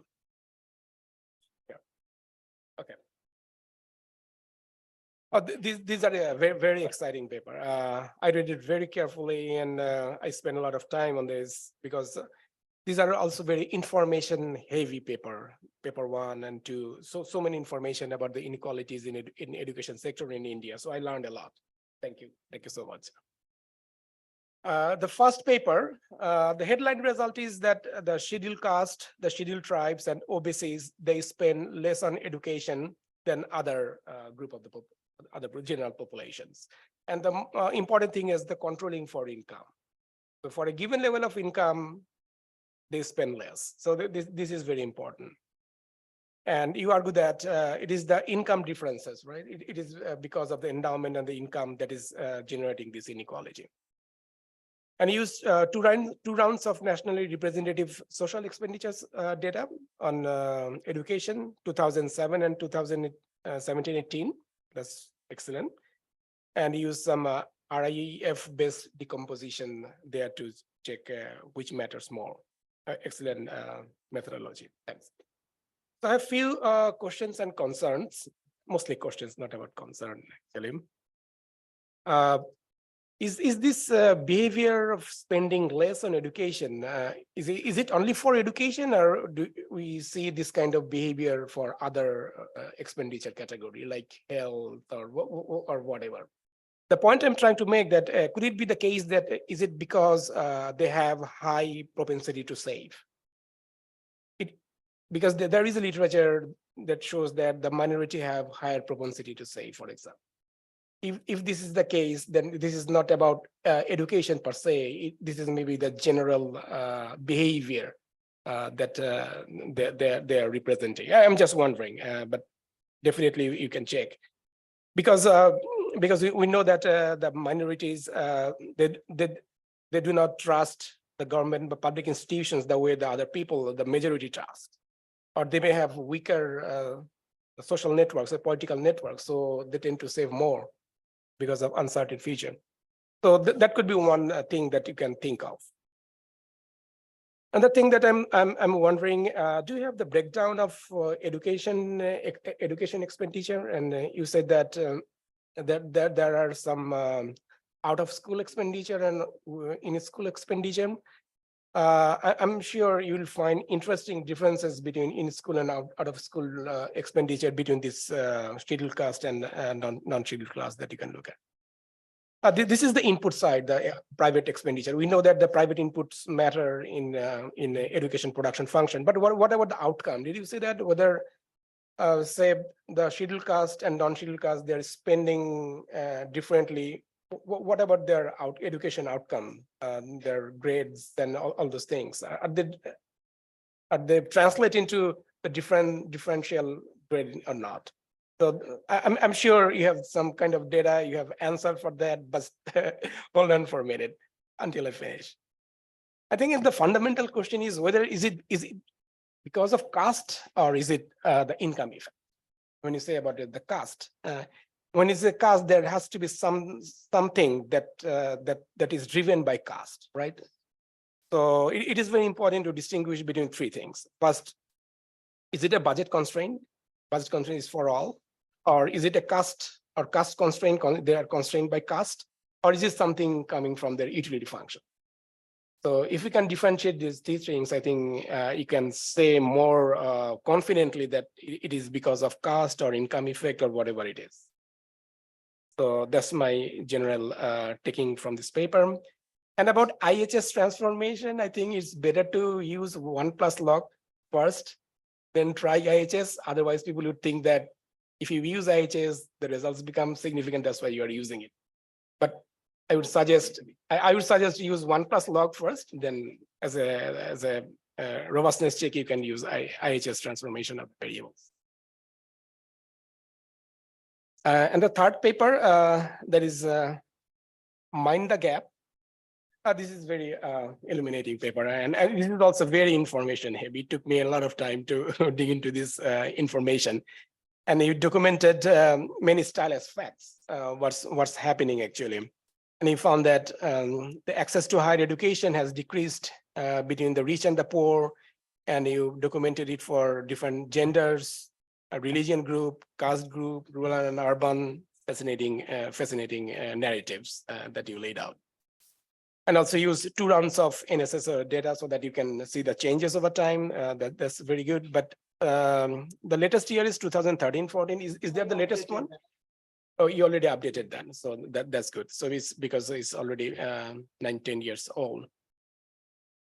My humble submission is that, yeah, there's a fascinating trend, but isn't it obvious? Is it just because it is, if suppose it is just an income effect, right? So higher education is expensive. because the education per se is expensive, and the poor people have to wait, cannot afford to wait 5, 6, or 10 years to get higher education. So the opportunity cost is also high for them. So I'm sure definitely you can spice up the results a little bit more by using an interesting table that you showed us. In this table, you see that the states, high state, low state, high expenditure, low expenditure, low enrollment, high enrollment. And of the diagonal, states are very interesting. High GDP, but low enrollment, low. No, this is West Bengal and Gujarat is for high GDP, low enrollment, and Jammu and Kashmir for low GDP, high enrollment. But what's happening there? If you take that sample and try to find out, there must be some interesting cases that you can find out from there. I think the broad question is that, as you said in the first 2 papers, that there is a huge private provision of education, particularly higher education. There's a huge proliferation of universities, colleges, and things. And one of the papers shows that their tuition fees is not that high. It's expensive, but it's not that high. Is it possible to use this exogenous variation of exogenous variation of setting up these universities as a policy variable to show what is its impact on enrollment, what is its impact on, so that would be more causal way of arguing things that some government policies that living, as you said, that living higher education to the private sector is worsening the inequality between rich and the poor in education. That would be more causal way of arguing those things.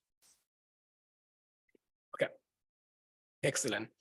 Then I move to the paper 3 as the dowry paper. The headline result is that anti-dowry law led to decline in dowry payment, as well as years of education of bride. And that's fascinating, particularly the second part, the education of the bride also declined. And the author is a fascinating setup, a quasi-experimental setup using a difference and difference technique using 1985-86 amendment to anti-dowry laws.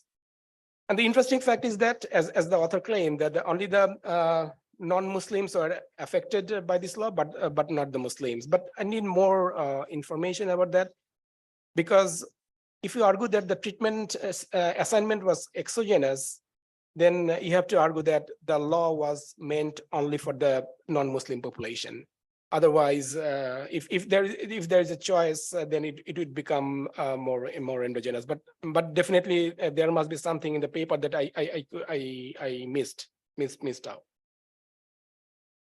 And the second result, that this anti-dowry law led to lower education of the bride, it made me thinking what's happening there. Because I'm just trying to understand if dowry is related to individual characteristics of bride or the socioeconomic characteristics of the household. Is dowry higher for fairer, taller girl in our society or not? All right. This is because this is important, because we are trying to relate the girl's education, their particular characteristics of the bride, and how this is how it complements the amount of dowry.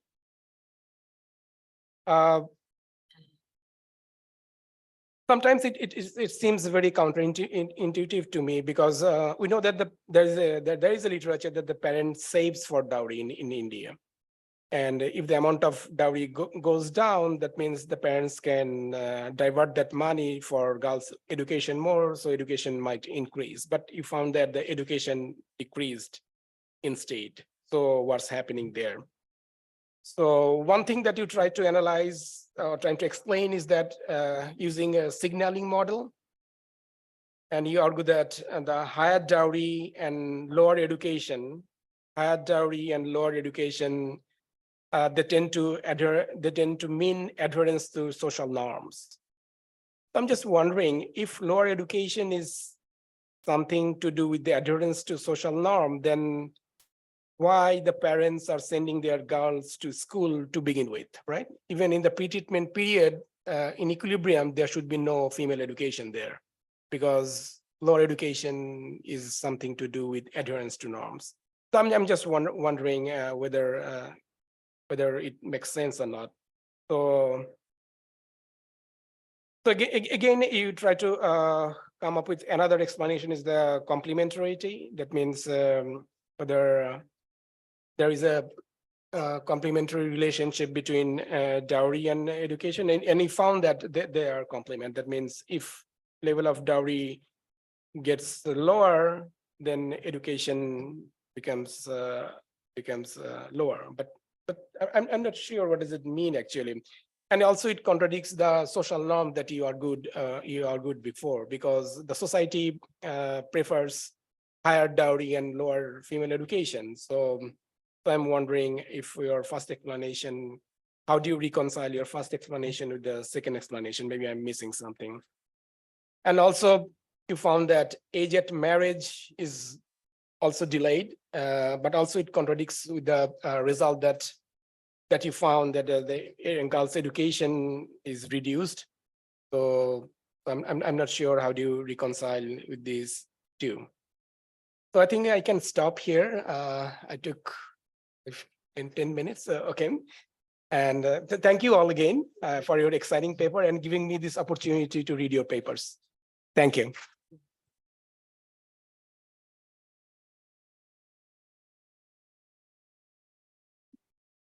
Thank you, Dr. Qazi Iqbal, and thanks to all the paper presenters. Now, one of the highlights, if not the highlight of this international conference, is a keynote lecture by Dr. Raj Chetty, who I've gathered from his YouTube videos and TED Talks yesterday. So I was trying to research. I'm not from this economics or research domain, so I was trying to look him up. So from his YouTube videos and TED Talks, and also through the word of mouth, I realized he's no less than a rock star for researchers and for economists. So we would connect him exactly at 6:30 p.m. So if you could come back here. Oh, as an I am full though, but the organizers are very much diligent and concerned about your dietary intake. So there would be again a coffee and a tea break along with some refreshment would be served outside. If you could quickly rush and come back again by 6:25, because it's an online session, we would start at 6:30 on the dot. Thank you. Thank you so much.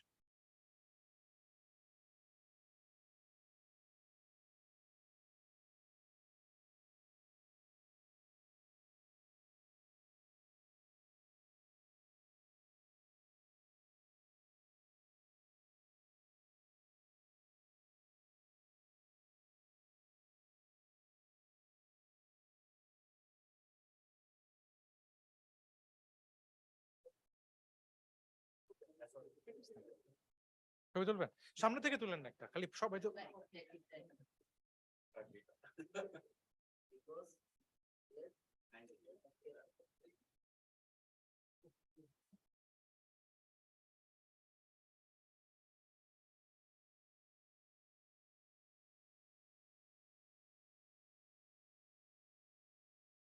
একটু এরা সব তুলবেন নাকি কি কোন কার ইভেন্টে আসলাম এখানে দাঁড়াবো সেটা তো বেশি আর্টিফিশিয়াল ছবি নেই হ্যাঁ ব্যাকগ্রাউন্ডটা খালি আনবেন আচ্ছা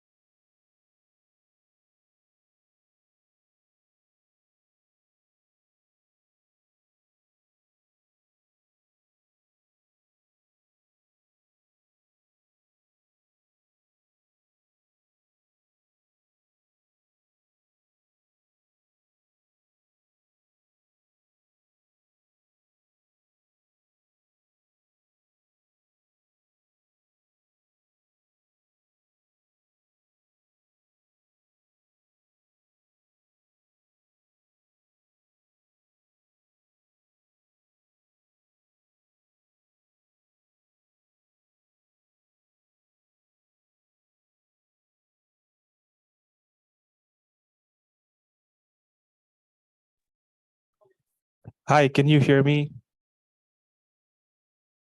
I think you're on mute. Yes, I can hear you. Hi. Yeah, we cannot hear you. You can't hear me? We'll just check for a bit. Hello? I can hear you.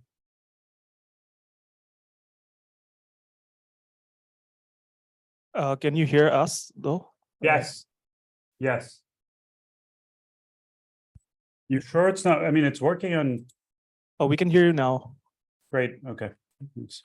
All right.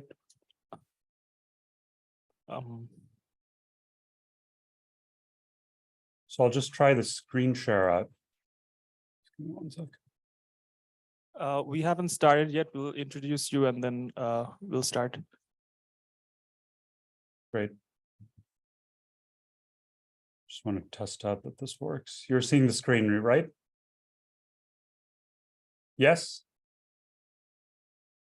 Yes, we can see you. Thanks. Screen share is working. Yeah. Okay, great.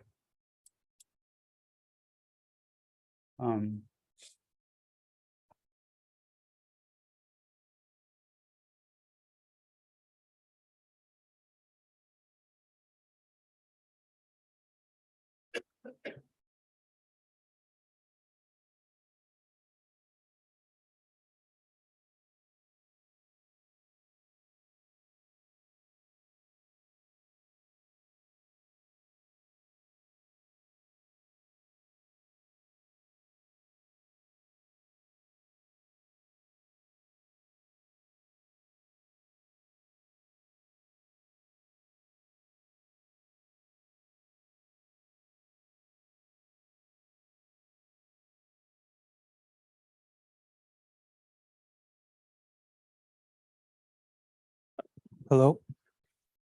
Hi, Yes. Professor. Just give us like a minute. Sure. Dr. Raj Shetty, good morning from Bangladesh. We started around 12 o'clock Bangladesh time, and it's been about it's 6:30 now. So it's been about 6.5 hours. We still have a room full of audience, eager and enthusiastic audience who would like to hear your presentation. We'll start in a minute or two. Great. We're waiting, so everybody is having a quick coffee shot before they absorb what you have to deliver. Sounds good.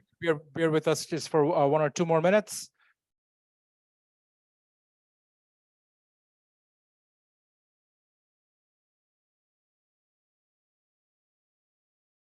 So ideally, this would be about an hour-long session with 40 minutes of Dr. Raj Shetty giving his keynote lecture, followed by a 20 minutes of Q&A sessions. We'd have 2 volunteers walking around. So during the Q&A session, so if you have any question, please raise your hand and please be very brief with your questions. I think all of our audience, they know who Dr. Raj Shetty is.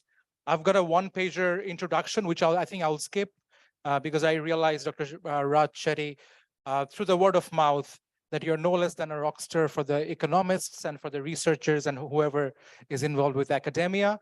But just probably one line at this point in time is Dr. Raj Shetty is the William A. Ackman Professor of Public Economics at Harvard University. I've got more, maybe after the session, I can delve much more into his details, but then in the interest of time, so that you can take more from him rather than going through his introduction, let's welcome Dr. Raj Shetty for his keynote lecture. All right. Thanks so much, everyone. It's really a pleasure to have a chance to talk with you. Can you just confirm you can hear me okay? Loud and clear. Great. And I'm going to share my screen. And can you please confirm that you're able to see these slides here? I'm just going to get back to the beginning. Yes? Yes, it's on. Excellent. All right. So great to have a chance to talk with all of you. Apologize that I'm not able to be there in person, but delighted that this conference is taking place on what I see as extremely important issues in the US and around the world. And so to set the stage, I want to talk about economic mobility in an international perspective by asking a very simple question. What is the chance that a child born to low-income parents, say in the bottom fifth of the income distribution in a given country, what is the chance that that child reaches the top fifth of the income distribution? So here in America, we would conceive of that as the American dream, the idea that this is a country where anyone has a shot of rising up, no matter what their background, no matter where they start from. And so I want to start by just showing you some statistics from recent studies assessing whether the United States is in fact a land of opportunity where lots of kids can rise up, and how that compares to kids' prospects in other countries around the world. So here's some data on that from work we've done in the US, from work other scholars have done in other countries. And what you can see here is, if you look at the US, 7.5% of kids who are born to parents in the bottom fifth of the income distribution end up reaching the top fifth of the income distribution. That compares with 9% in the United Kingdom, 11.7% in Denmark, 13.5% in Canada, 15.7% in Sweden. And so when you look at these statistics, I think two things are worth noting.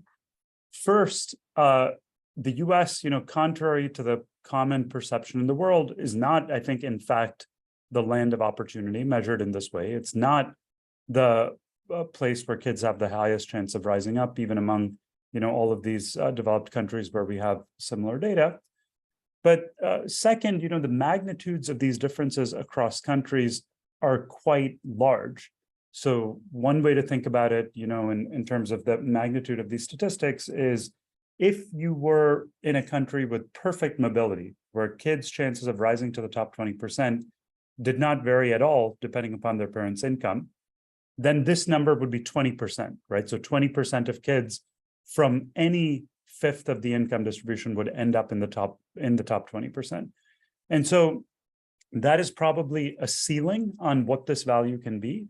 And so relative to that 20% maximum, these are actually enormous differences in children's chances of rising up. In Sweden, you're very close to that perfect mobility benchmark almost, whereas in the US, you're incredibly far away from it.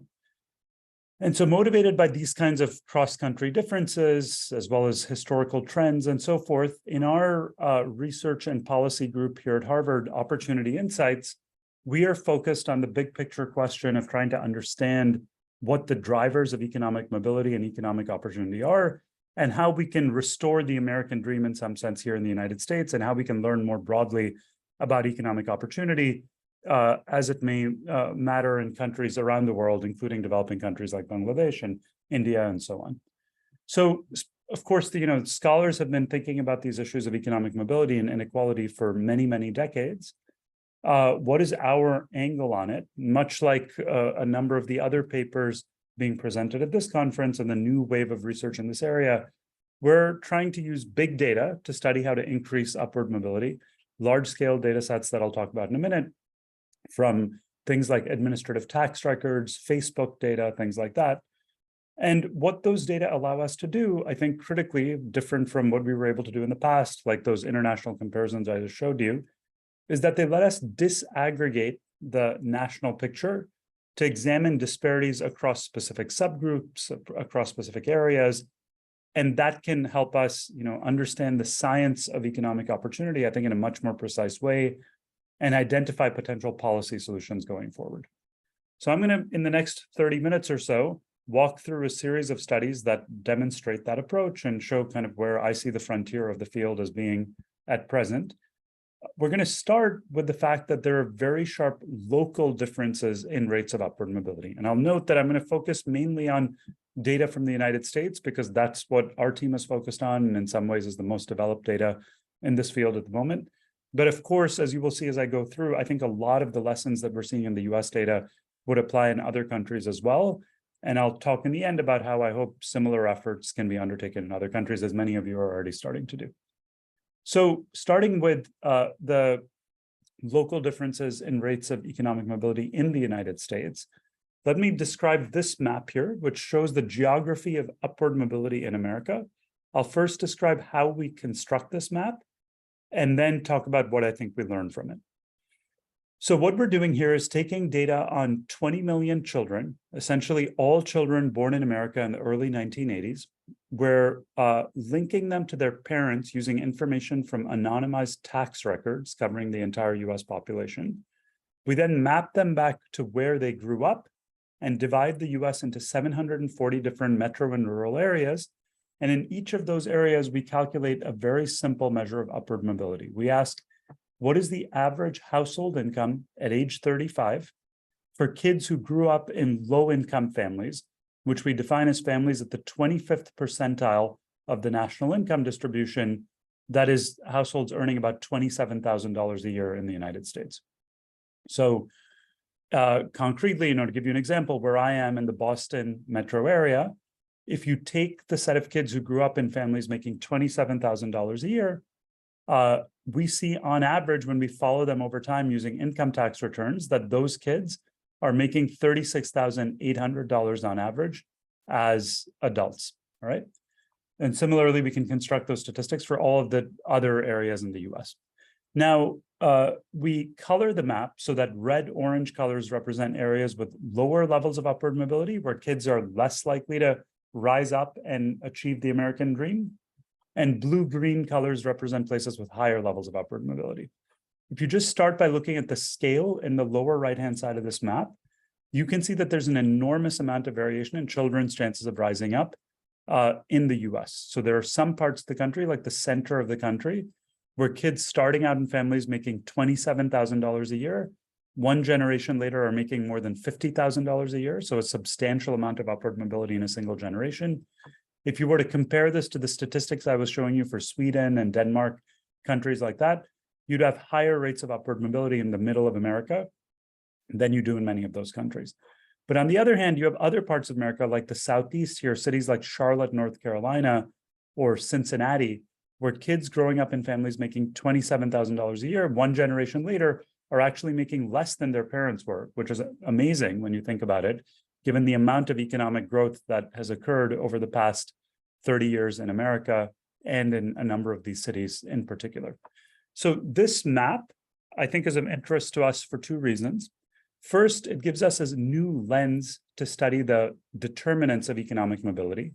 We can start to ask, what's different about central US, Dubuque, Iowa, relative to Charlotte, North Carolina? What can we learn about the determinants of economic opportunity by comparing all of these different places? That can help us, I think, in a much more granular way than has ever been feasible, understand the science of what's driving these differences in economic mobility. But second, and I think equally important, I think once we figure out those determinants, we can start to make changes in policy, where if we can figure out, that something's different that's going on in San Francisco, maybe we can replicate that in Cincinnati and create more economic mobility for everyone going forward. So motivated by that logic, what I'm going to do in the next few minutes is, in the first half, walk through a series of potential explanations for what might be driving this variation that we're seeing in this map. And I should note, similar to how we see this variation here in the US, you're going to see variation in many other countries as well. And I'll come back to that at the end of the talk. And so a lot of the lessons we're going to get here, I think will be relevant in other contexts as well. And then in the second half of the talk, I'll just give an illustration of how that research base, that set of findings in the US, is influencing policy and how we're able to directly translate that to make policy changes that might improve economic opportunity going forward.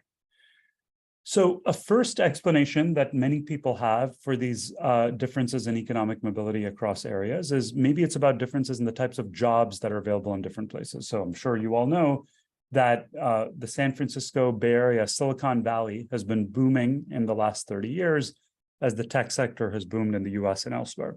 So you might wonder, how much of the relatively high rate of economic mobility that we see in the Bay Area is simply driven by the availability of high-paying jobs in that place relative to other parts of the US. So to assess that explanation, that it's about differences in the types of jobs or the strength of the labor market in different places, let me turn to this plot here, where we're going to plot the data on upward mobility from the map that I just showed you on the y-axis against job growth rates from 1990 to 2010 in these cities. Okay, so over the period when the kids in the sample were growing up, how rapidly were these cities growing? And what you can see here is that there's basically no relationship between these two variables. In particular, you have cities like Charlotte and Atlanta, which are some of the most rapidly growing cities in America. If you look at any measure of average incomes, job growth, et cetera, it's totally clear that those cities are much richer now than they were 30 years ago. Yet, if you look at rates of upward mobility for kids who grew up in low-income families in those places, they're among the lowest in America in terms of rates of upward mobility for kids who grew up there. So you might first ask, how is that even possible? How is it possible that if you look at repeated cross sections or snapshots of data, these cities look like they're getting richer on average, but if you look at the kids who grew up in those cities, they're not doing that much better. So the way I think about it is that those cities are basically importing talent. Lots of people move to those places to get those high-paying jobs. But apparently, what we see now in this longitudinal data from tax records, those benefits don't flow to the children who are growing up in those places. They don't get those high-paying jobs in those cities. And so that simple point shows that simply focusing on economic development, just trying to have more jobs in a given place or have more high-paying jobs is not enough to create economic mobility. You actually have to equip people with the skills needed to get those jobs in the first place. And so I think a human capital development approach, which is what you'll see I'll focus on throughout this talk, partly motivated by this evidence, really seems critical above and beyond simply trying to strengthen the labor market in order to increase economic mobility. Now, to go deeper, I'm gonna go back to the map here and consider, additional explanations to really get into the data in a finer way. We want to go beyond just comparing these different metro areas and look at things at a much more granular level, because when people think about how the neighborhood in which they grow up might be influencing their prospects for upward mobility, typically you're not thinking about the city in which you grow up, you're thinking about the specific neighborhood, the specific school you go to, things like that. And so to show you the data in that more granular way, I'm going to toggle over to this tool called the Opportunity Atlas, which is a website anyone can freely access that we've constructed here with the US data. And the way this works is we're going to start out looking at the same national statistics that I was showing you in the slides, but it works very much like a Google map where you can enter in any address you'd like. I'm going to type in an address here in New York City, and we're going to literally zoom in to look at the data in a much finer way within the New York metro area. And so, what you can see here now is census tract by census tract within New York City, what rates of economic mobility look like. So it's the exact same data we were looking at initially, but now at the neighborhood level within New York City. For those of you who visited New York, you might see, this is Central Park right here in the gray and where it says Manhattan. And then you can see all of the different boroughs of New York City and the various different neighborhoods. So I want to make first a very simple point, which is if you look at the spectrum of colors on this map, you see the same spectrum of colors that we saw on the national map. You can go from the darkest reds to the deepest blues in New York City, just going 2 miles down the road. And what that shows you, it's a pattern you see in New York, it's a pattern you see in other cities across America, it's a pattern you see in work that Sam Asher and Paul Novosad have done in Delhi, for example. It shows you that you can go 2 miles down the road and it's like you're going from the worst states in the US, Alabama, to Iowa, the best states in the US in terms of economic mobility.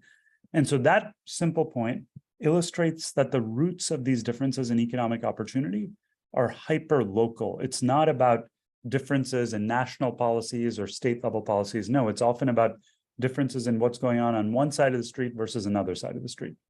Let me zoom in further and give you one very specific example of that by talking about the data here in one specific part of New York called Brownsville, where if you look at this place where I'm hovering over, and hopefully you're seeing this on your end, and this is just going to take a second to load, I think, on there with the internet.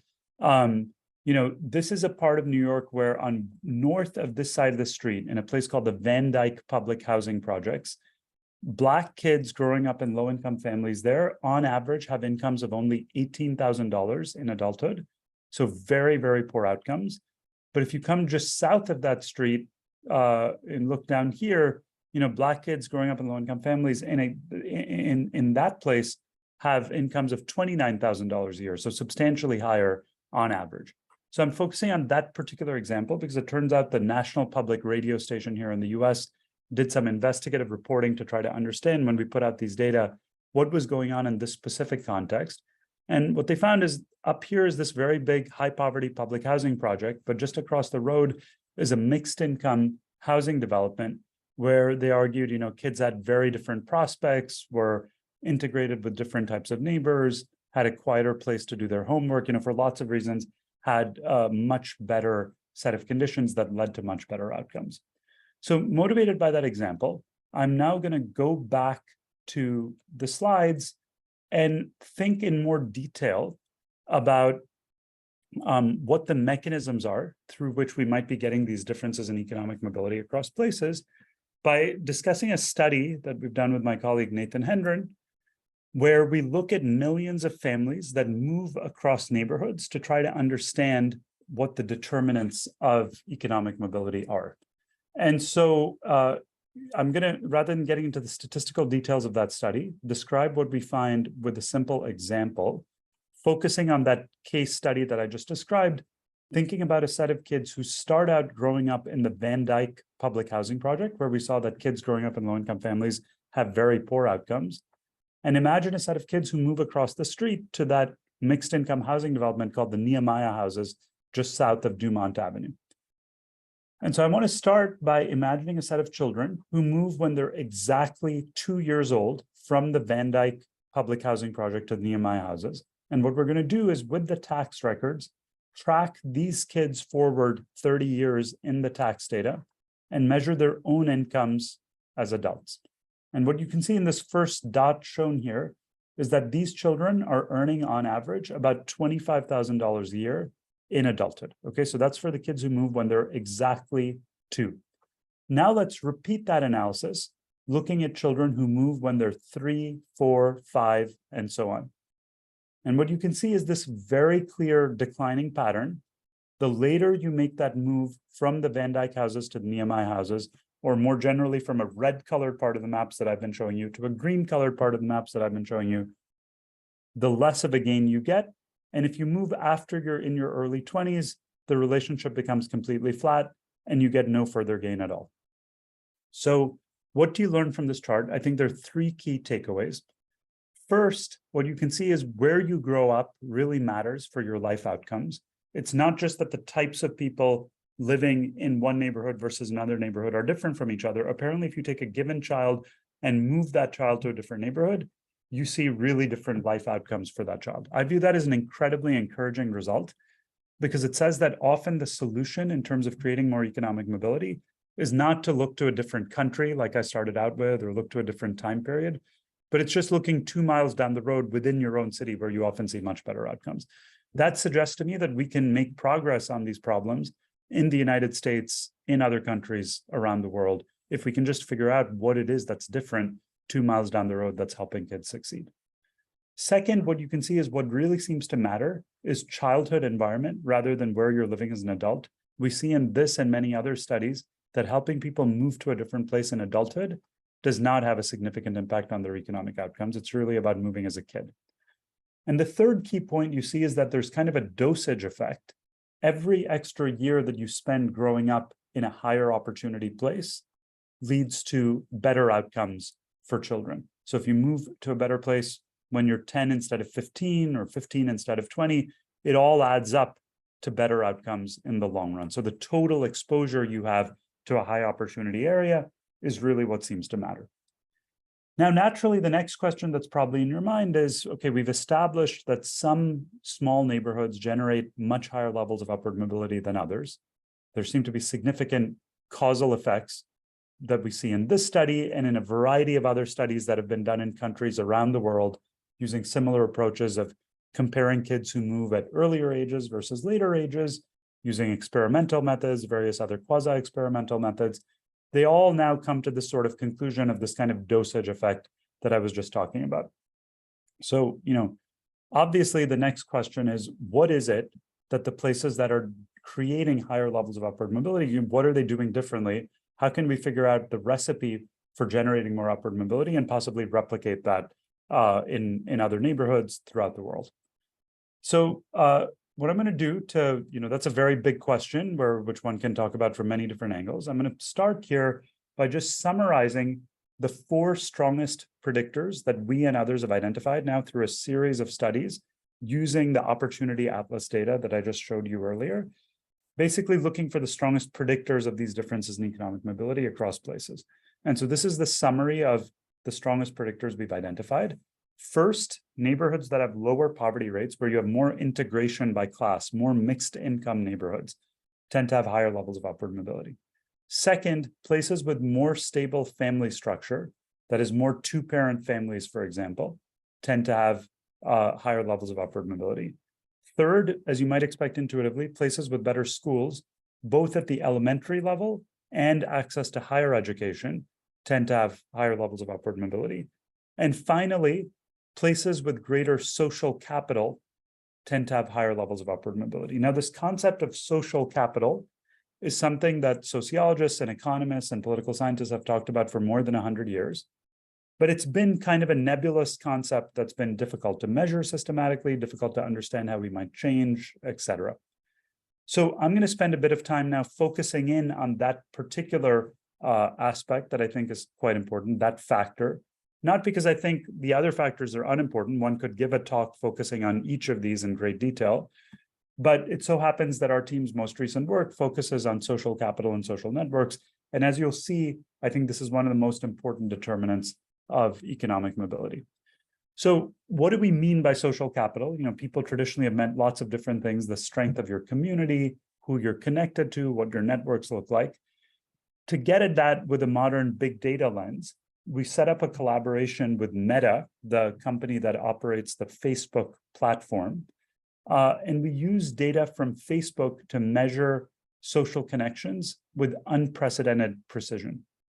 So let me show you how that works by turning to this map here, which again, let me describe how we construct this and then tell you what I think we learned from it. So here we're using data from Facebook, 72 million people between the ages of 26 and 45 on Facebook. And we're classifying those people into being low income versus high income using a machine learning algorithm. And then we're constructing a very simple measure of social capital. We're asking how much cross-class interaction is there on the Facebook platform. So for every county in America, we take the set of below median income people, and we ask what fraction of their friends have above median income. Blue colors here represent places where poor people have more rich friends. Red colors represent places where there's more disconnection by class. So if you look at this map, you probably recognize immediately that the spatial pattern looks incredibly similar to the map of upward mobility using tax records that I started out with, right? It's exactly the center of the country where you have a lot of cross-class interaction as a low-income person. It's the Southeast where you have a lot of disconnection and so on. You can formalize that by doing a scatter plot of rates of upward mobility versus the share of high-income friends among low-income people in the Facebook data across counties. And you can see that here, unlike with the job growth scatter that I showed you initially, there's an incredibly strong relationship. The places that tend to have higher levels of cross-class interaction tend to also be the places that have the highest levels of upward mobility. Now, one interpretation of why we're seeing this link is that there's a causal effect of upward mobility, of cross-class interaction on, have we lost the slides? I just want to double check.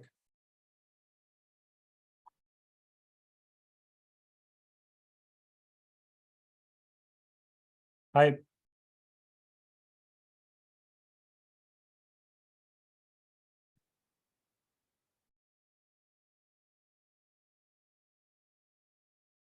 Once again. Yes, yes. So yeah, the slides are back on. You could continue. Thank Okay, you. great. All right. So one interpretation of why we're seeing the strong relationship between cross-class interaction and rates of upward mobility is that there's a causal effect of interacting with higher income people on children's chances of rising up. So it could be about getting job referrals or being inspired to go to college if you interact with people who've had those kinds of experiences. So there are good reasons to think there could be a causal effect of cross-class interaction on upward mobility. But you might also wonder if there's some other third factor that's generating this relationship that's basically a confound. So to give you an example, San Francisco, it's one of the richest cities in America. So if you're a low-income person, you will tend to have a lot of high-income friends in San Francisco, simply because you tend to be friends with the people around you. You also have a high rate of upward mobility there, but maybe that's because the schools in San Francisco have a lot of funding, maybe because there are a lot of resources, high-quality universities nearby. Maybe it's not the direct effect of the social interaction itself. So to show you how we can get at that with these modern data sources, I want to turn to this plot here, which I really see as the central result of this body of work that we just recently published in the journal Nature. So I'll show this to you in a series of steps. So what we're doing here is every dot here represents a different zip code in America. We're plotting the share of high-income friends among low-income people in each zip code, so that Facebook measure of cross-class interaction, just against a measure from the census of how rich the zip code is, the median household income in the zip code. And you can see there's a strong upward sloping relationship here.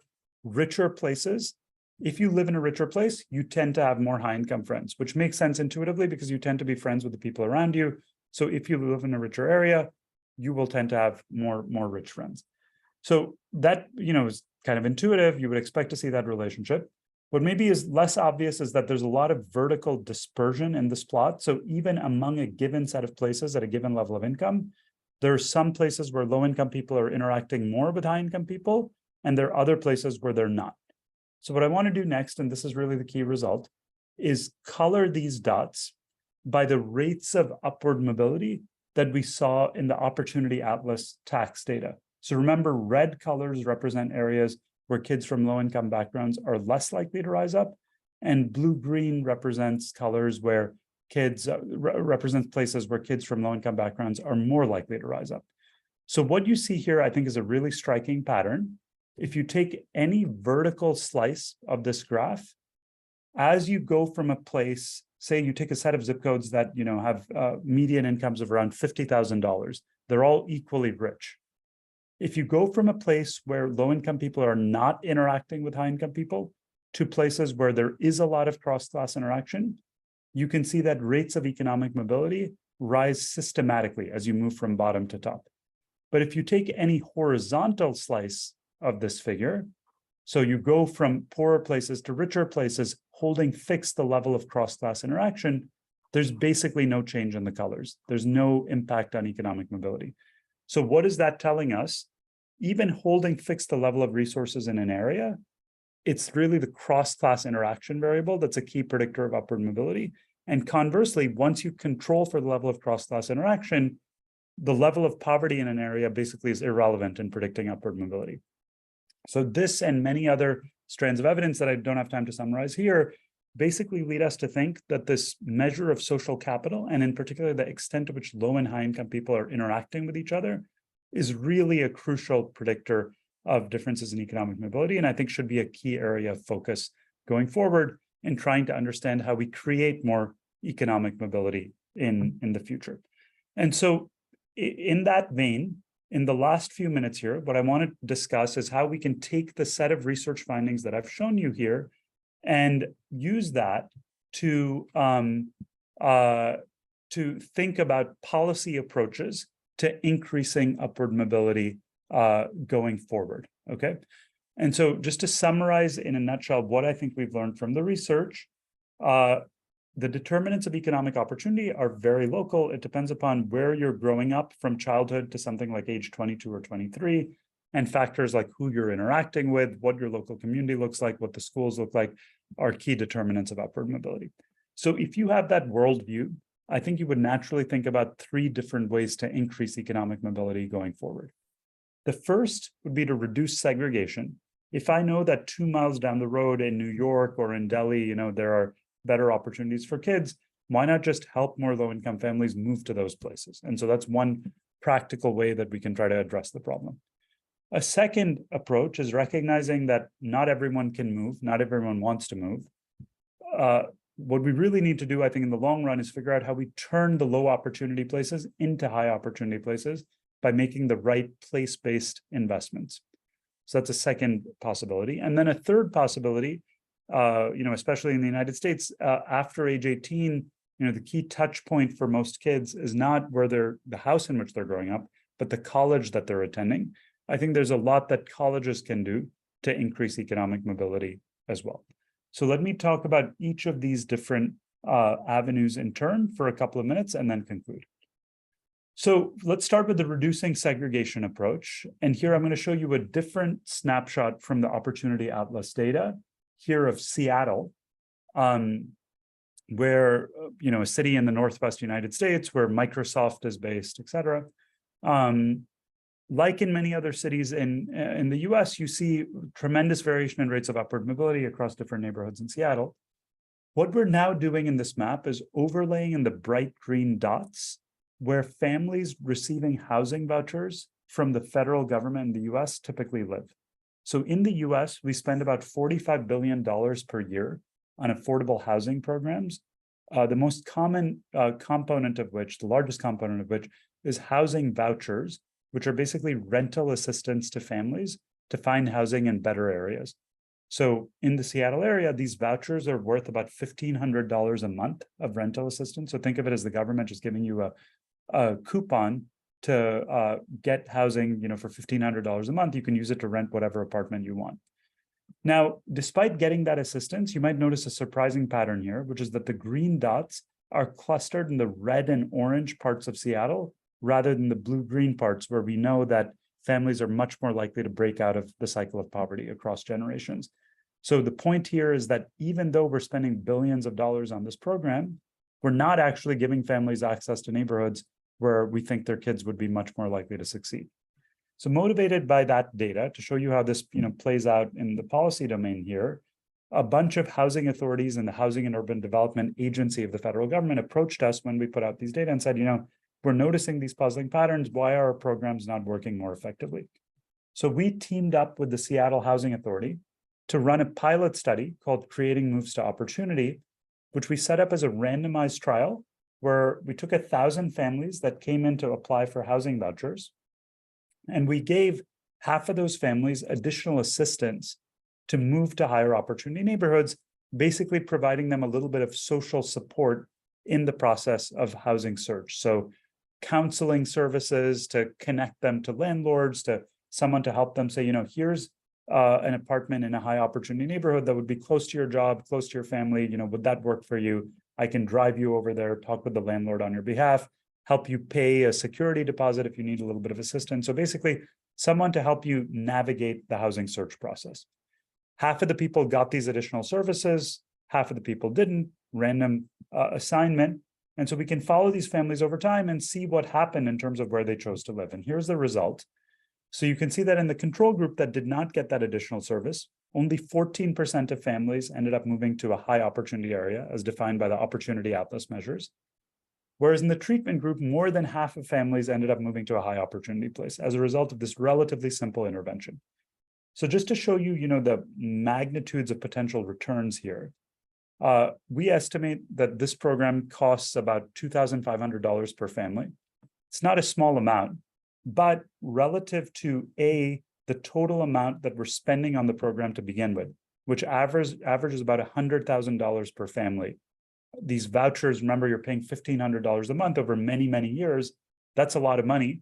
This $2,000 increment, that's just a 2% increment in the program's cost. So from that perspective, it's very inexpensive. But second, and I think more importantly, if we look at the rate of return in terms of impacts on kids' outcomes, we estimate based on our prior work that the kids who grow up in the treatment group are going to go on to earn about $200,000 more over their lifetimes relative to kids in the control group. And so that $2,500 incremental investment, is very small relative to the lifetime impacts you're going to have on these children down the road. So I want to show how, this kind of research, matters not just for understanding what's going on, but can actually have an impact on the world. So to show how that's playing out here in America, Here is what happened after we did that work in Seattle was that there was a bill passed in the US Congress, sponsored by both Republican and Democratic senators, to authorize $80 million of funding to replicate what we did in Seattle in 9 other cities across America. And that is currently happening across cities in the US. The Seattle demonstration is being scaled elsewhere. But even more importantly, there's another bill that's now working its way through Congress to authorize an additional $5 billion of funding per year to expand the housing voucher program, very much motivated by exactly the set of research findings that I've been showing you.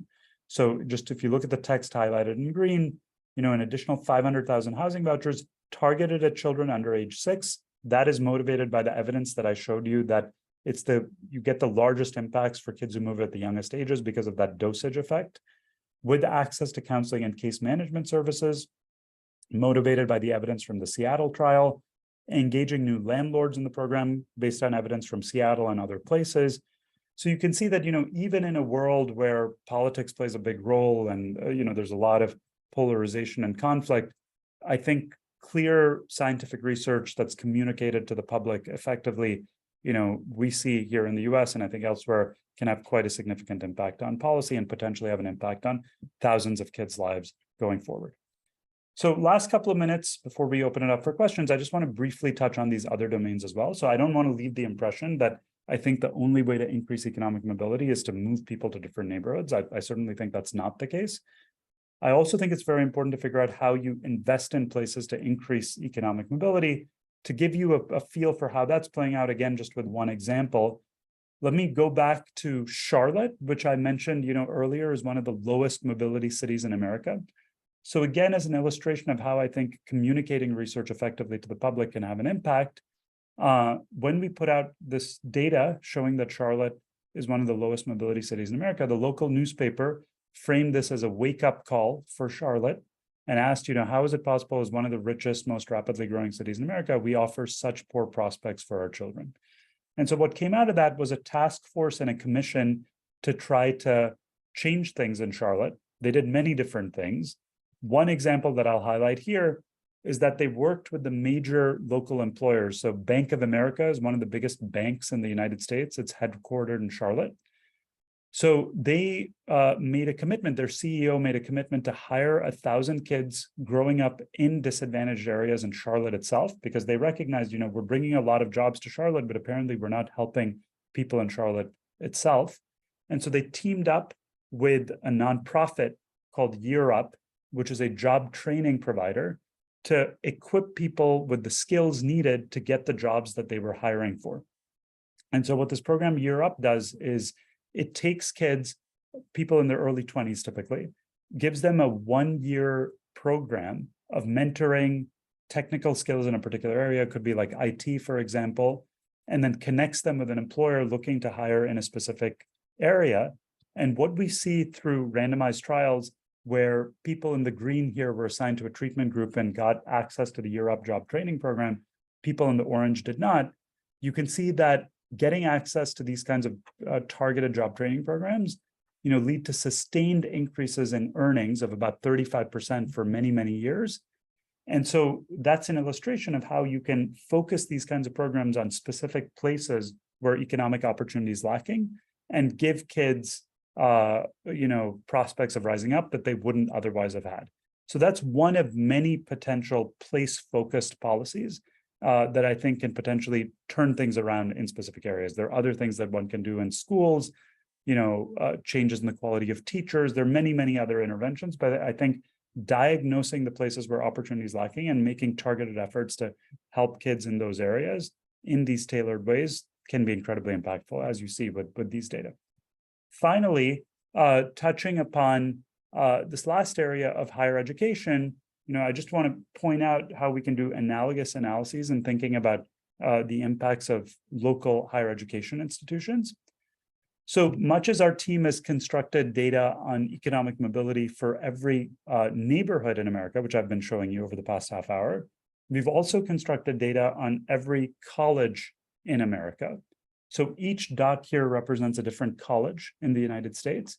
And when we think about colleges, there are two different dimensions that we need to think about in terms of their contribution to economic mobility. The first is what you may think of as the upward mobility rate. If you take the set of low-income kids, say at my own institution, Harvard, and ask what fraction of them reach the upper middle class or beyond. So among kids who come from the bottom 20%, families in the bottom 20%, what fraction of them reach the top 20%? You can see at the top elite private colleges in the US, Princeton, Stanford, Harvard, Yale, those colleges look terrific on that dimension. The kids who attend these colleges from low-income families, many of them reach the upper middle class or beyond. But that's not the only thing that matters for a college's contribution to economic mobility. Of course, what also matters is how many low-income kids you have in your college to begin with. And on that dimension, you can see that these colleges actually perform quite poorly. Only 3% of kids at Harvard come from the bottom 20% of the income distribution. You're about 80 times more likely to attend Harvard if you come from the top 1% than the bottom 20% of the income distribution. And so because of that, places like Harvard contribute very little to economic mobility simply because they don't have a lot of low-income kids to begin with. Now, on the other hand, you can see all these dots down here in the lower right-hand side of the graph, where there are these community colleges that enroll lots of low-income kids. But unfortunately, if you look at the outcomes at those places, those kids tend not to have great outcomes after college. They don't have great prospects of upward mobility. And so conceptually, the problem in the US, and I suspect in many other countries as well, once we can construct similar data, is that there's a lack of institutions in the upper right side of this chart that both enroll many low-income kids and offer them great prospects of rising up. And so one of the key things we're working on at present in the US is trying to understand how we can expand low-income access to colleges like Harvard and Stanford and increase the number of low-income kids who attend those universities, while at the same time improving outcomes at these community colleges where we're seeing lots of low-income kids enrolled, but seeing many of them not complete college or not achieve great outcomes after college. And so that I think is, again, a key domain where we can make progress going forward.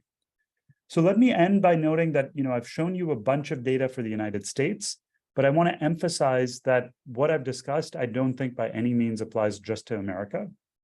There's great work now happening around the world, replicating what we've done in the US and expanding upon it in many, many different ways and learning new lessons about the determinants of economic mobility, countries ranging from Sweden to Spain to Brazil to African countries to India with the work by Sam Asher and Paul Novosad in particular, and I know many others are building on this as well, which is very exciting to see. Let me just end by noting that on a personal note, I'm particularly inspired to see this work about India. My own parents grew up in very low-income families in villages in South India and Tamil Nadu. I often wondered, what is it that gave us in our generation such great opportunities, gave my parents the opportunity to come to the US. And if you look at the work that Sam and Paul and Charlie Rafkin have done, you can see that indeed it's the southernmost tip of India, Tamil Nadu, where my parents grew up, which has some of the highest rates of upward mobility. And so to me, that provides a little bit of an explanation for some of the opportunities that I've had that I'm very grateful for. And I'm delighted to see such a great group of people in Bangladesh and elsewhere thinking about these very important issues. So thank you so much. And you can see everything that I've presented here on the web, read the papers, look at the data, and I also look forward to taking your questions now. Thank you.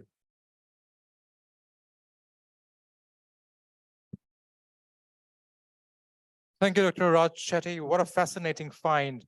And it's great to see how the policymakers are acting upon it very quickly and, like you said, piloted in 9 different states.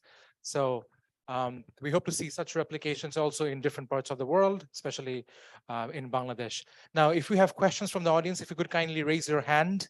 I see one hand. I'll come to hands a little later, but then let's go back to the questions from the audience a little. So we've got 3 hands, I think, in the order of how I saw it. So I think, yes. Sir, if you could be very brief, name and where you're from, and then directly to the question, please. Yes, so I'm Tanzimul Islam. I'm a research assistant at Arcade Foundation. I'm just checking if Dr. Raj Chetty can hear you. Dr. Raj? Yes. All good. Okay. So I was wondering, is there a racial aspect to the segregation that you mentioned? So there has been an active attempt to segregate the African Americans from the affluent suburbs. So did your data correspond to any sort of segregation based on the suburbs and race. So was there any finding related to that? Thank you. Yeah, thank you for that. I mean, you're absolutely right that race plays an enormous role in the US. I skipped that data in the interest of time, but you can look up on the web if you're interested. We have a series of papers on race and economic opportunity. And if you look at that Opportunity Atlas data, you can actually subset it by race. And you're exactly right that there are very big differences by race in America. In particular, Black Americans have much lower prospects of rising up than white Americans. And there are interesting nuances to that. So it turns out that difference is driven entirely by Black men versus white men. It turns out that Black girls have the same prospects for economic mobility as white girls. So that's why it's valuable to disaggregate this data, because you can start to see it's not just about race, it's about race interacted with gender. And then you can start to try to understand, why is that? Is it about incarceration? So African-American men have very high rates of criminal justice involvement, incarceration in the United States.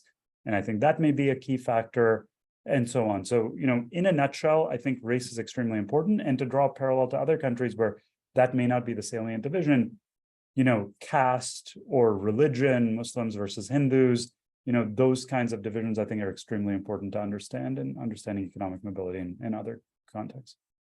Thank you. Just before that, for those of you who are watching online, I know some of you are connected through Zoom sessions. So if you could also write down your questions, we would read them out. Now, sir, you had a question. Yeah, thank you, Professor Chetty, for this interesting piece, talk. It is very, very interesting. So I liked it. I have a couple of questions, but I will restrict to one because of the time constraint. One is one point that clearly you said, and which is very important, to mixing the poor and rich for better mobility, and particularly bringing poor into the rich areas. But there will be also restriction by the rich, because they don't feel that they should be actually live with poor people. So they have different, I think they have different reactions to the kind of issues that you are raising with, how you are looking at it. Yeah, great question. So absolutely a very important political issue, higher income people, when you think about the kinds of programs that I've been discussing, housing vouchers, integration, et cetera, they wonder, well, that's great. We want to help lower income people, but not at the expense of my own kids, right? So here's a key fact that I did not discuss, but comes out of our research. So there's a critical asymmetry. We see that, as I showed you, lower income kids do better when they're in a community where there's more cross-class interaction. But it turns out, if you look at the outcomes of the high income kids, they don't do worse when they're in a more integrated area. Their outcomes look unchanged. So it doesn't look like a zero-sum game where if some kids do better, other kids do worse.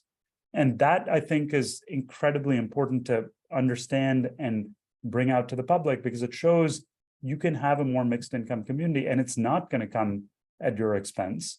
And that can potentially generate a lot more support. But you're exactly right that politically, to make any progress on this issue, that issue is absolutely central. And my view is, in the data, there's an encouraging pattern that it doesn't look like a zero-sum game. Thank you. In the order of how I saw the hands, Hans Timmer, if you could give the microphone to this gentleman in the front row, and then, sir, you wearing the black shirt. Hans Timmer from the World Bank. My question was asked already.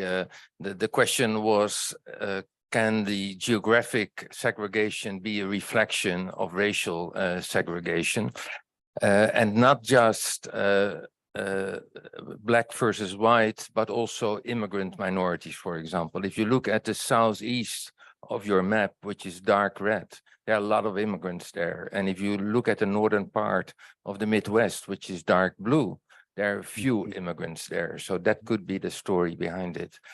That question was asked already, and you gave already an answer, but let me have a follow-up question. The United States has had a lot of experience with busing kids to other neighborhoods, to schools. Do you know what the evidence of that was? Is that similar to the experiments that you are doing? Yeah, thanks. So there have been a series of busing experiments, basically trying to move kids and integrate them in schools rather than actually integrate families. I would say we don't yet have conclusive evidence on the impacts of that, but my instinct is that from the evidence I've seen, it is less effective than actually integrating families into these areas. And the reason is what we find when we look at the social network data is you can often have kids who are physically integrated in a school, like they're attending the same school, but in fact, the other children they're interacting with are completely non-representative of the student body of the school. So what you often hear about with busing is these kids, often from different racial backgrounds, would be bused into, say, a predominantly white school district, and they would be isolated from everyone else. And what we're seeing in the data is what really seems to be critical is the social interaction, the actual connection, not just being in the same building as someone else.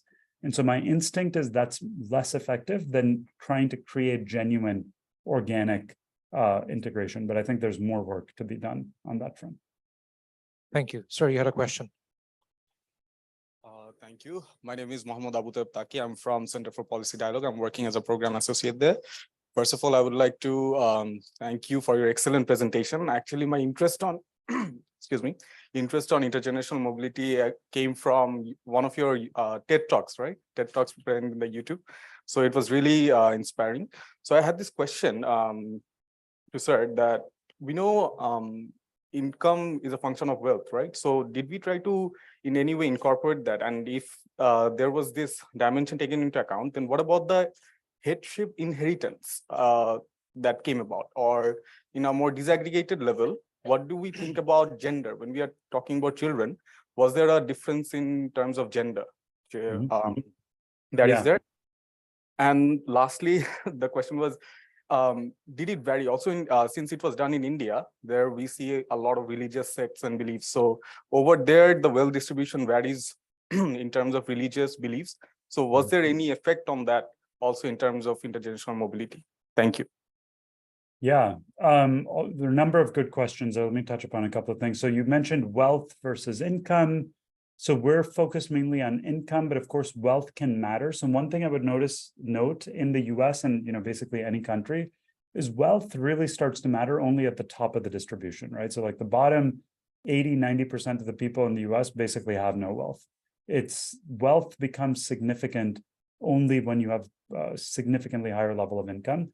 So for a lot of the groups I was focused on, people in the bottom 20% of the distribution or the 25th percentile, there is basically no wealth. And so the differences that we're seeing, across areas, across groups, et cetera, I don't think wealth can be a fundamental determinant there. Now, you also asked about the role of gender. There are important differences by gender, in a way that interacts with race, like I was mentioning earlier. So, Black women have quite high rates of mobility, Black men do not. And so trying to understand why that is quite important. There are, of course, gender disparities just among, white women versus white men as well, that we think are related to various other factors, could be related to childcare, access to jobs, things like that. I think a little bit different from the set of issues that I've been focused on in this talk on human capital development. Lastly, on the connections to India and the religious divisions and so forth, Sam and Paul and others would be much better equipped to speak to that. But my sense is, there are similar things at play in the sense that there are different trends across these groups over time, which they document in their work. And I think doing more to understand exactly why it is that outcomes are improving for one religious group, but not another. And is it about differences in the resources they have access to and so forth is a critical area for further work. Sure. I think Dr. Imran Muthin had a question. Sir, if you could pass on the microphone to Dr. Imran Muthin.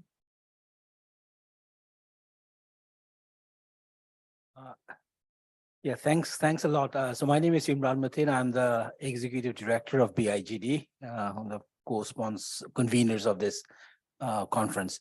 So my question, one is I was hoping you were going to come up with or think about some interventions or give result of some interventions where you try to improve the interclass interaction. Of course, universities with higher level of poor outreach would do that, but are there more digital types of social interactions through which interclass social interactions through which, things can actually also upward mobility can be enhanced. Whether there are any experimental evidence on that.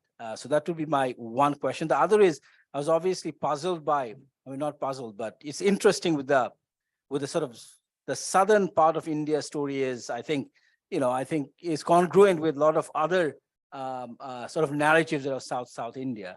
What was interesting is North, because in the North India also, right at the North, you see quite a similar pattern in terms of high level of upward mobility in the atlas that you showed. But what's also interesting is also the rest of India, and particularly I was looking at West Bengal, where you actually have pretty low levels of upward mobility opportunity in a context where, of course, you have had very strong, progressive sort of politics happening. So wonder if you have any thoughts on that. Yeah, both great questions. So let me take the second one first. I don't think I'm familiar enough to speak to the Indian political context, but to draw a parallel to the US in terms of progressive politics and do you see a correlation with mobility? Very much like what you were saying, things don't line up. In some ways, things seem to line up with what you would think. So in parallel to what you said about the South, I would say is the Northeast in the US or places like California, typically thought to be very progressive places, have pretty high rates of upward mobility. But then you have the Great Plains, the middle of the US, which has some of the highest rates of upward mobility, is much more of a conservative area, not what you would associate with progressive politics. Then you also have the rural South, which is also very conservative, but has some of the lowest rates of upward mobility. So what we found, and many others have found, is there's actually not a systematic alignment with political orientation and broad brush progressive politics or not, which I actually think resonates with one of the findings I showed, that these differences are very local, right? Different parts of New York City, different parts of Seattle, et cetera. So at some level, it can't be about broad differences in political orientation, because how could it be that on one side of the street versus the other side of the street, you end up with very different outcomes? And so in a way, that's a good segue to your first question on the social connections and the social factors, because that does vary at a very local level. And I think that is actually one of the central things. And you're absolutely right that what we would love to see is interventions that might change that. And so maybe actually, if I can just, I'm going to see if I can share the slides again for a second. Can you all see this? So I skipped over this. This is actually the second of these two Nature papers that we published last year with the Facebook data. And I just want to use this diagram to make a very simple point that relates to your question. So when we think about the degree of cross-class interaction, I think it's crucial to distinguish between two different factors that contribute to it. So if you look at first the example on the left, which we're calling exposure, imagine you've got two different schools. All the high-income kids shown in the green circles go to the first school, and all the low-income kids go to the second school, school B. So in this kind of situation where you have a lot of segregation, a lack of exposure, you're of course going to have very little cross-class interaction because you can't be friends with people you never meet. So that's one dimension that potentially matters. But there's a second dimension that I think is equally important, it turns out in the data, which is what we're calling friending bias, a lack of interaction, even conditional on exposure. So imagine we have perfectly integrated schools. So this is what I was referring to earlier with the busing question. Say through busing or some other change in the school district boundaries, some policy change, we have an equal number of low and high income kids in every school. We could still end up in a situation where the high income kids are friends with each other, as shown by these lines, and the low income kids are friends with each other, and there's actually no cross-class interaction anyway. So drawing this distinction, I think, is extremely important, because if the issue is about a lack of exposure, then the relevant interventions are about how you create more exposure. You can change school district boundaries, you can try to do things like busing, you can try to bring people together physically in various ways. But if the issue is about friending bias, none of that's going to work. And you have to think about how you reduce friending bias and actually get people to interact more. One key point I want to make before we get to interventions is this is not like something that's unchangeable. What we find is the structure of institutions determines the degree of friending bias in a quite significant way. I'll give you one example of that. If we plot the degree of friending bias, the extent to which low and high income people are separated from each other versus say the size of the school that kids are attending, you can see very clearly that bigger schools tend to have more friending bias, more separation by class. And I think the logic there is very intuitive. If you just introspect and imagine going to a dinner party with say 500 people, you are going to probably, connect with the people who are more like you, and there's going to be a lot of separation. Whereas if you go to a party with 10 people, you'll probably interact with everyone by the end of the evening. And so that kind of phenomenon plays out in an important way in the data in many different settings. And so, all that's kind of a roundabout way of getting to your question about interventions. That's concretely something we might be able to do, create smaller schools, create smaller cohorts. There might be other things like we find in recreational activities. People tend to make friends across class lines much more than in other settings. In religious settings, it turns out people make many more cross-class friendships.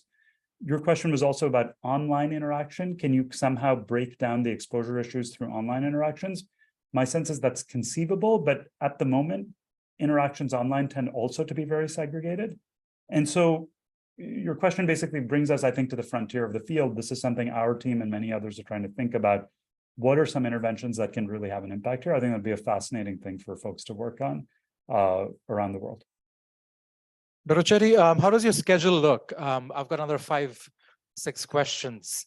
So if you could allow us maybe a little bit more time, if that's fine. I'm happy to stick around for another. I think I've got another thing in about 5 minutes, but happy to take a couple more questions. Yeah.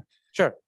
I think from our online audience, we've got one question. So on behalf of Dr. Shakil Haider, BRAC University Economics Department, his question was whether any spillover effect had been analyzed or taken into consideration about spatial scenario. Yeah, so maybe what that question is getting at is, are there spillover effects from one place to another adjacent area if you have an intervention? I mean, what we find is what matters is very, very local. So if you imagine like a spatial decay plot, that if you have higher rates of poverty in one given place, how much does it spill over to nearby areas? There's something like a half a mile radius in which you have an impact. And then beyond that, it completely fades away. So there are spillover effects spatially, but they're very, very concentrated. It's not a very diffuse pattern. Thank you. So I'll ask the volunteer to bring the questions which were posed online up on the screen. And then Dr. Shetty, you take your pick. Any question that you want to pick out of those 4 or 5 questions, unless you want me to read them out. I am not, so I'm not seeing them. Do you mean just go to the question and answer box here, or are you going to bring them up online? Do you see it on the screen? Do you see it on the screen? Yes, I am seeing what you're highlighting. Yes. Give me 1 minute to just, right. So there's a question about the types of jobs that people go into and whether there are differences there. I mean, one of the things we find is that people, go into jobs that are very similar to what they see around them in the prior generation. So if you grow up in an area where there are a lot of scientists, you tend to be much more likely to go into science and innovation. And that occurs in a gender and race specific way. So for example, we've done a study looking at inventors in America. And we see that if women grow up in an area where there are a lot of female inventors, they're much more likely to go into innovation. But if there are many more male inventors, it has no impact at all. And so, yes, I think there's a big influence on the types of jobs that people take. And it relates to the social connections issue that I've been emphasizing, that people tend to follow the pathways that they've been exposed to. And that's a key driver of a lot of the issues we've been discussing. Wonderful. I think we'll take one question from the audience, please. Sir, if you have, could somebody quickly rush and give him the microphone, please? Wonderful. Thank you, Professor Shetty. Your achievements are really intimidating. So very good to see you, at least through Zoom. My name is Mustafizur Rahman. I am with Center for Policy Dialogue, which is a civil society think tank in Dhaka. Your very first slide, where you mentioned about the percentages, The US figure is for 2014, for example. The Canadian study that you mentioned is from 1999. And that shows 13.5% as against 7.5% in 2014. So if I would like to request you to hypothesize, without any interventions that you have mentioned, what would you think if there was a survey now in Canada? What would you expect? Yeah. So you're exactly right. And that's a key night to notice that those things were measured at different times, which is when those studies were done. People have started to do these studies over time. One of the things I think we should be doing in all countries is basically monitoring levels of social mobility year after year, group after group, area after area, because that can help us understand where issues are emerging, where things are getting better, and so on. My sense from smaller studies that have been done since then is that basically things are getting worse in places like Canada and Sweden, where you now have lower levels of mobility than you did before.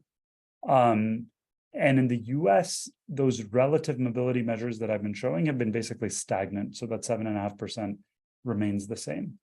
So then you can start to ask, why is it that in a place like Canada, or in particular in Sweden, where you see significantly lower levels of mobility now than you did before, what's changing? One of the things that I think is changing in these countries is, if you take European countries in particular, much larger immigrant populations. And that, I think, is changing the nature of public goods that are being provided, where there's a pullback in terms of investment in schools. There's more segregation that also ends up affecting the natives as well as the immigrants. And that's potentially an explanation of what the issue is in the US as well, which has a long-standing history. It's come up a couple of times in the questions of racial divisions, divisions between different ethnic groups and immigrant populations and so on.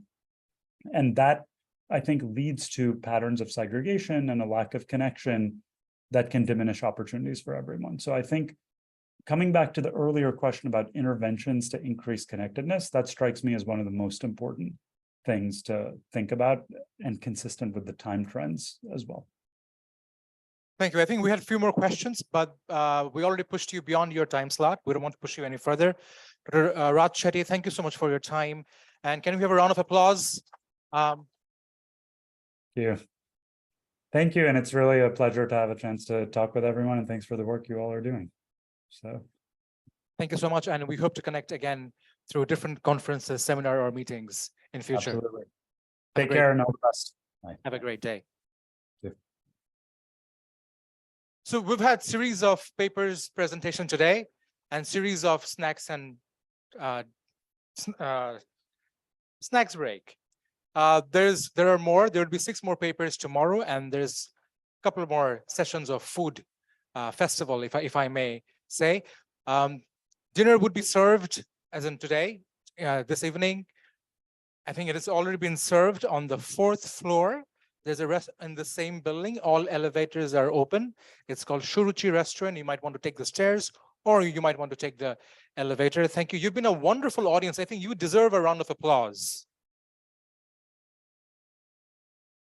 From 12 o'clock to 7:30, there was a lot of information to absorb. I hope you may make good use of that, and I hope you learned a lot. We'll see you tomorrow. There will be 2 more sessions, 6 more papers, a presentation by Mauricio, and then a panel discussion, closing remarks. There's so much more that we can offer you tomorrow. We hope to see you tomorrow. Come back again, have a safe night, and we'll be there tomorrow to see you again. Thank you so much. Thank you.